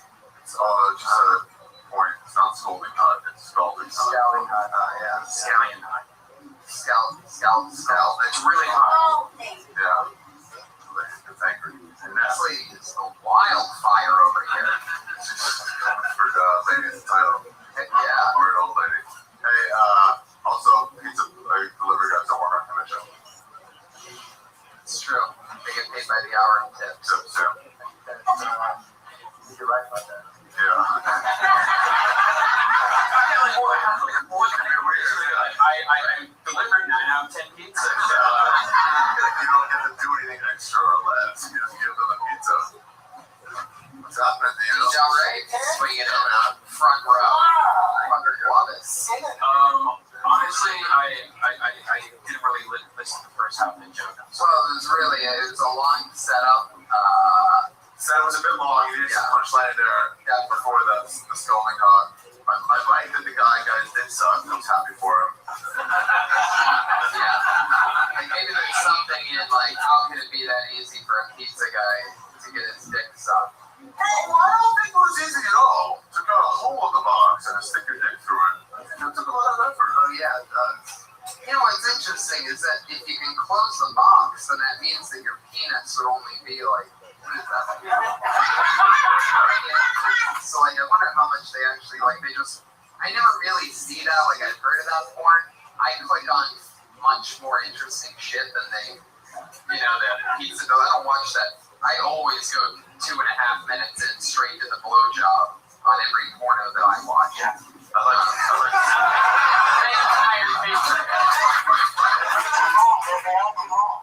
Sometimes it just can't be. There you go. I love it. The Iron Patriot just gets right to the wet shit. I love it. Maybe he puts his penis in there, but that's the same room. You know, they have that thing in the middle of the pizza that's on the box room. Maybe they put that on his penis to hold it in. Oh, I see. Could that be a thing? Why don't you microwave the pizza first before eating it? Yeah, what if that? Are you going to store it in the microwave? How are you going to run that fast? So hold on. So it's a guy who gets this through pizza boxes. That's what you've been watching. All right, that's cool. Not really. Actually, not. It was kind of bizarre that this is like a thing that you watch. I don't have it. Yeah. What kind of porn do you watch? It's fine. I don't know why, but I like interracial porn a lot. You say that like it's really, really, really wrong to like interracial. I don't know why. You're going to hate me. Interracial porn. Of course you're drawn to it because it's animalistic and more interesting than boring vanilla crap. Yes. I don't like interracial because I like to imagine the penis is mine or it's black. Interracial is also white men with a black woman. No. Not true. That's not called interracial. What's that called? I'll tell you what is interracial? Black man, black woman. What? Yeah. Lots of porn stars about it. Yeah, black woman, white man, not called interracial. What's that called? Bestiality. Yes, Ari's from beer is here, everybody. Jeffrey, I feel like we've done about as much as we can do. Thank you, Jeffrey Feldman.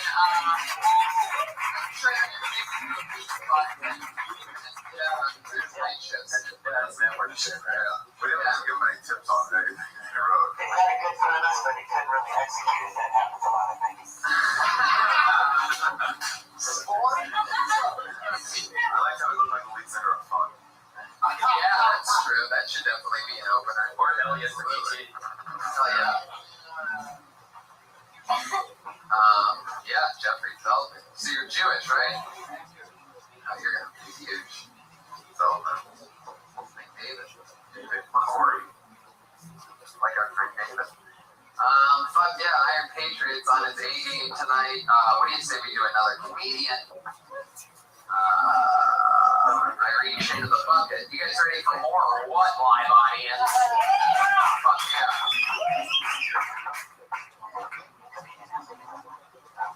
Does it come out? Does his voice come out of the box? Yeah, it's a speaker underneath my chest. So. Why don't you just, There we go. why don't you switch it out with the stool there? That's fine. Okay. Alright, fine. Here we go. Ladies and gentlemen, your next comedian is Joanne Trixie Sullivan. Oh my god, it's her! It's the lady that belongs in Breaking Bad. Yeah, baby. I love this. Oh yeah.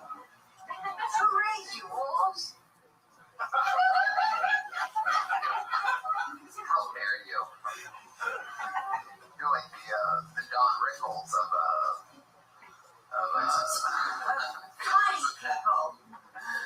Okay, go ahead. Do your minute, Trixie. Give it up for Trixie, everybody. Here we go.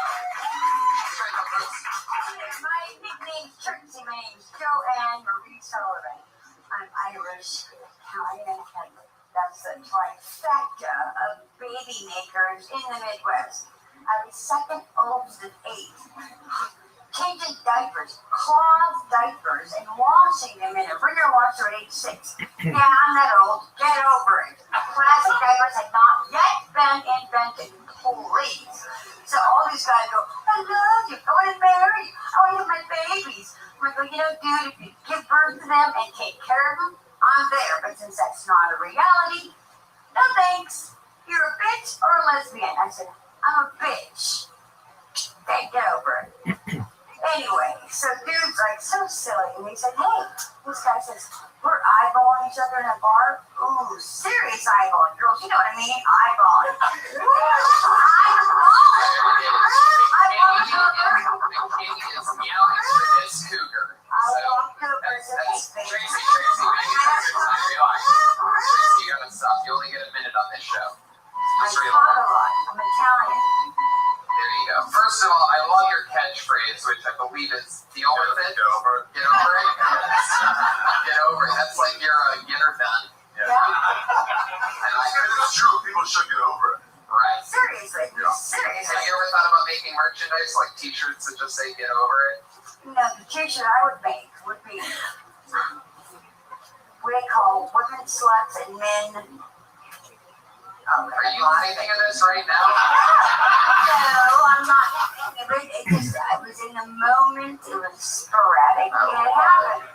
But I'm not a slut, guys. I'm a stud-at. Snap! Guys are studs and girls are sluts. Wrong. Trixie, you're still on material. Once by mistake. And what happened to that baby? Where is it now? Ended it with a legal evacuation. It was illegal. Get over it. Still doing it. I was changing diapers until I was 6 till I was 6. Still doing material. What's some see material? I'm on stage. What am I supposed to be doing? Sitting around acting like a ding dong? You know, I'm up here. I'm Oh my like, God, Trixie, snap knob. Trixie, shut your mouth for a second, all right? Okay, 1,000. Oh, That was 1 second. oh my God, she's got the blue stuff, everybody. What stuff you talking Have about? you ever had an STD, Trixie? The only thing I ever had was crabs at age 19, and I thought I was going to die. Literally. That's the only thing I ever caught was crabs. So you haven't gotten blood work? You haven't had blood work done since you were 19? Oh, please. Are you kidding me? I've got a lover who is 20 years younger than I am. I was on my way to my makeup to younger.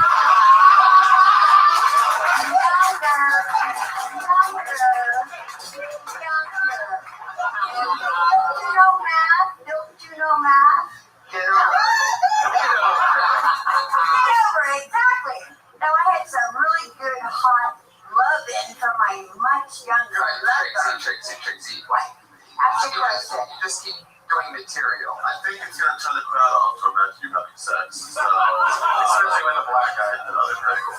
You had sex with a black guy? No, my very much younger white boyfriend. What is I'm 55, he's 35, he's a master of the Kama Sutra. Oh, wow. What does he do for homeless?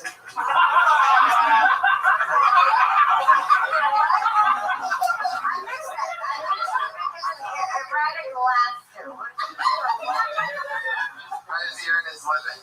He is a computer forensic scientist. Oh, wow. Holy shit.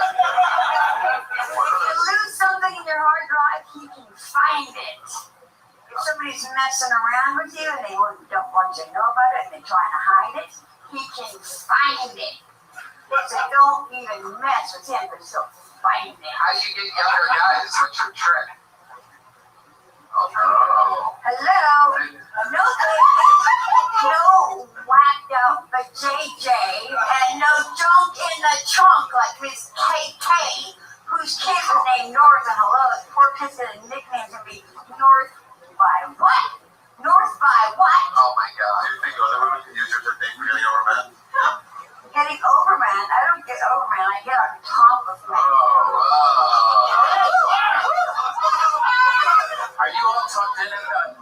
tucked in? Is it? This is it. I got no girdly. I've never had a baby. Whoa. Fuck yeah. You see, you don't have any kids? Were you not listening? No, she's never had a kid. I was changing shitty diapers from the time I was 6 till I was 16. Cloth diapers before plastic were invented. Who changes your diaper? You are great, Tracy. Thank you. Amazing. Consider it a school. Oh yeah, thank you, Tracy. You're great. Watch out, watch the cord. Be careful. Yeah, I like to get over it. Hell yeah, she's got branding. Yeah. Going on. I love it. There wasn't a single wrinkle in all the material that I saw. Really, really solid. I love the haircut. Looks like all right. She's moving along. Looks like what? Finish it. I like how she's nuts. Yeah. I bet she's crazy in bed. Just charisma all the way. I bet she's crazy in bed. I bet she's Really, crazy on in bed as well. I bet she's just crazy. There you go. What's that, big dog? You mind telling us your age? 55. She's older. What is that? 35. My lover is 35. I have.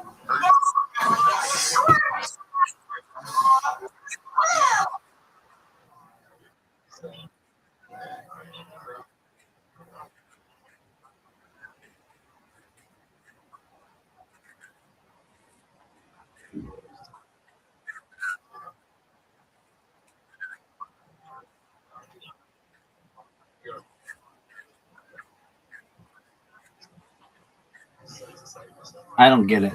How about you just be funny?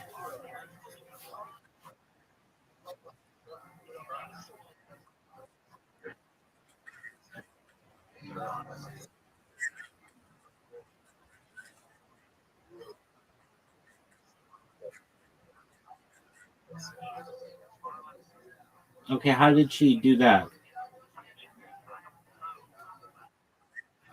That's what I asked.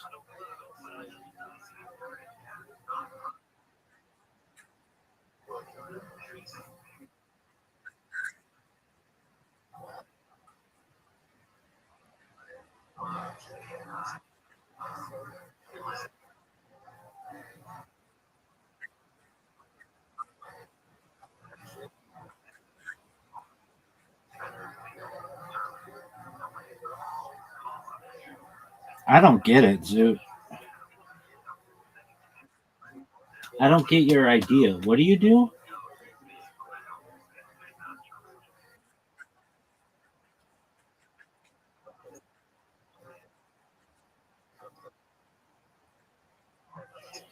Okay.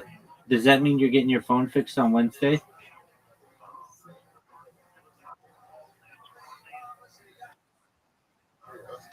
What are you doing Wednesday?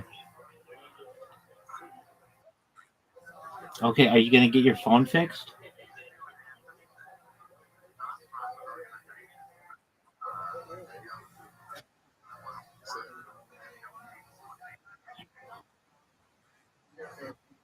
Zoot, I just want to play games with you, okay? Going viral is a lot more difficult than getting your phone fixed.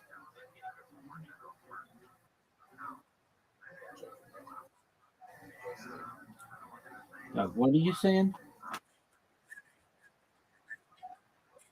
No. I know 3 other people from Adelaide who've been in my stream. Yep. Kent Michael, Chelsea Finley, and James McCann. Today.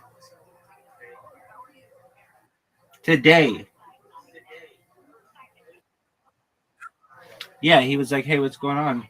And I was like, oh, what's going on, James? I loved you on Kill Tony. He's like, oh, that's baller. Do you know Zoot? And I was like, yeah, I know Zoot. And he was like, do you know when he's going to get his phone fixed? And I was like, well, he says Wednesday, but I don't think anybody really knows if that's true. And James McCann was like, wow, I bet you really want to play games with Zoot. And I would say, yeah. But he threw his phone against the wall and it no longer works.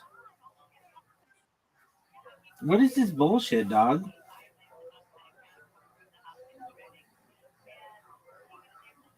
Zoot.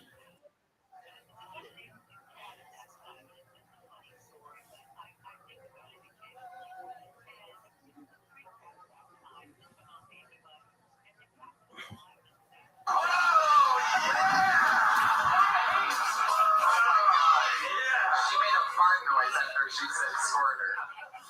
Oh my god.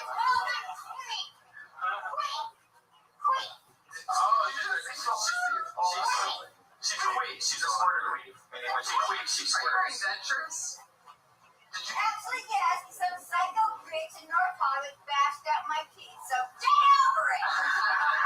I only know because I saw your top set of teeth fall out for a second when you were just yelling. Well, you know what? I'm not going to be a little Miss Pussy person pretending it happened. At least Shit happened. At least now I know how you're dating a guy 20 years younger than you. Oh, no, darling. You That's not you ever take out your dentures and give them a raw job? I don't do blowjob. My twiddly piddly do is so tight, he just gotta go all like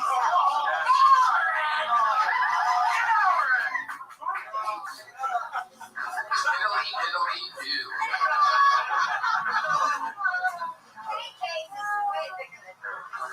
All right, everybody. We're gonna go with your next comedian here. It's fun so far. I love what's happening. I love the energy in this room. Hey, I want to know if she has any advice to the young 3AS. Yeah. That's a great question. All I have to say is that whatever you feel, and it's in your heart, say it, because this is truly from the heart. And we know you have a mediocre operational heart, so all I'm no, saying guys, all right. is all I can do is just think about the things you've been through, the things people say to you and what you have to live through, and just spurt it out as honest as you can, and people are going to find it funny, because people say, what are you going to do when you want to grow up? Like, hey, bitch, you're looking at it, so get over it!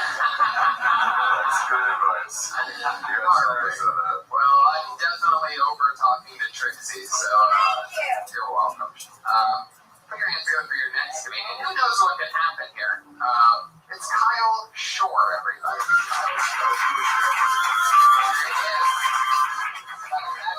Or bomb, Iron Patriot, be on alert. Possible pop comic alert. Yeah. So I'm a 30-something computer forensic scientist.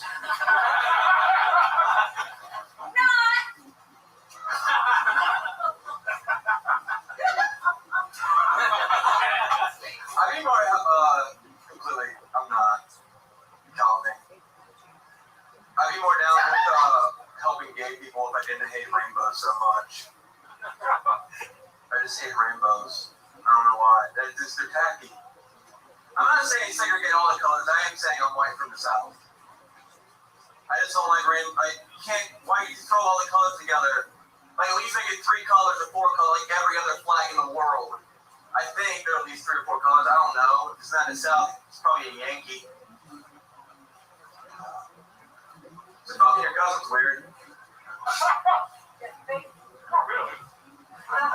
Well, I thought I met you at the family reunion. All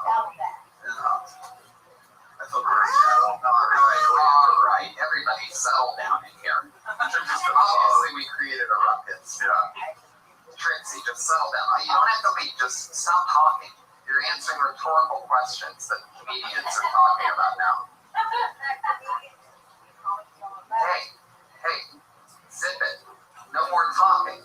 You know you're like a See that lady right there? She's the queen of the comedy store. See how polite behaved she is? Take an example from a real woman, Trixie. Oh, no, don't say it like that. All right. Nothing worse than making a 55-year-old woman cry real quick in the middle of the night. All right, I'm just kidding. Shut up, please. Anyway, how do you squirt? So, with the material that was drawn a lot by Trixie. Definitely. Let's face the facts. A heckling from Trixie is a heckling that nobody wants. Good opening, though. Starting with the with what just happened. It's true. He rode the wave, and Trixie, stop Dude, talking. you're mean.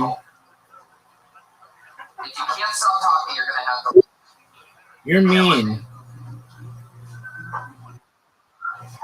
You're just a mean person. Kyle. What were we talking about? And you just kind of got into Yeah. You need to think about your actions, dog. You said that you'd be more likely to help. Moving, shopping, mowing the lawn. What do you mean help the gays? Yeah. And most What flags up, do. dude? I mean, rainbows usually have like four colors. Yeah. It's not that she did of everything.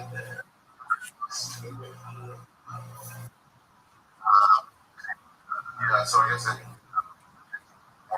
it sounds like a.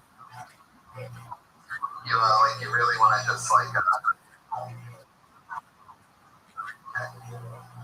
Do you think that's real? Have you ever killed anybody? No.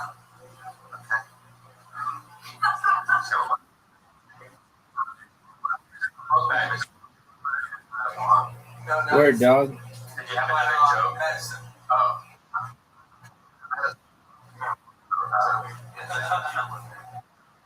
You're on Micros.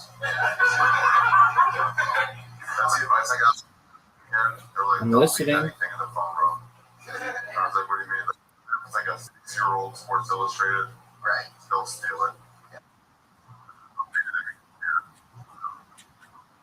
There's some area some things to be right.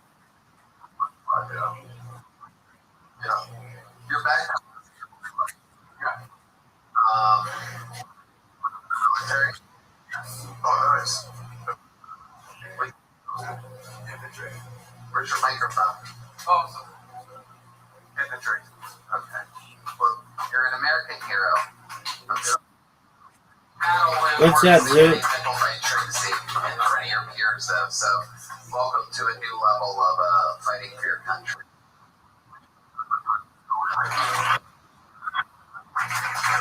Right.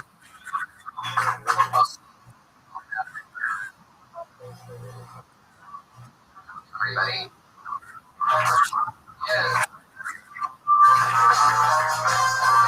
That would get rid of all of the I've got the English accent, of course. So you tides. don't feel any pressure to laugh, you know. That would get rid of all the tides. I've got an overachieving parent. Feel a failure. Word, dog. He was the lowest of the lowest. She sounds really like a gangster in India. Nobody likes you. So his mom. It doesn't make any sense, on a dude. boat sent to Africa with his hoping by a lion. He became a genius.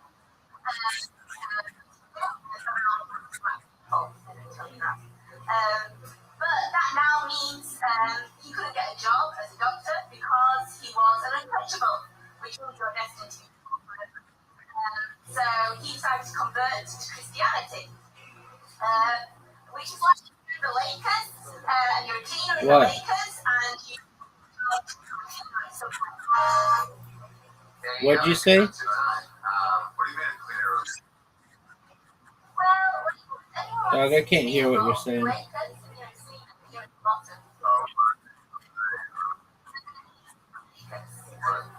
What did you say about a black guy? I don't know. What do you think?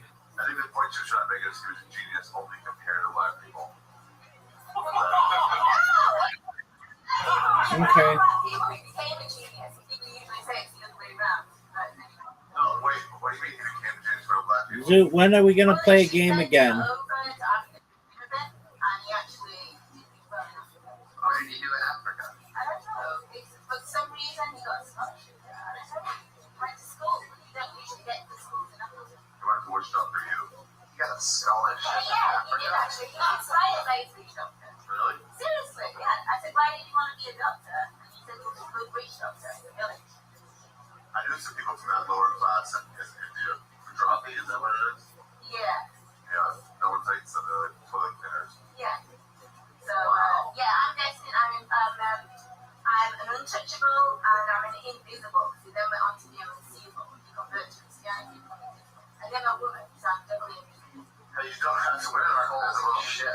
You don't have to say it to you're British. You're just gonna start talking for some time. You can start talking about figure out that you're British. Yeah. Really? It's not that unique. Okay. Yeah. You can even mix up and say like, I'm sorry, I'm Chinese or something. I bet you can say Australian, no one would know.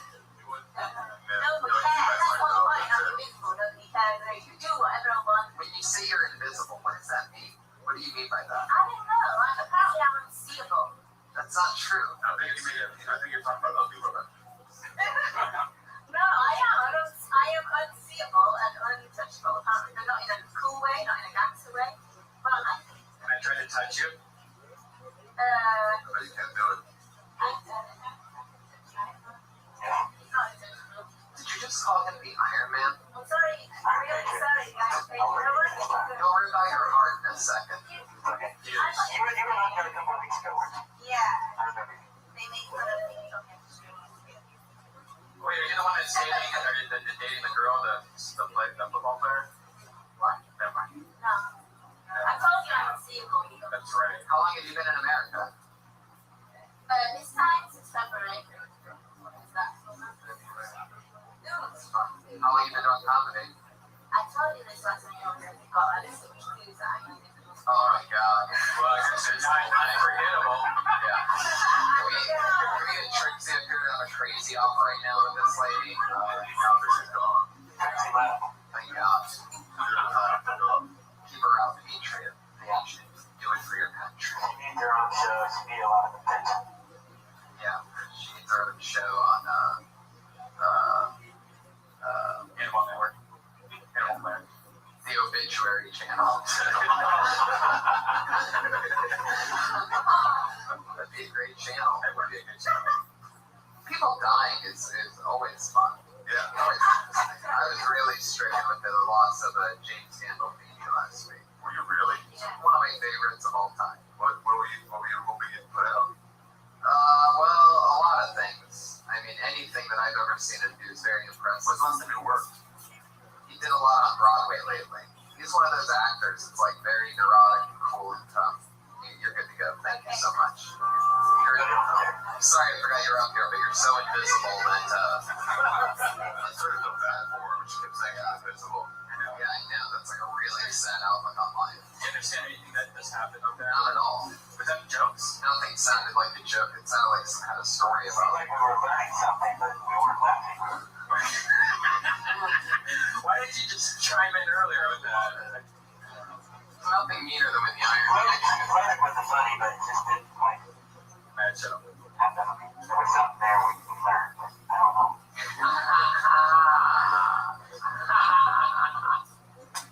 Does he go down Hollywood Boulevard and do the thing? Sometimes, yeah, when he wants to make money in a hurry, but he does a bunch of different things. He's a regular on what shows do you work on? I'm an extra on Parks and Recreation, one of the city hall employees. Yep. Do you use the suit for that? Yeah, I'm gonna try it next season. Nice. I don't think they'll let me into CBS Studios. They didn't know what they want. But what you want. Yeah. The post 9/11 world was very scary. Heck yeah.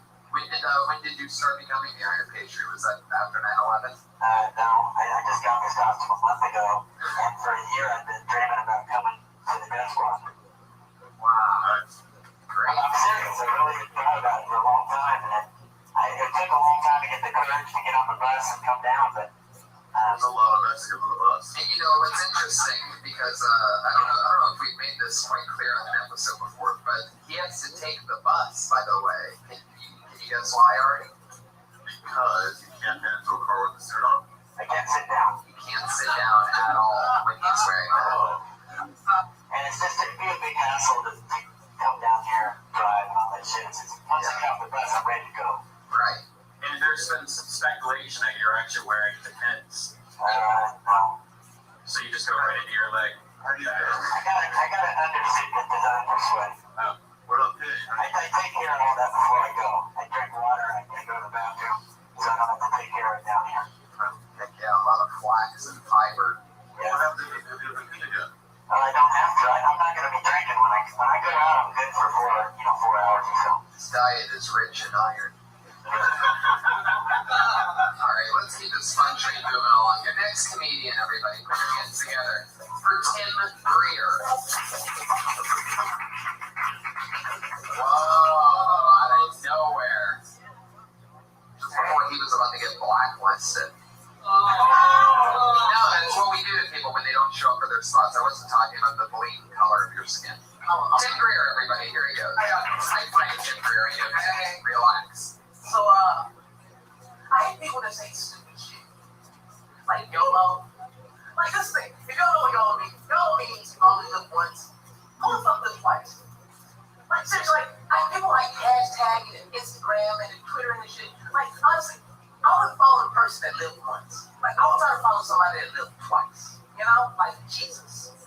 He died and he came back. That's somebody you may want to hashtag, you know, Instagram. Or like, women, the dumb shit y'all say is you want your dream man. You want your dream man, don't see. I'm just saying, you ain't actually made them in your dream or your nightmares. That sucks. You know, my dad never let me play Mario or Zelda. He said he didn't want me saving hoes. I thought it was fun, you know? About a minute? Yep. 59 seconds for that. Hell yeah. That's good. Yeah. I like the Mario thing. I always wonder what YOLO meant. I never knew. Yeah. I've heard people saying that recently. I didn't know what that was. You really didn't know what that is? No, yeah, I know. I thought it was just a warning to let you know you're in a bad neighborhood.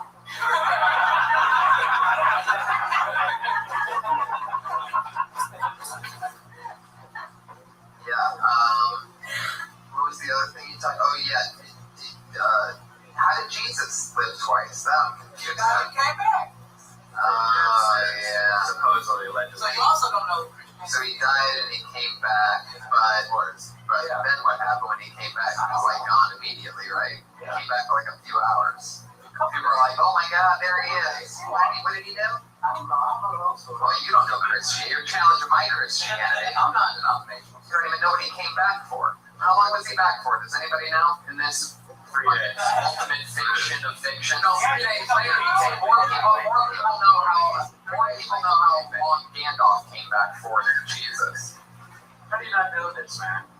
How do you not know Christianity? I went to Catholic school for 12 years, and it taught me one thing: it's how to block out their bullshit that they're trying to drive into my ears. That or you're molested, he gets forgotten the whole 12 years. One of the two. I wasn't molested there. I was molested by your sweater. Hey, Kanye works. Why don't you settle down, alright? I make jokes up here. Who do you think you are? You?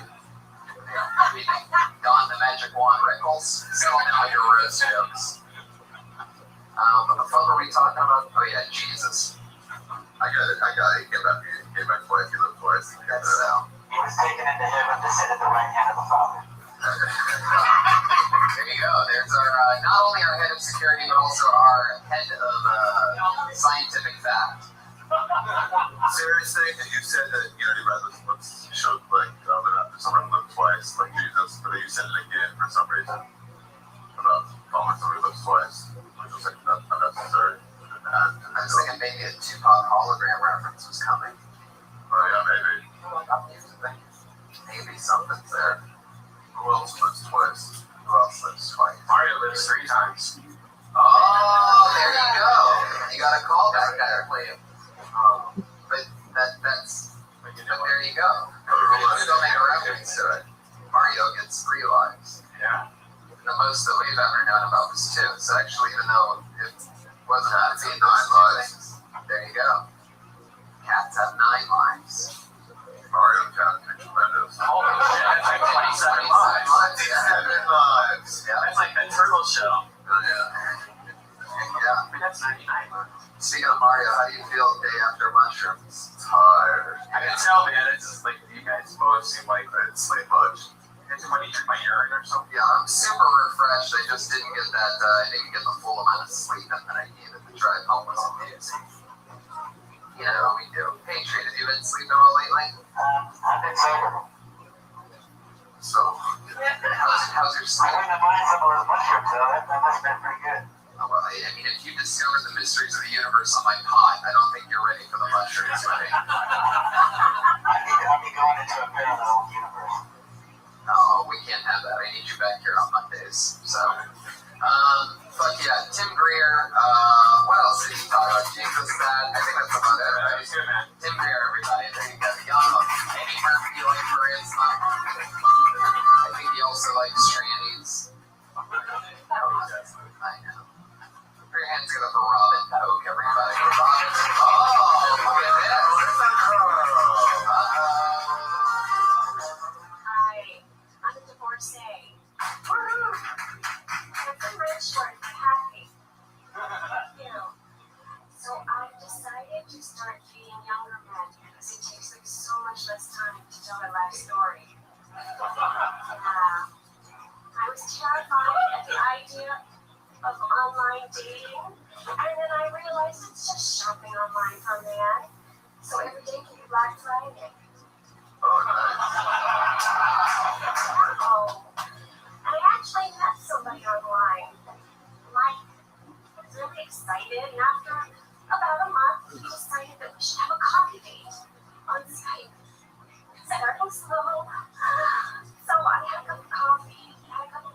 I was sitting at my desk, and you can see what looked like a bathroom. So I guess it's a laptop. Hey. And everything was going really well until his mom came in to refill his coffee cup. Oh, I can't compete with that. I don't need coffee. Thank you.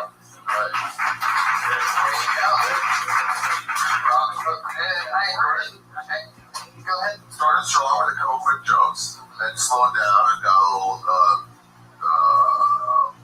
boring. Yeah, but really, it started strong. That was too strong for word, but the start was really good. Yeah, I feel like you do a little bit too much of that thing where it's like, that thing.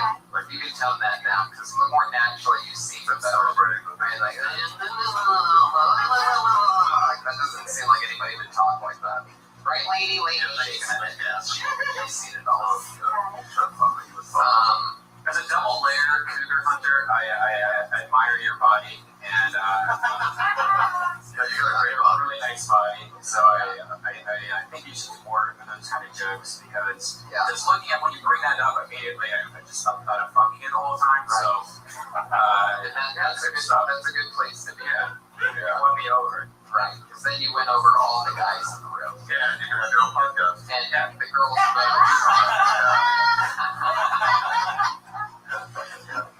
Maybe more stretching. That was pretty good. I was impressed by that because you came from the Trixie scene and you really charmed. Yeah, you really did. You crushed Trixie, and that was the competition in your age division. So tags or I was yes. When you say we started off slow by Skyping, you could make a reference to your internet speed or the Wi-Fi in the room. And that was just his internet connection. We started off slow, and or something like that. Okay. So any tags? If you wanted to be like that, there you go. There's your fucking tag. Why you go? No, I'm kidding. What else was there? What else did you talk about? First thing she talked about that she likes the younger guys because they don't talk about their life as long. They don't have as much life. Yeah, you made a noise. You made a noise about it. You grunted. That's how you laughed yourself. No, I wouldn't do that. That would be lack of respect. I would never do that. Yeah, you don't. Maybe just a little. I smell a date coming on. Different date and a higher date shit. Yeah, if you want to go to Hollywood with me. Yeah. I think we're Tony's hurricanes of love in this room. I promise not to talk about my life. This could be the start of something really good for the both of you. Anyway. It was weird when you were Skyping on the toilet. That was kind of weird. Yeah. Maybe there's a reference there for like a bidet. It got really weird when my bidet broke and went crazy all of a sudden. He's Skyping on the toilet. It got really weird when his bidet broke and it looked like it was raining. I don't know. When you said like you're hoping you had a laptop, like I get that the joke. Like what else were like where else could you laptops on the laptop. That's almost. I think most people her age use the computers at libraries. That's Sorry, you're doing good. You're staying in the pocket. Stay strong. You're doing great. Yeah. I'm just kidding.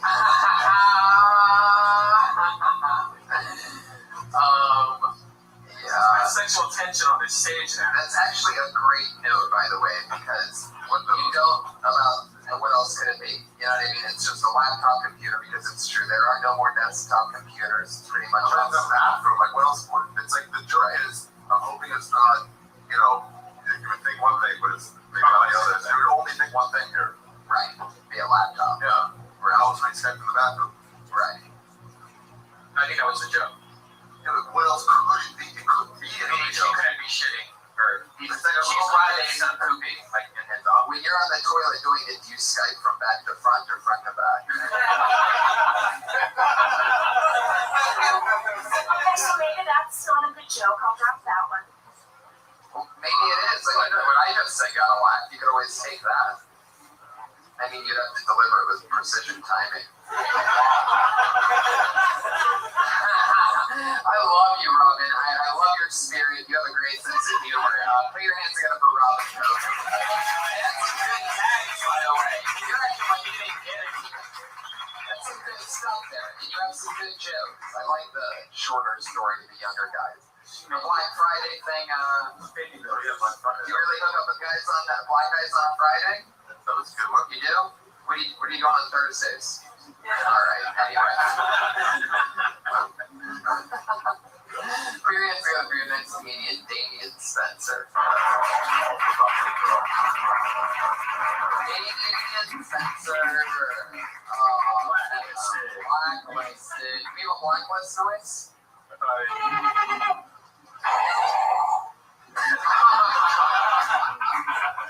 Absolutely. That's it. Can you do it one more time?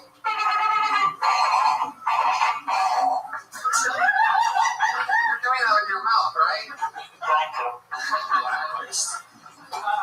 All right, your next comedian, put your hands together for the one and only Abby Robert, everybody. It's Abby Robert. Coming from the back door, he's getting paid minimum wage right now to check IDs. Here he is, Abby Robert.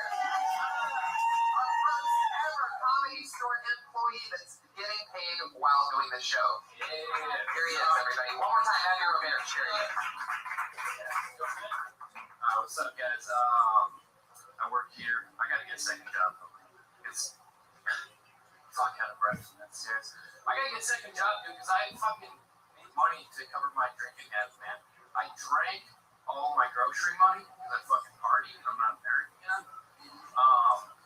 So I've just been fucking scamming places all week, dude. But I still got 4 days till my payday, right? So like, here's a scam. I know there's a lot of fucking broke comics. Here's a scam you guys can do. I've done it so many times, I call it the 4011 plan, because 4011 is the code for bulk bananas in any supermarket, right? So what I do is I go to Ralph's, I load up my cart with a shitload of groceries, go to the self-checkout, bring up everything is bulk bananas, save 95% on my grocery bill, pay for it with my EBT card, and if I get caught, I'm not a trained cashier. You know? You can't call the cops on me for being shitty at a job that I don't even have. Abby's used to doing longer sets. I like her style. Finish it in a minute and 7 seconds. You heard that kitty meowing and you said, I'm not done yet. That's a long story. What do you think? I have to check other people talking about it. Yeah, I know. It's a loud order. What did you get back there? Sliders, I think I heard, right? Yeah, sliders. From the back of the room. There's a lot of setup to that joke. I think you probably could chop that up a lot. I mean, you're explaining like codes like 5141 whatever. There's got to be a really good payoff if you're going to linger long that long. Yeah, you can get the thing about just lowering the price on everything. You have to quick get up quicker. Yeah. And then you go like one liner. Yeah, you need a little something banging from the top, you know. How does it start again? I drank all my grocery money. Oh, yeah, you drink all your grocery money, but you save money by breaking up everything as bananas. Yeah.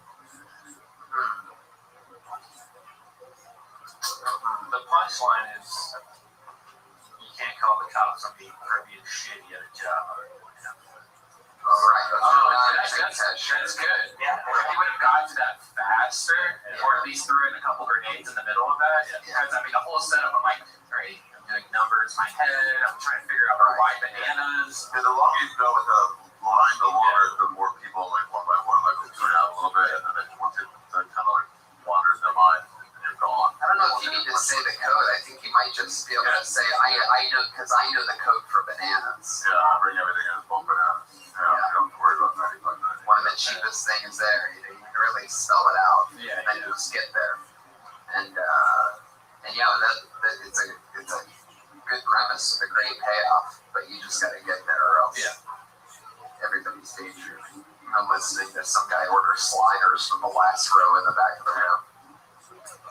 Yeah, this is good. It's good that that's Abby Roberge. Abby Roberge. Yeah, no doubt. I like this go. That's fine. Nari, you look like you're dying right now. I'm tired. I didn't get a chance to go into sleep. I had to go to the doctor. I've never seen anybody shave their head and then also feel like they're going through chemotherapy at the same time. Wait, you went to a doctor? Yeah. What for? Oh, yeah, that did go to the doctor. What do we find out there?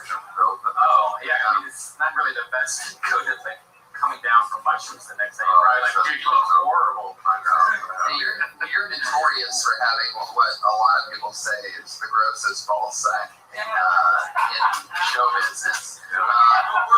So, like, is this the same doctor that makes you turn your head and cough? No, different doctor. You know, when it's interesting when doctors do that to Ari, he has to turn their head and cough while the doctor turns his head and gags because he has elephantitis. Everybody. Oh, you don't believe me? Ari, you wanna?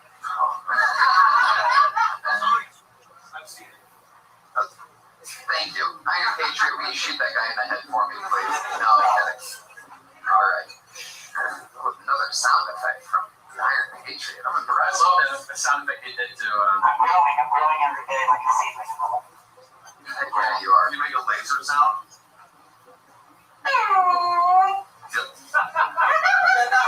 Oh, y'all make me lose my mind up in.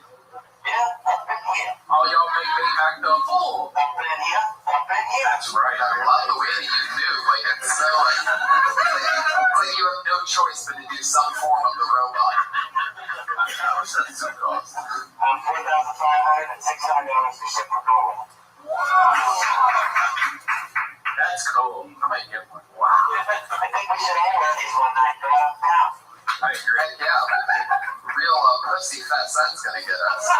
That sounds fantastic. We're all gonna get laid, right?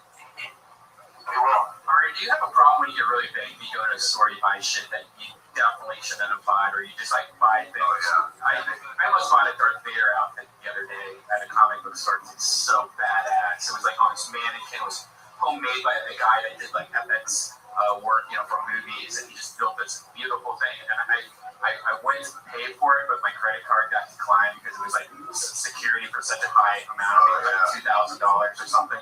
And so I was like, oh, you know what? I'm gonna go call the bank. And I went outside, got my card, drove home with it. Wait, why would I even buy that? That was so close to owning a.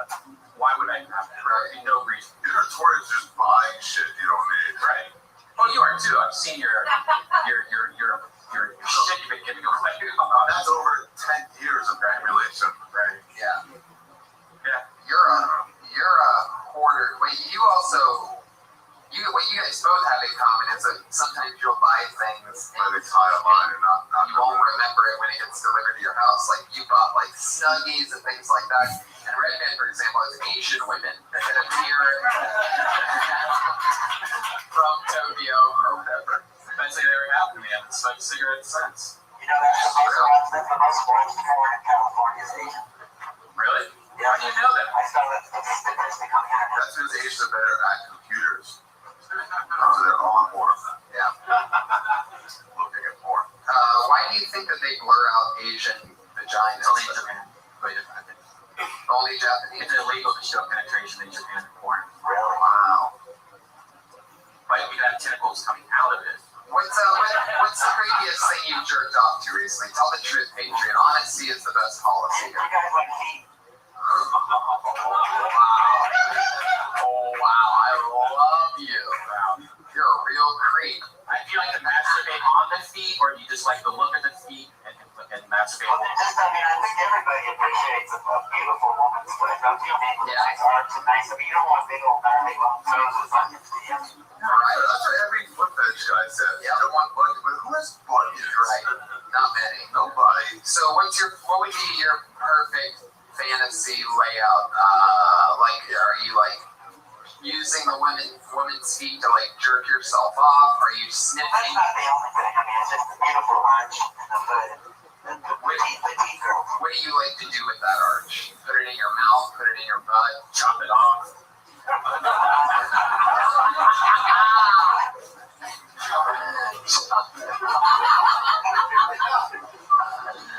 Oh my god.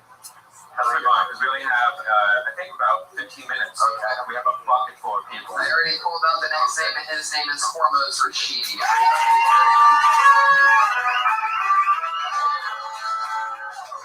What's up, guys? Thanks for having me. I love the Comedy Store.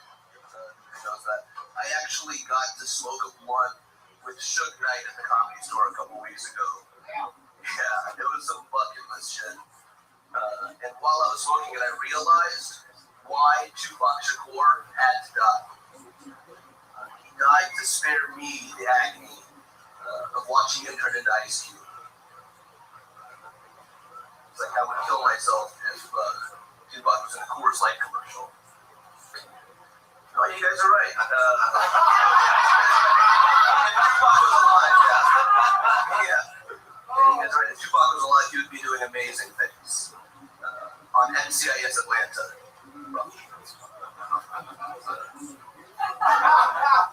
I do love Tupac. My favorite line of his is, I ain't a killer, but don't push me.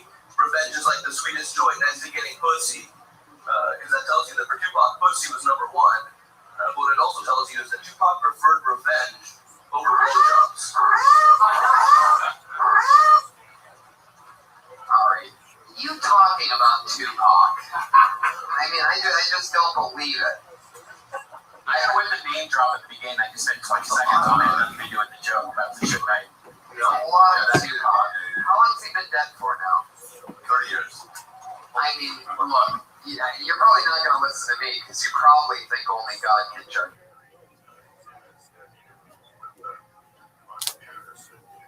Oh, what is this?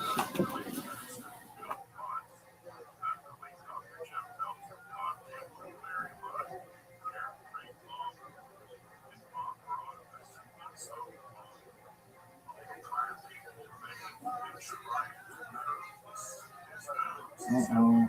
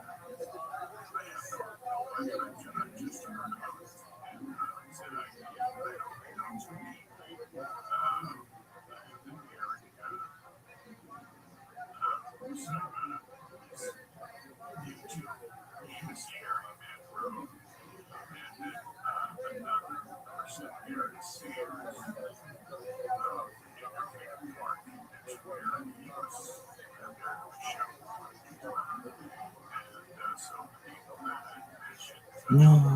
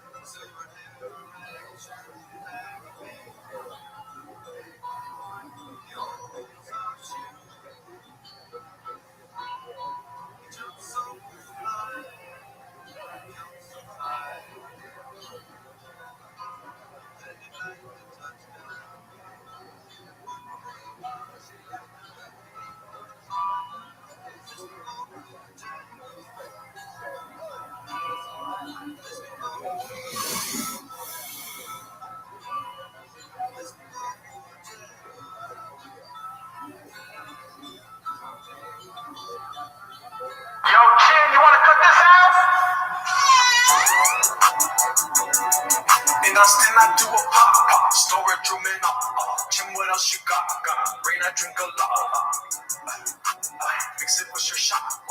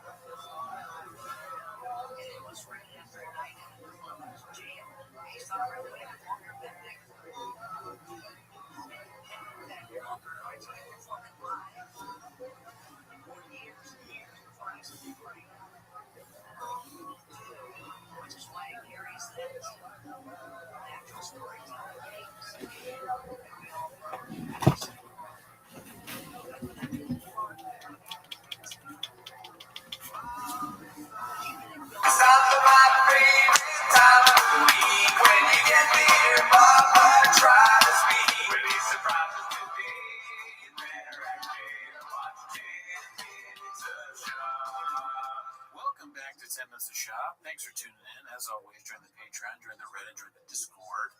On our Patreon, you get early access of this show, but that is not why you're here. No, it's not. You're here to watch 10 Minutes to Shop.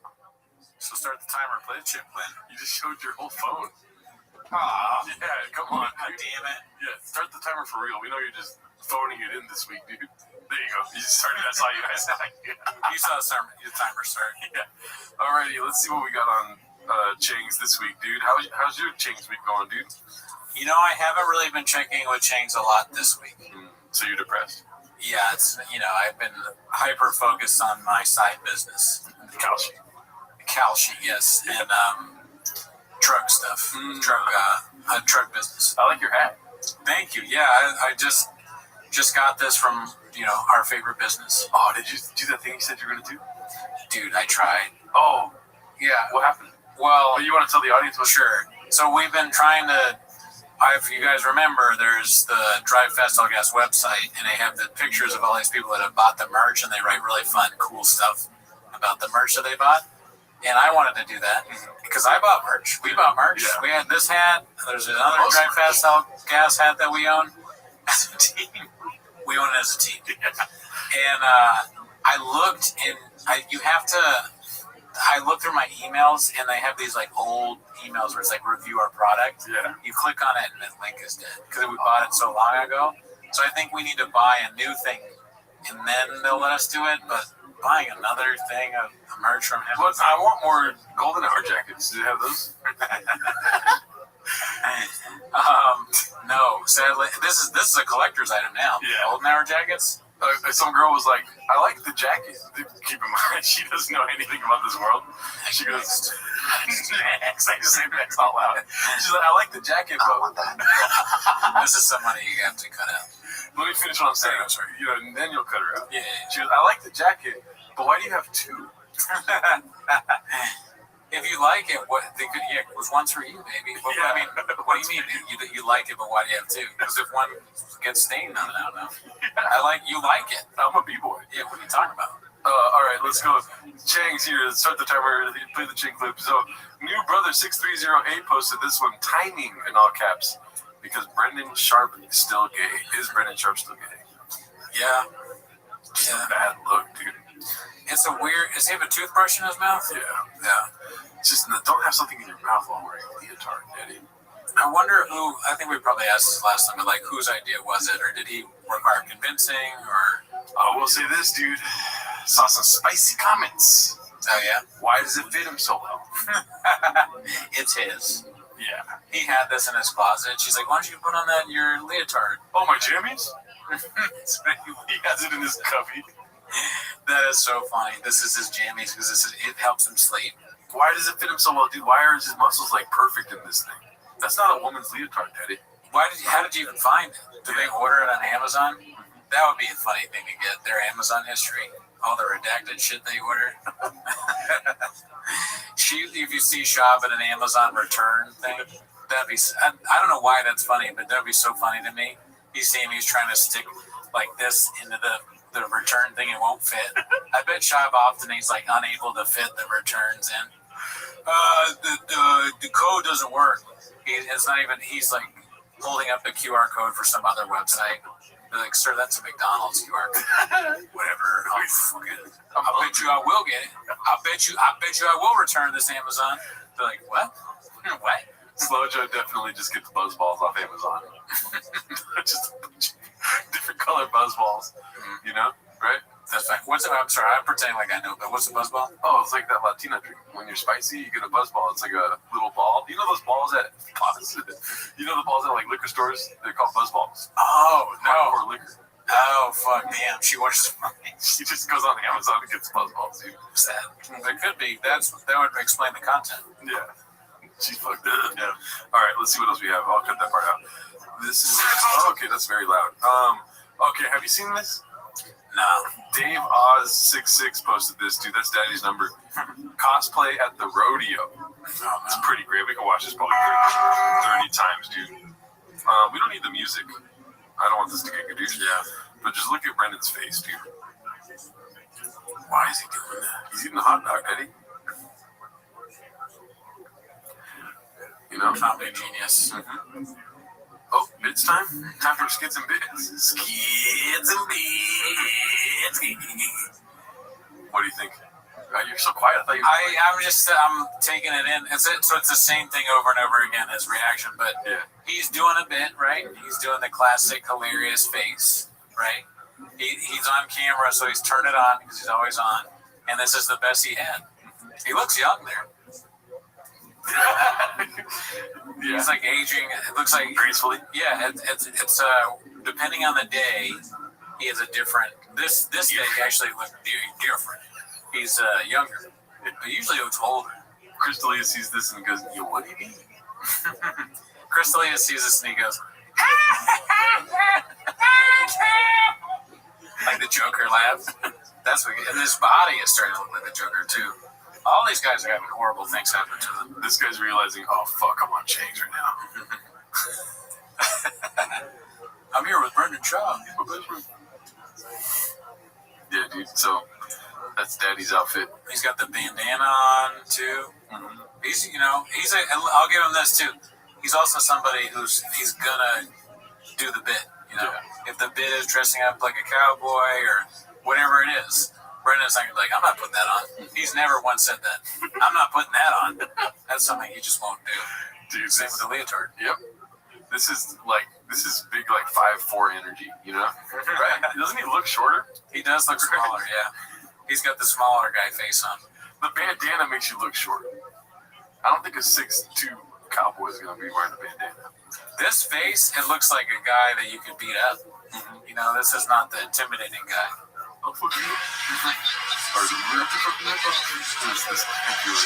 looks like you caught him doing like something like bad, like a kid. You caught him trying to steal cookies or something. Did you eat the cookies? Snorting addies. Yeah. Did you DM the baddies again? No, I'm just eating a hot dog. All right, here we go. Crippling anxiety and depression just hang in the green room. Posted by You'll Do Nothing. Yeah, this is a great video. I think it was Too Lazy to Try. Yeah. Did a good video on this. So okay, yeah, gotta check that out. Theo Vaughn on Joe Rogan. It might have been American Redact or Podcast Cringe. You know. The three greats. Yeah. the goats. They're like, they're the most important people right now in the culture.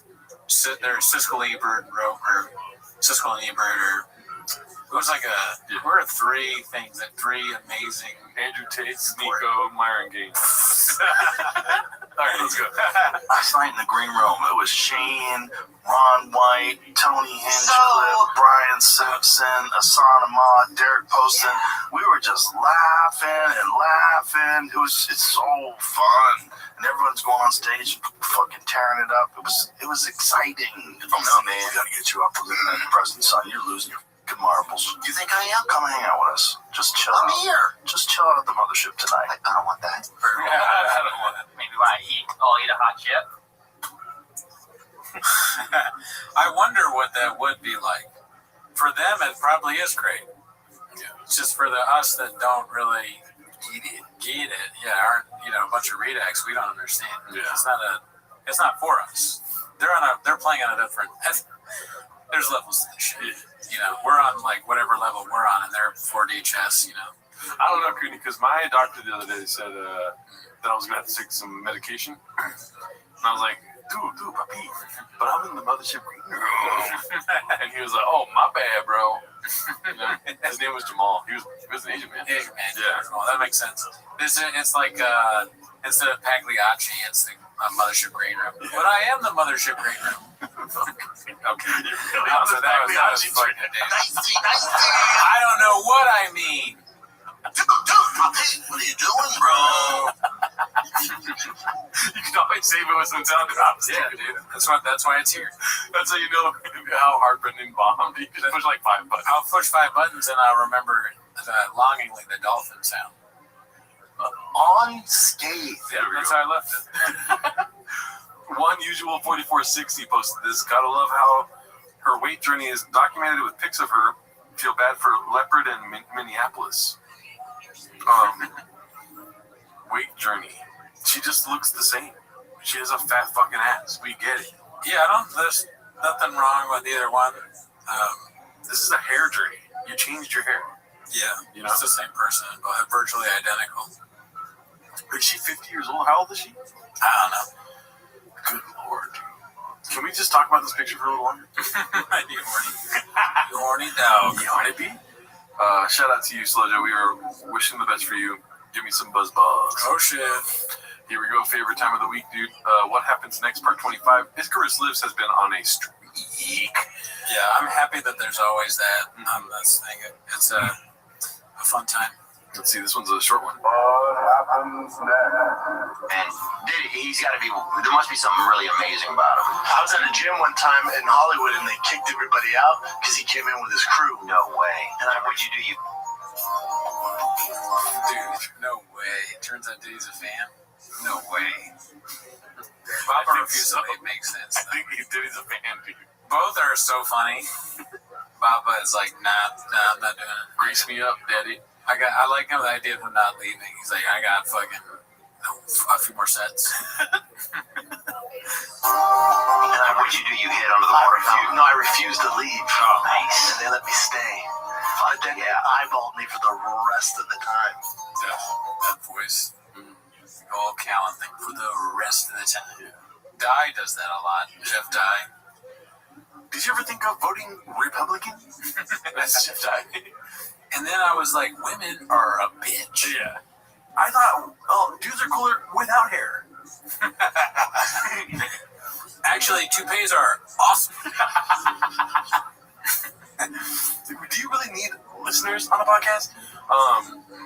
His eyes are great. We should start doing more bits like that. Bill Cosby. Oh yeah. He learned from all the greats. Yeah. I'm the P. Diddy. Either one is so bad in hindsight. I think it is. I am the P. Diddy of comedy. I wonder what he means by that. He's a hype man. He also slathers baby oil on new covers. Mm-hmm. I'm the P. Diddy of comedy. Yeah. Just sounds so bad. Icarus Lives was like, we don't need the explanation. He's like, he says things wrong, but he also says things that in the future will be even more funny. Like he's an incredible Pagliacci. He's Pagliacci. In what fucking sense? Okay, that looks dangerous. No, it's lit. Just went to the concert and say, you went. XJ. That's definitely XJ. Never a shirt. That looks dangerous. No, it's lit. Just went to the concert and say, you went. My brother did. So that's another did. What? Oh man. Dude, why does he do this to himself? I don't know. I mean, my brother, that's not the craziest thing, but just the fact that he always... It's always something. Yeah. He always says something about Jay. Jay. Jay is like his... Jay, in reality, Jay is his handler. You know, we always talk about like Brendan Schaub, he's a handler. Jay is Brendan Schaub's handler. Maybe, what if he went with a girl, and so he realized, oh, I'm public right now. You know, my wife's going to ask me about the concert that I definitely went to, you know? Yeah, that's it. That's also a possibility. Yeah. Jay just gets blamed for everything that he does. Jay is his alibi. Ask Jay is, anytime he's wrong, because he knows Jay will fix it. It's kind of nice. Per person. I don't think they keep tagging me because, you know, I'm not on social media. I don't have social media that people run for me. I'll check in. But, because, you know, I'm not on social media. I don't have social media that people run for me. I'll check in. But whatever, I don't see you. Thanks for replying to me, though. Yeah. I slid into your DMs, dog. Thanks for replying to me, though. I don't check it. Yeah. Why call him out like that, man? Mortgage Needs LLC. Is that what this whole podcast is about? Like, you need a mortgage. He needs a mortgage. I hope he learned something on this episode because he can use it now. Dude, that would be so funny if there was a coffee cake on the table. What? I am white as shit, Dallas. Yeah. Mark's got that Diet Coke on him, dude. This is before Papa was into Diet Coke. What if Papa got into Diet Coke after letting go of Mark? It's facts. Wow, it's his last attachment to him, dude. He's like, he cries drinking Diet Coke. I love you, Mark. He's like, and Mark started drinking Diet Coke after me. Yeah, because you're a veteran. So my whole family's military. Not right. Because you're a veteran. My whole family's military. Ask Jay, he's in the military. He has some sort of thing on his social media that tells him if it's military people. I guess. That's good. Yeah. That's real supportive. This is your face after hearing that. Why? That makes sense. Brian said he couldn't tell, and then he was filming The Hangover 2 out there, and he was in a bar, and this lady was dancing. He's like, man, she is bad. He's like, they're on the dance floor making out. Yeah, he was drunk. And then you go in the back room, he's like, we're making out. It's a handful of nuts. I wish there was more boner alerts. They did it once. Yeah. We kept it alive for a long time. It's hard when you don't hear it all the time. I want to hear more boner alerts. Yeah, but it's so redacted that even they won't do it. That's how redacted it is. But they did do it once. You're like, boner alert! We do it all the time. Yeah. They're not redacted enough. He's like, we're making out. Oh, yeah. Because I go down, I just get a handful of nuts. And I go, what'd you do? He goes, kept making out. What'd you do? He goes, I don't want to hurt her feelings, so I kept making out with her. And I was like, yeah. Patriot. Vampire. Nationalist. Mental retard. Eugenicist. A scared man. Really? Retard. Traitor. Vampire. Thanks, Lowell. Thanks, Moses. I like that. Yeah. They should do that with Chang chefs like Dandy Kaufman. Icarus Lives, yeah. John Africa. Hazard. Do you want to talk about what Mark was texting us the other day? Oh, sure, yeah. Yeah, dude, Mark was texting us that Slow Joe's alleged brother was going Baja mode on him, dude. Yeah, out of nowhere, apparently, allegedly. Yeah. Slow Joe's brother was like texting Mark saying that he sucks and he's like a loser and like should stop going on podcasts. Yeah. But Mark had, in quintessential Mark form, there were 5 responses to one, and I'm just gadooshing the guy. But the guy was so annoying. It's a classic, annoying commenter in text form. Yeah. Like, you're really out here doing that, huh? That looks good. Not like smiley laughing face. A lot of smiling laughing faces. Yeah. And then when he's making a sarcastic comment, crying faces. Yeah. Wow, real unbothered, smiley face, laughy face. He said, this is allegedly Slow Joe's brother speaking. Funny how this whole interaction just proves how emotionally unintelligent you really are, laughy face. I was never stressed. M dash might be ChatGPT. Emotionally unintelligent.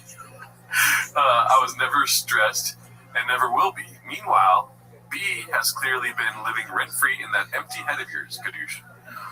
And jumping straight to violence, which we all know Mark jumps straight to violence. Yeah, same here, dude. Same here. Your first response was, that's a lot of violence in the DNA of this chat or whatever. That's not tough, that's just unhinged. You might want to ease up on them roids or whatever you're taking. It's got you raging for no reason. Crying emoji. This is what I'm talking about. He does a lot of the crying emojis. This guy sounds like someone's grandma. Yeah. And that empty head of yours. And then, have you ever told somebody that they're emotionally unintelligent on text, like another guy? What? And he says, let's be real. If I was actually in front of you, you wouldn't do a damn thing.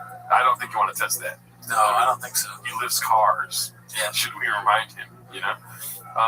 What's really funny is I reached out once and you're still going. That says way more about you than it does about me.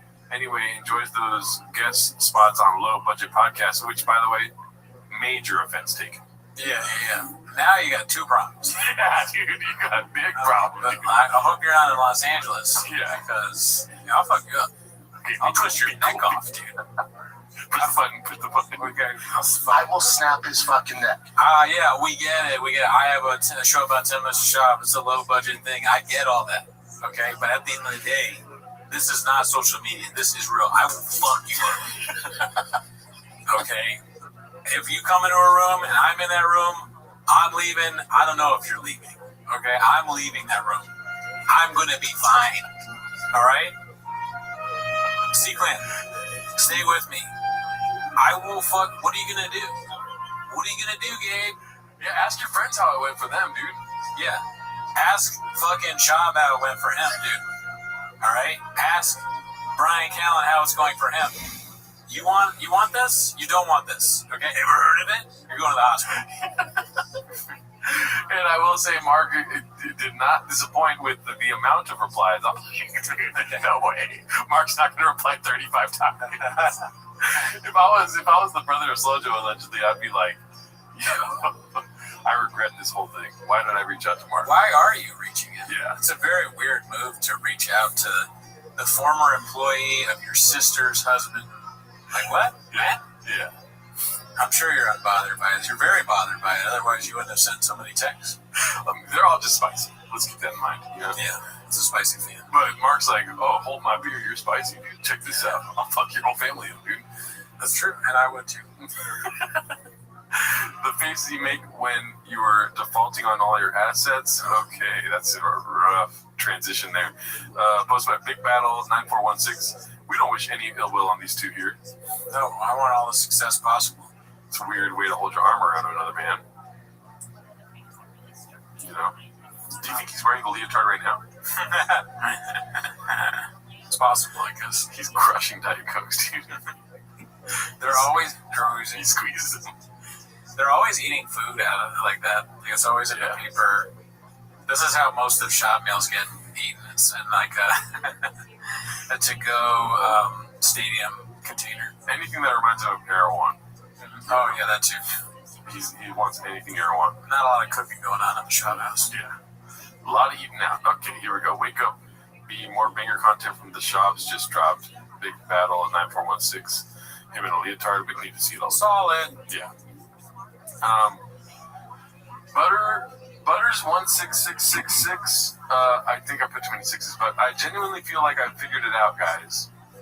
This looks like Voldemort from the first or second movie. Great observation. Wow. Yeah, the back. He's getting old. You know, it comes for all of us, Father Time. Maybe that's why he can't get rid of any of his friends because they're all his Horcruxes. Joe Rogan kills Harry Potter. Tries to fucking kill it. If he's Voldemort, who's Harry Potter? Hanskin. Okay. I don't know. Tony Hinchcliffe is the Draco Malfoy, yeah, of course, right? I'm a little wolf. Maybe Shab is I'm the guy. Who's the guy that says I'm a wizard, Harry? I'm a wizard, Harry. Or you're a wizard, Harry. Hagrid. Yeah, I can first right. Oh, yeah, you're right. Shab, dude. Oh, man. Dumbledore is Joey Diaz or somebody old. Jimmy Dore. He's got to be a good guy, right? Dumbledore, Jimmy Dore? Yeah. Or also got to be gay. Oh, Dumbledore's gay, that's right. A wise gay man in comedy. There's probably plenty of those. Yeah. Gay men are hilarious. That's true. I can't think of any off the top of my head. You know what they do in their free time, right? Comedy. Papa with the smallest dick. We've already seen this. I don't want to see it again. You know? Not really. Okay. Just real quick. We can stop it right away. Yeah. There's no chance it's for her. It's a huge leotard. She wears the tightest clothes of all time. You know? Yeah. R Word having trouble selling tickets. Posted by Savage712. What? No. That's so sad. But fuck it, dude. We ball, baby. Yeah, I mean, it's just like when Chad went to that Oklahoma or Arkansas club, you know? Yeah. They got a fucking move that says, you're not a draw. You're not a draw. No, you're right here. Okay? Do you mind if I do some research while you talk to the audience? The Sooners are playing, okay? Anywhere Brian goes, that guy's like, Sooners are here. Okay, Oklahoma Sooners. Right? Nobody knows who you are. All right? You didn't say that. You didn't say that. If you're lucky, a tornado will throw a couple people in here for you. All right? This here's Flappers, okay? This is big leagues. All right? You're in Burbank, okay? You're not in like one of them other places that don't have big draws, okay? We gotta set out the show. Burbank, you gotta compete. You gotta compete with you know, a lot of like the downtown. A lot of people just come here because they want to go to a Shake Shack. All right, you're not Shake Shack. Okay, so I'm looking up the tickets here, and they're not free. But this is for the Irvine Improv this weekend. Oh yeah, well the Irvine Improv's probably gonna have like a bigger act. Yeah. Where'd you go? I'm down. Friday or Saturday, dude. I got a show Saturday, but special event. What's so special about it? Is this the one that's free? Let's see. Oh no, these cost money. He's gonna be in Chicago. It seems like $30 seems like a lot to see Brian Callen. That's too much, dude. Give me $10. I'm down. Is it just him headlining? That's the show? Yeah. Yeah. That's horrible. He's probably got a fire opener like that one guy. Oh, yeah, that white guy that works a lot. Oh yeah. Yeah. Big dude. Brian Callen at the Improv, Hollywood.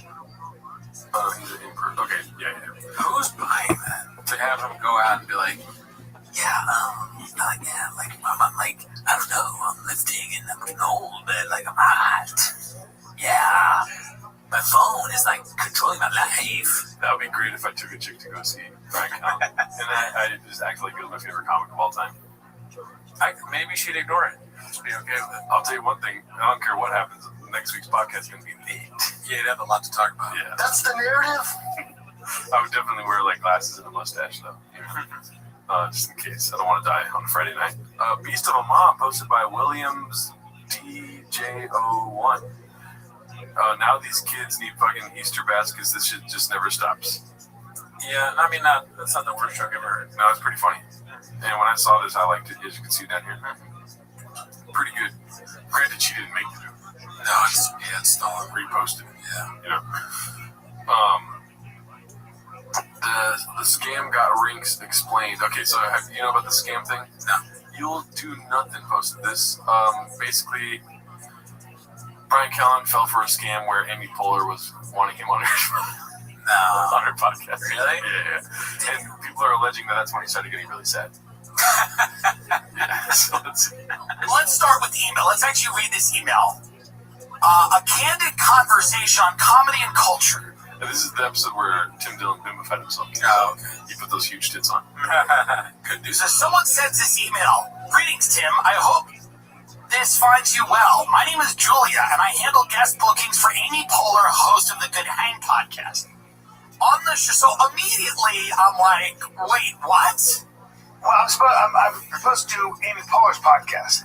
Can I say about that? So I'm supposed to do Amy Poehler's podcast in LA.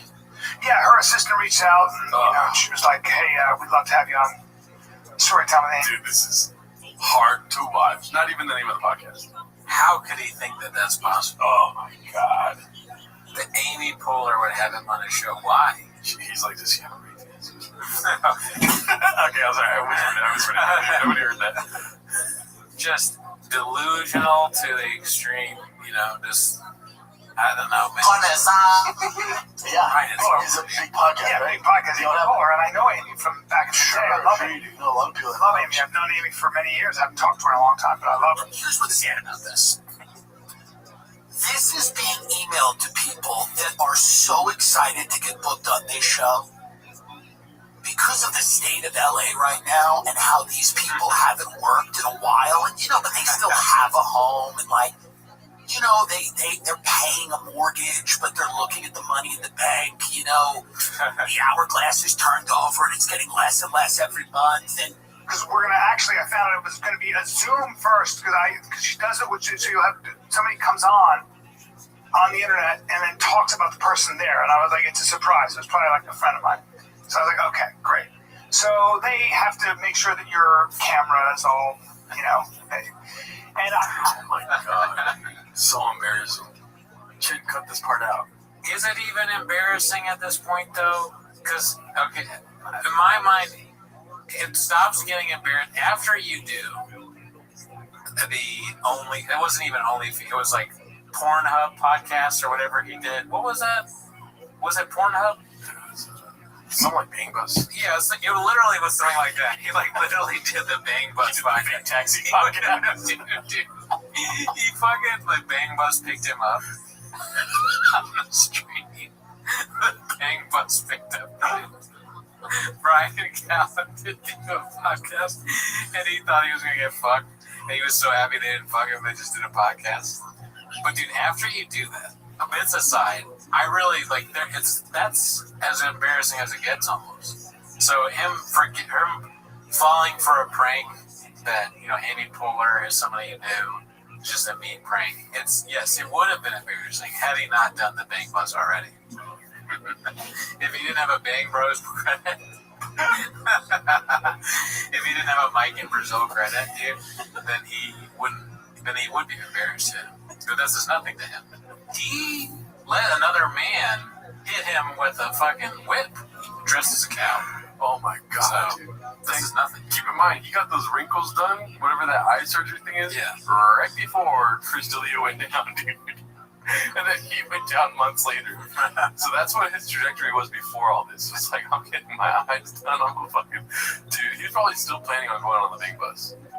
I'm gonna look fabulous on the Bang Bus, dude. Name of the episode is Brian Callen finds the Bang Bus. Brian Callen's like, on My Friend's Hot Mom, like, he's like, his wife gets fucked by some kid.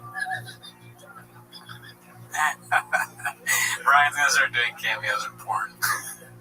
Welcome back to the Bang Bus podcast. We're here with Brian Callahan. Dude, he's talking to shop. I'm getting some stuff. I'm getting on some stuff. I'm on this very successful OnlyFans person's site. They're fucking a guy, and I'm like in the room with them. And yeah, it's been rough. Why would they even want him on? They're like, Brian, how you doing today? He's like, you ever pick up a guy with thighs? Brian's on the, this is too far. I'm gonna go too far. Brian's on one of the OnlyFans chicks thing, and then he's just sitting there, and then some fucking guy comes on his face.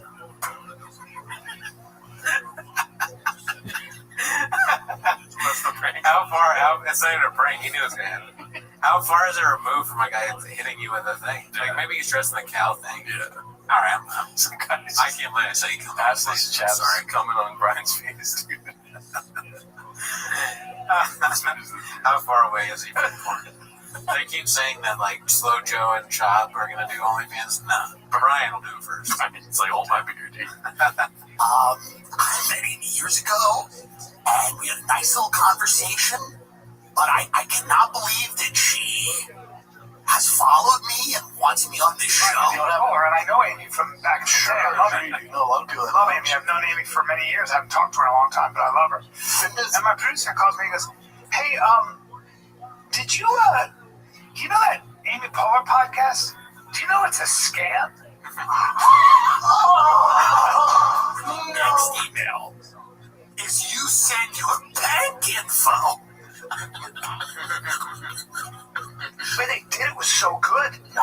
gave me like all the questions. Like, Amy can't wait to talk to you. They know somehow that I know her. They do their research. Comedians are desperate at any level. Remember that birthday scam? The one where it was like, this guy sends you a thing. Oh, my wife is a huge fan, or the wife's. My husband's a huge fan. They want you to perform for him, stand up on his birthday. Yeah. And we're gonna Venmo you the money. Can you do it? So you Venmo them the money. Or I'm sorry, they Venmo you the money. And then they go, oh, I accidentally sent too much. Can you Venmo it back? And then they do this thing where they like cancel it when you do it or something like that. But I remember hearing about that and thinking, just there's no way. Like at the level that we're at, you think people are begging you to do birthday shit, but a lot of people fall for that. Somebody asked me to come do a show in Chicago, and no part of me was like, dude, we're going to Chicago. I was kind of like, this is not real. You thought it was a scam?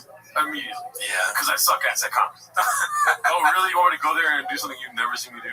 You know? That is a weird thing. Yeah, what is the scam? And so I just kept messaging them like, okay, for sure. So what do I do? And they're like, you just got to fly to Chicago. I'm like, okay, you're going to buy me tickets or whatever. They weren't going to buy anything. I don't even think they were offering money. It was a bad scam. Even if that's not a scam, it's sort of a crazy ass. Yeah. Like, just come to Chicago. Maybe if I'm coming to Chicago, I'll do your show. I should look it up on my DMs on Instagram. Let's see what else we have. Okay, so this is Shab reading an ad read. Ad reads are a problem. Just post a clean minimum sky 2305. Haven't seen his post in a while. How you show up and wake up feeling your best. Because fun shouldn't come with a cost. Welcome to the upgrade. Welcome to nowadays. Whether you're easing in or tuning things up, the pace is yours to set. Minutes 10 to 20, a gentle lift, you'll start feeling lighter. Minutes 20 to 45, you're in a sweet spot, social, and you're in your groove. Minute 45 to 60, ride the wave a little longer or let it wind down easy. Is it legal? Yes. Nowadays, it's legal in most U.S. states thanks to the 2018 Farm Bill, which reclassified hemp as... It's for hemp, but it's so funny that, like, of course, Shab has ads where he's like, is it legal? Yeah. And then some random year, the 2018 Farm Bill made this product a bill, and, like, you gave you the ability to get it. Good God for the 2018 Farm Bill. Hemp as an agricultural product or hemp-derived agricultural THC formula is crafted to sip like a spirit, just without the side effects. What's it taste like, you ask? Well, expect real fruit flavors, a crisp, clean finish, zero hint of THC, whether you're sipping solo or toasting with friends. Nowadays is a made to mix in with any moment.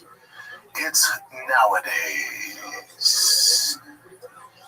So if this sounds something tasty you want to try. So this sounds something tasty you want to try. Who's buying this from this? I don't know. I want to order hemp to drink because someone says, something that sound tasty, you want to try it now. Try it now. Some sound bad. Some real. Mama say, He's like advertising the guy from Adam Sandler movies, the hillbilly yokel guy. I don't understand people buying the product, seeing that, but I don't understand the product seeing that and being like, all right, that's a great ad. That's the worst ad I've ever seen. Why does the product keep having Shab read it?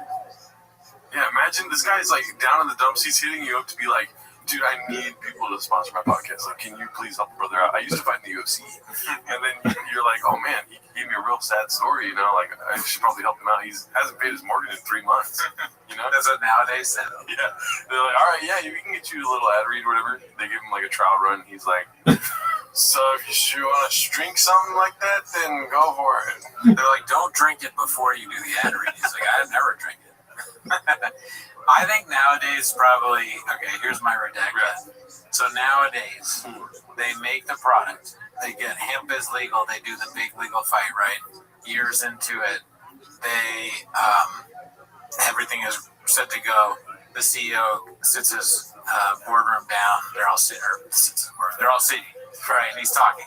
And he goes, listen, guys, I realize that our product is for stupid people, for rednecks, for just utter morons. Yeah. So we need to find podcasts. It sounds like a bad thing. It's actually a good thing because idiots will buy anything.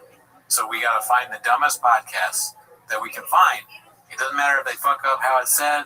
All we need to do is have a promo code and a link, and these morons will find it, and they'll start drinking nowadays.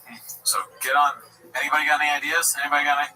Oh, I did TFATK. There's a whole Reddit that talk about how stupid they are. That's why you're my vice president. Yeah. That's why you're the CFO. Well, we should probably be sponsored by them too then, because we are literally more redacted than TFATK. That's a good point, I guess. But don't kill me. I will snap his fucking neck. Oh, is that it? I thought you were going to say, okay, I'm sorry. Let's see the ending of this. And not wake up hungover, we gotcha. Visit. Trying some days now. Some days I try it, and then nowadays I don't drink it. This crazy motherfucker is all out risking his life and blatantly breaking traffic laws just to make a buck. LOL, poor Papa legit looked terrified. Ha ha ha. Different Report 123 posted this one. All right, let's go.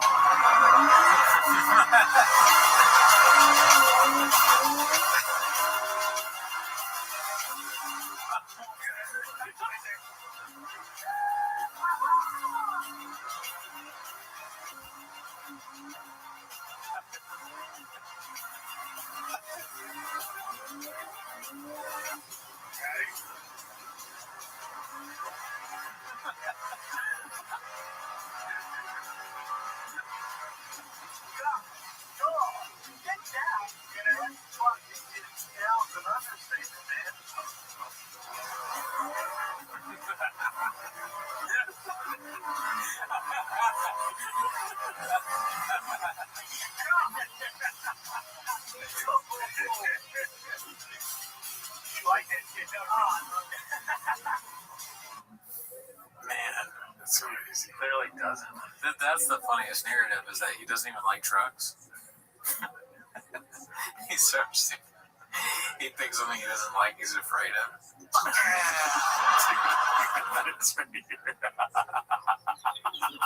So this is my life now.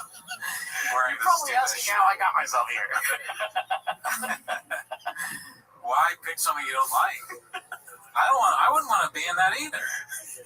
I wouldn't want to be in that fucking Deathmobile with that psycho hick driving me like all crazy like that. When he made that turn, that made me nervous. I don't blame Papa for not wanting to be in that fucking thing. Idiot. That's me. You're probably asking yourself, how did I get here? I do need a tater tot. I need a fucking tater tot once a week. Tater tot. Give me out this fucking whatever this shit is, dude. Fuck this car. Fuck this dude. Why is he wearing a sombrero, dude? He does not want to be there. Look at this. The sombrero, I think it says Mexico on it. Stream. Why? Dude, it's spicy. He does not want to be here.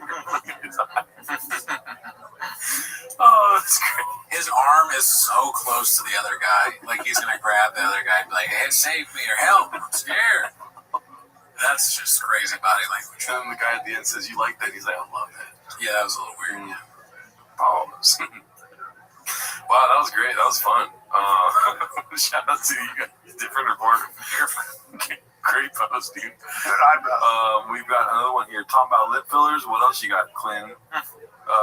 Clean puller of Chips posted this one. Good eyebrows, that guy. People think I can get them done. You don't do eyebrows? No. I had to fight people like he. Come on, dude. Come on. Why does he lie like that? Never. And those shorts are crazy, dude. That's crazy. What are you doing? Why? Nobody else wearing shorts? He gets his lips done. I go, would you stop saying that? I had to fight people like he gets his lips done. I go, would you stop saying that? Doesn't get his fucking lips done. The way he kind of cowers, dude. Did you see that? Watch. He gets his lips done. I go, would you stop saying that? Doesn't get his fucking lips. Yeah, he does. That's why he's doing that. He bimbofies his lips, dude. He's like, he bimbofies. Brian Gnome. That's his name. That's the next thing. Is it Byron Gnome? No, it's Brian. That's Byron. Brian. Not nowadays. Oh, my bad, Mr. Whole Foods. I'm just done. God, it annoyed me. They said he got his lips done?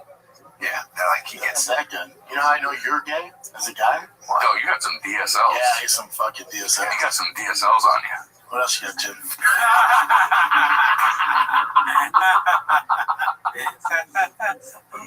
No way, dude. Man. You can't lie for too long. And then if you think I have it, you're gay. Oh my god, dude. What else you got, Jim? That's so funny.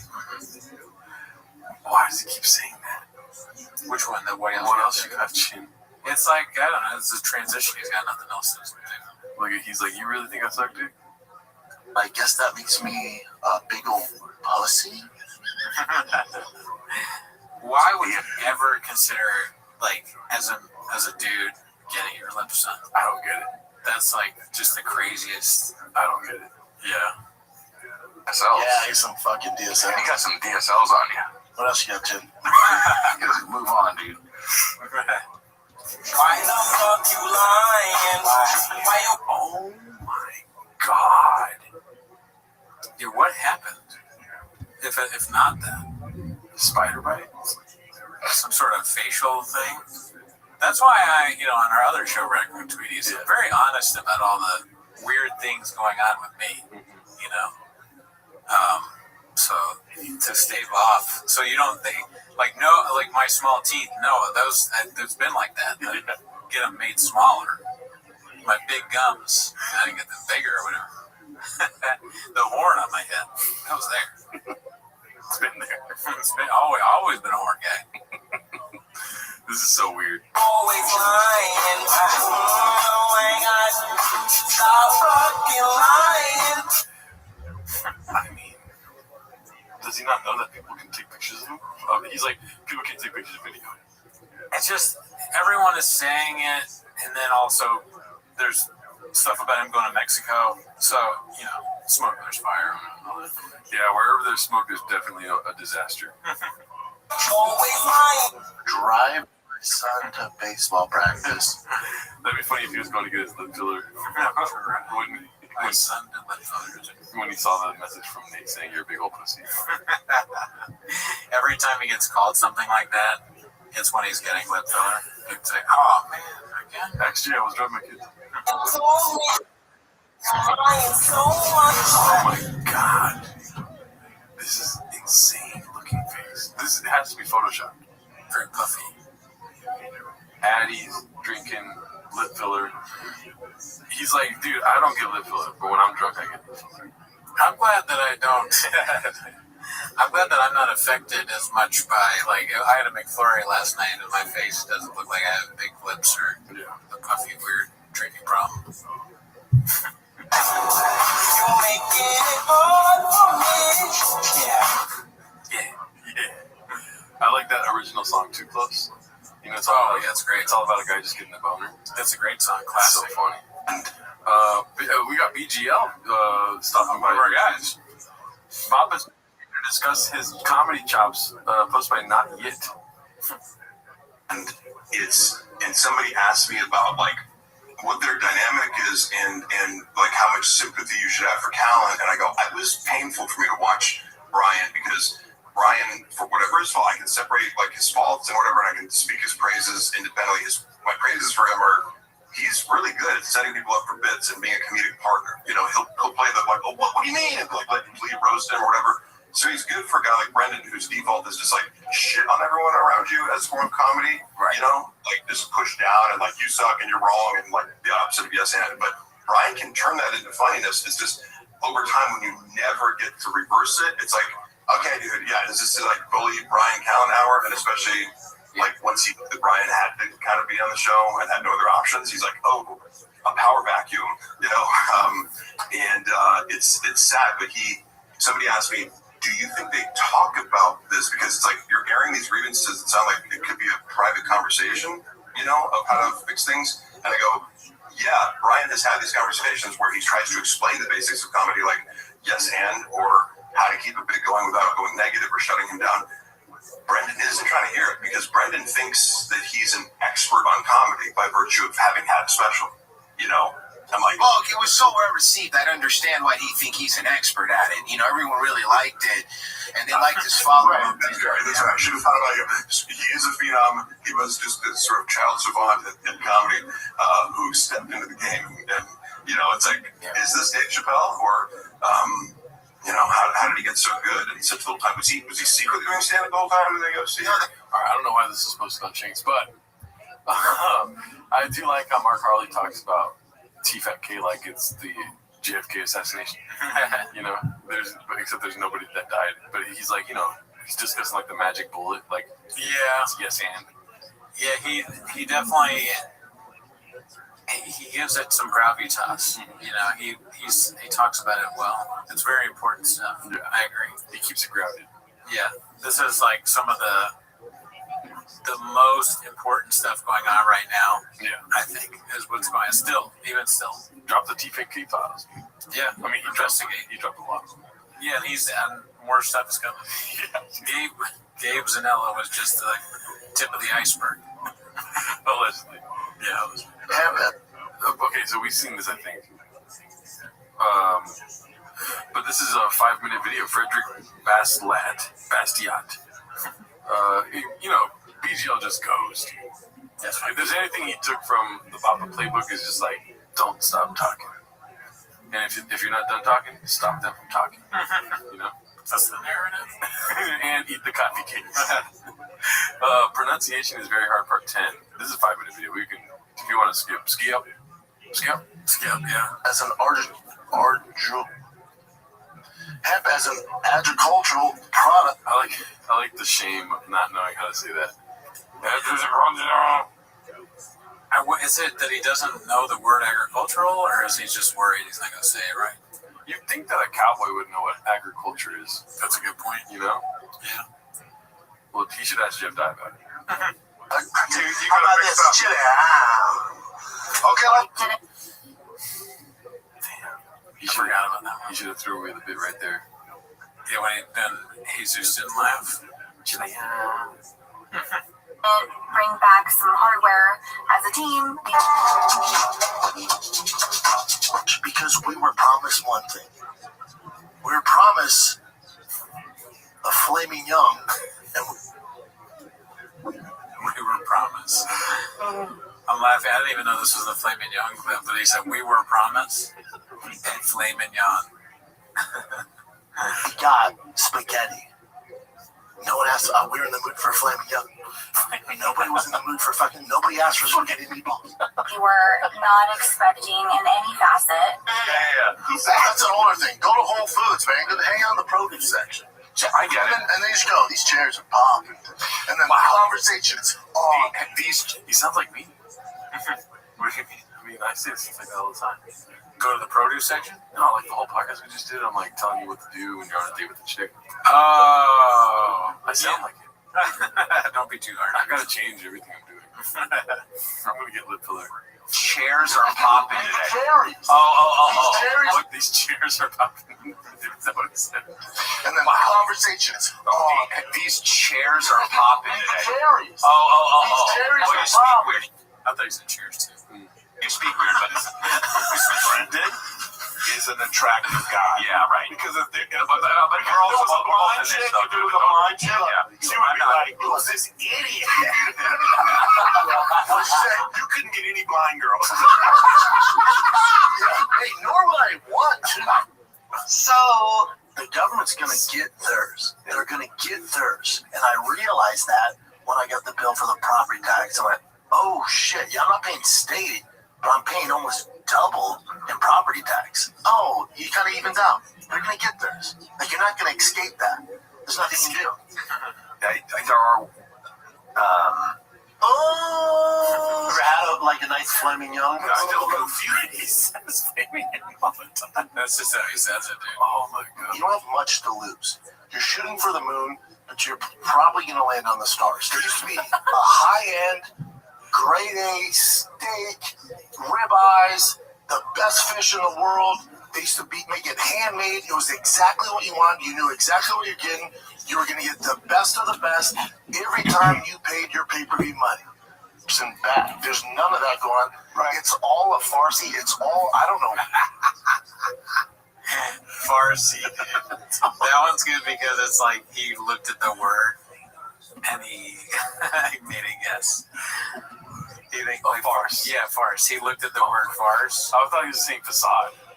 But no, it's farce. Farsi, the language that people speak in Iran. Yeah. Or also like Neil Simon's popular for writing Farsis. Yeah. It's all a fart. What the fuck's going on? See, there's fucking cookie crumbles to Pizzagate. But I'm not a conspiracy guy. You want to talk about JFK Jr.? I'm your Huckleberry. You want to talk about Charles Manson? I read Chaos. I'm your Huckleberry. Wow, this podcast is so good, too. My mental health is on the fridge right now. God, it's the same with the BMF shit. The problem is when you set expectations and then you don't deliver, when I get shit. He's like, instead of I am Batman, he goes, I am Catman. Sandwich. Now you get shit sandwich. Now, the one thing that could make this historic, like legit, like one of the biggest cards ever, it's a big ask, is if Justin Gaethje knocks out Ilya. The one thing that could make this historic, like a stork, yeah, who brings babies. Whoa. On the shores. Deer were coming up to the lodge. It's like straight up Jurassic Park style. It's cool. It was really cool to put together Bo Nickel versus Dukakis. Dukakis, yeah. Dukakis. You waited a year to pull out fucking Sugar Sean's dad. What? That's Dukakis is the name of the guy that ran for president in the 80s against Bush. Yeah. So he's got like these names and things in his head. He's a government plant, dude. It's a NASCAR rocket scientist. Wow. He's Indian. Hand speed, light years different. Lighten them up on the feet. Taking them down at will. And then you take them down twice. You get them down, you choke them out with a straight arm bar. Follow it! We all know how preposterous that is. There. Pretend I'm an innocent bystander crossing the road and try to stop this thing. All right. Bystander. An innocent bystander. Vincent. Bystander. That, of course. All right, brother. Now, watch out, bystander. Oh, that's not bad. That's not bad at all, my man. You know what you can't cure though? Go up, Jen. What? Oh, look at her knees. Look at the knees. Yeah. You can't suction cup the knees. So she has my 600-pound life knee. But she needs that extra support. You know? There are a lot of brothers that are all about that. Yeah, I'll tell you, Drake don't have the dig for it. Drake. What? Oh my God, bro. Yeah. Well, you wear leotards, dude. Crazy. We have here salt bay, and they like fucking throw salt over everything, and then they're like, you get an appetizer, like I got the tomato heirloom, you know, they're fucking slapped in the tomato heirloom. That's funny, but Chappelle's face in the beginning is just like, what is this react even?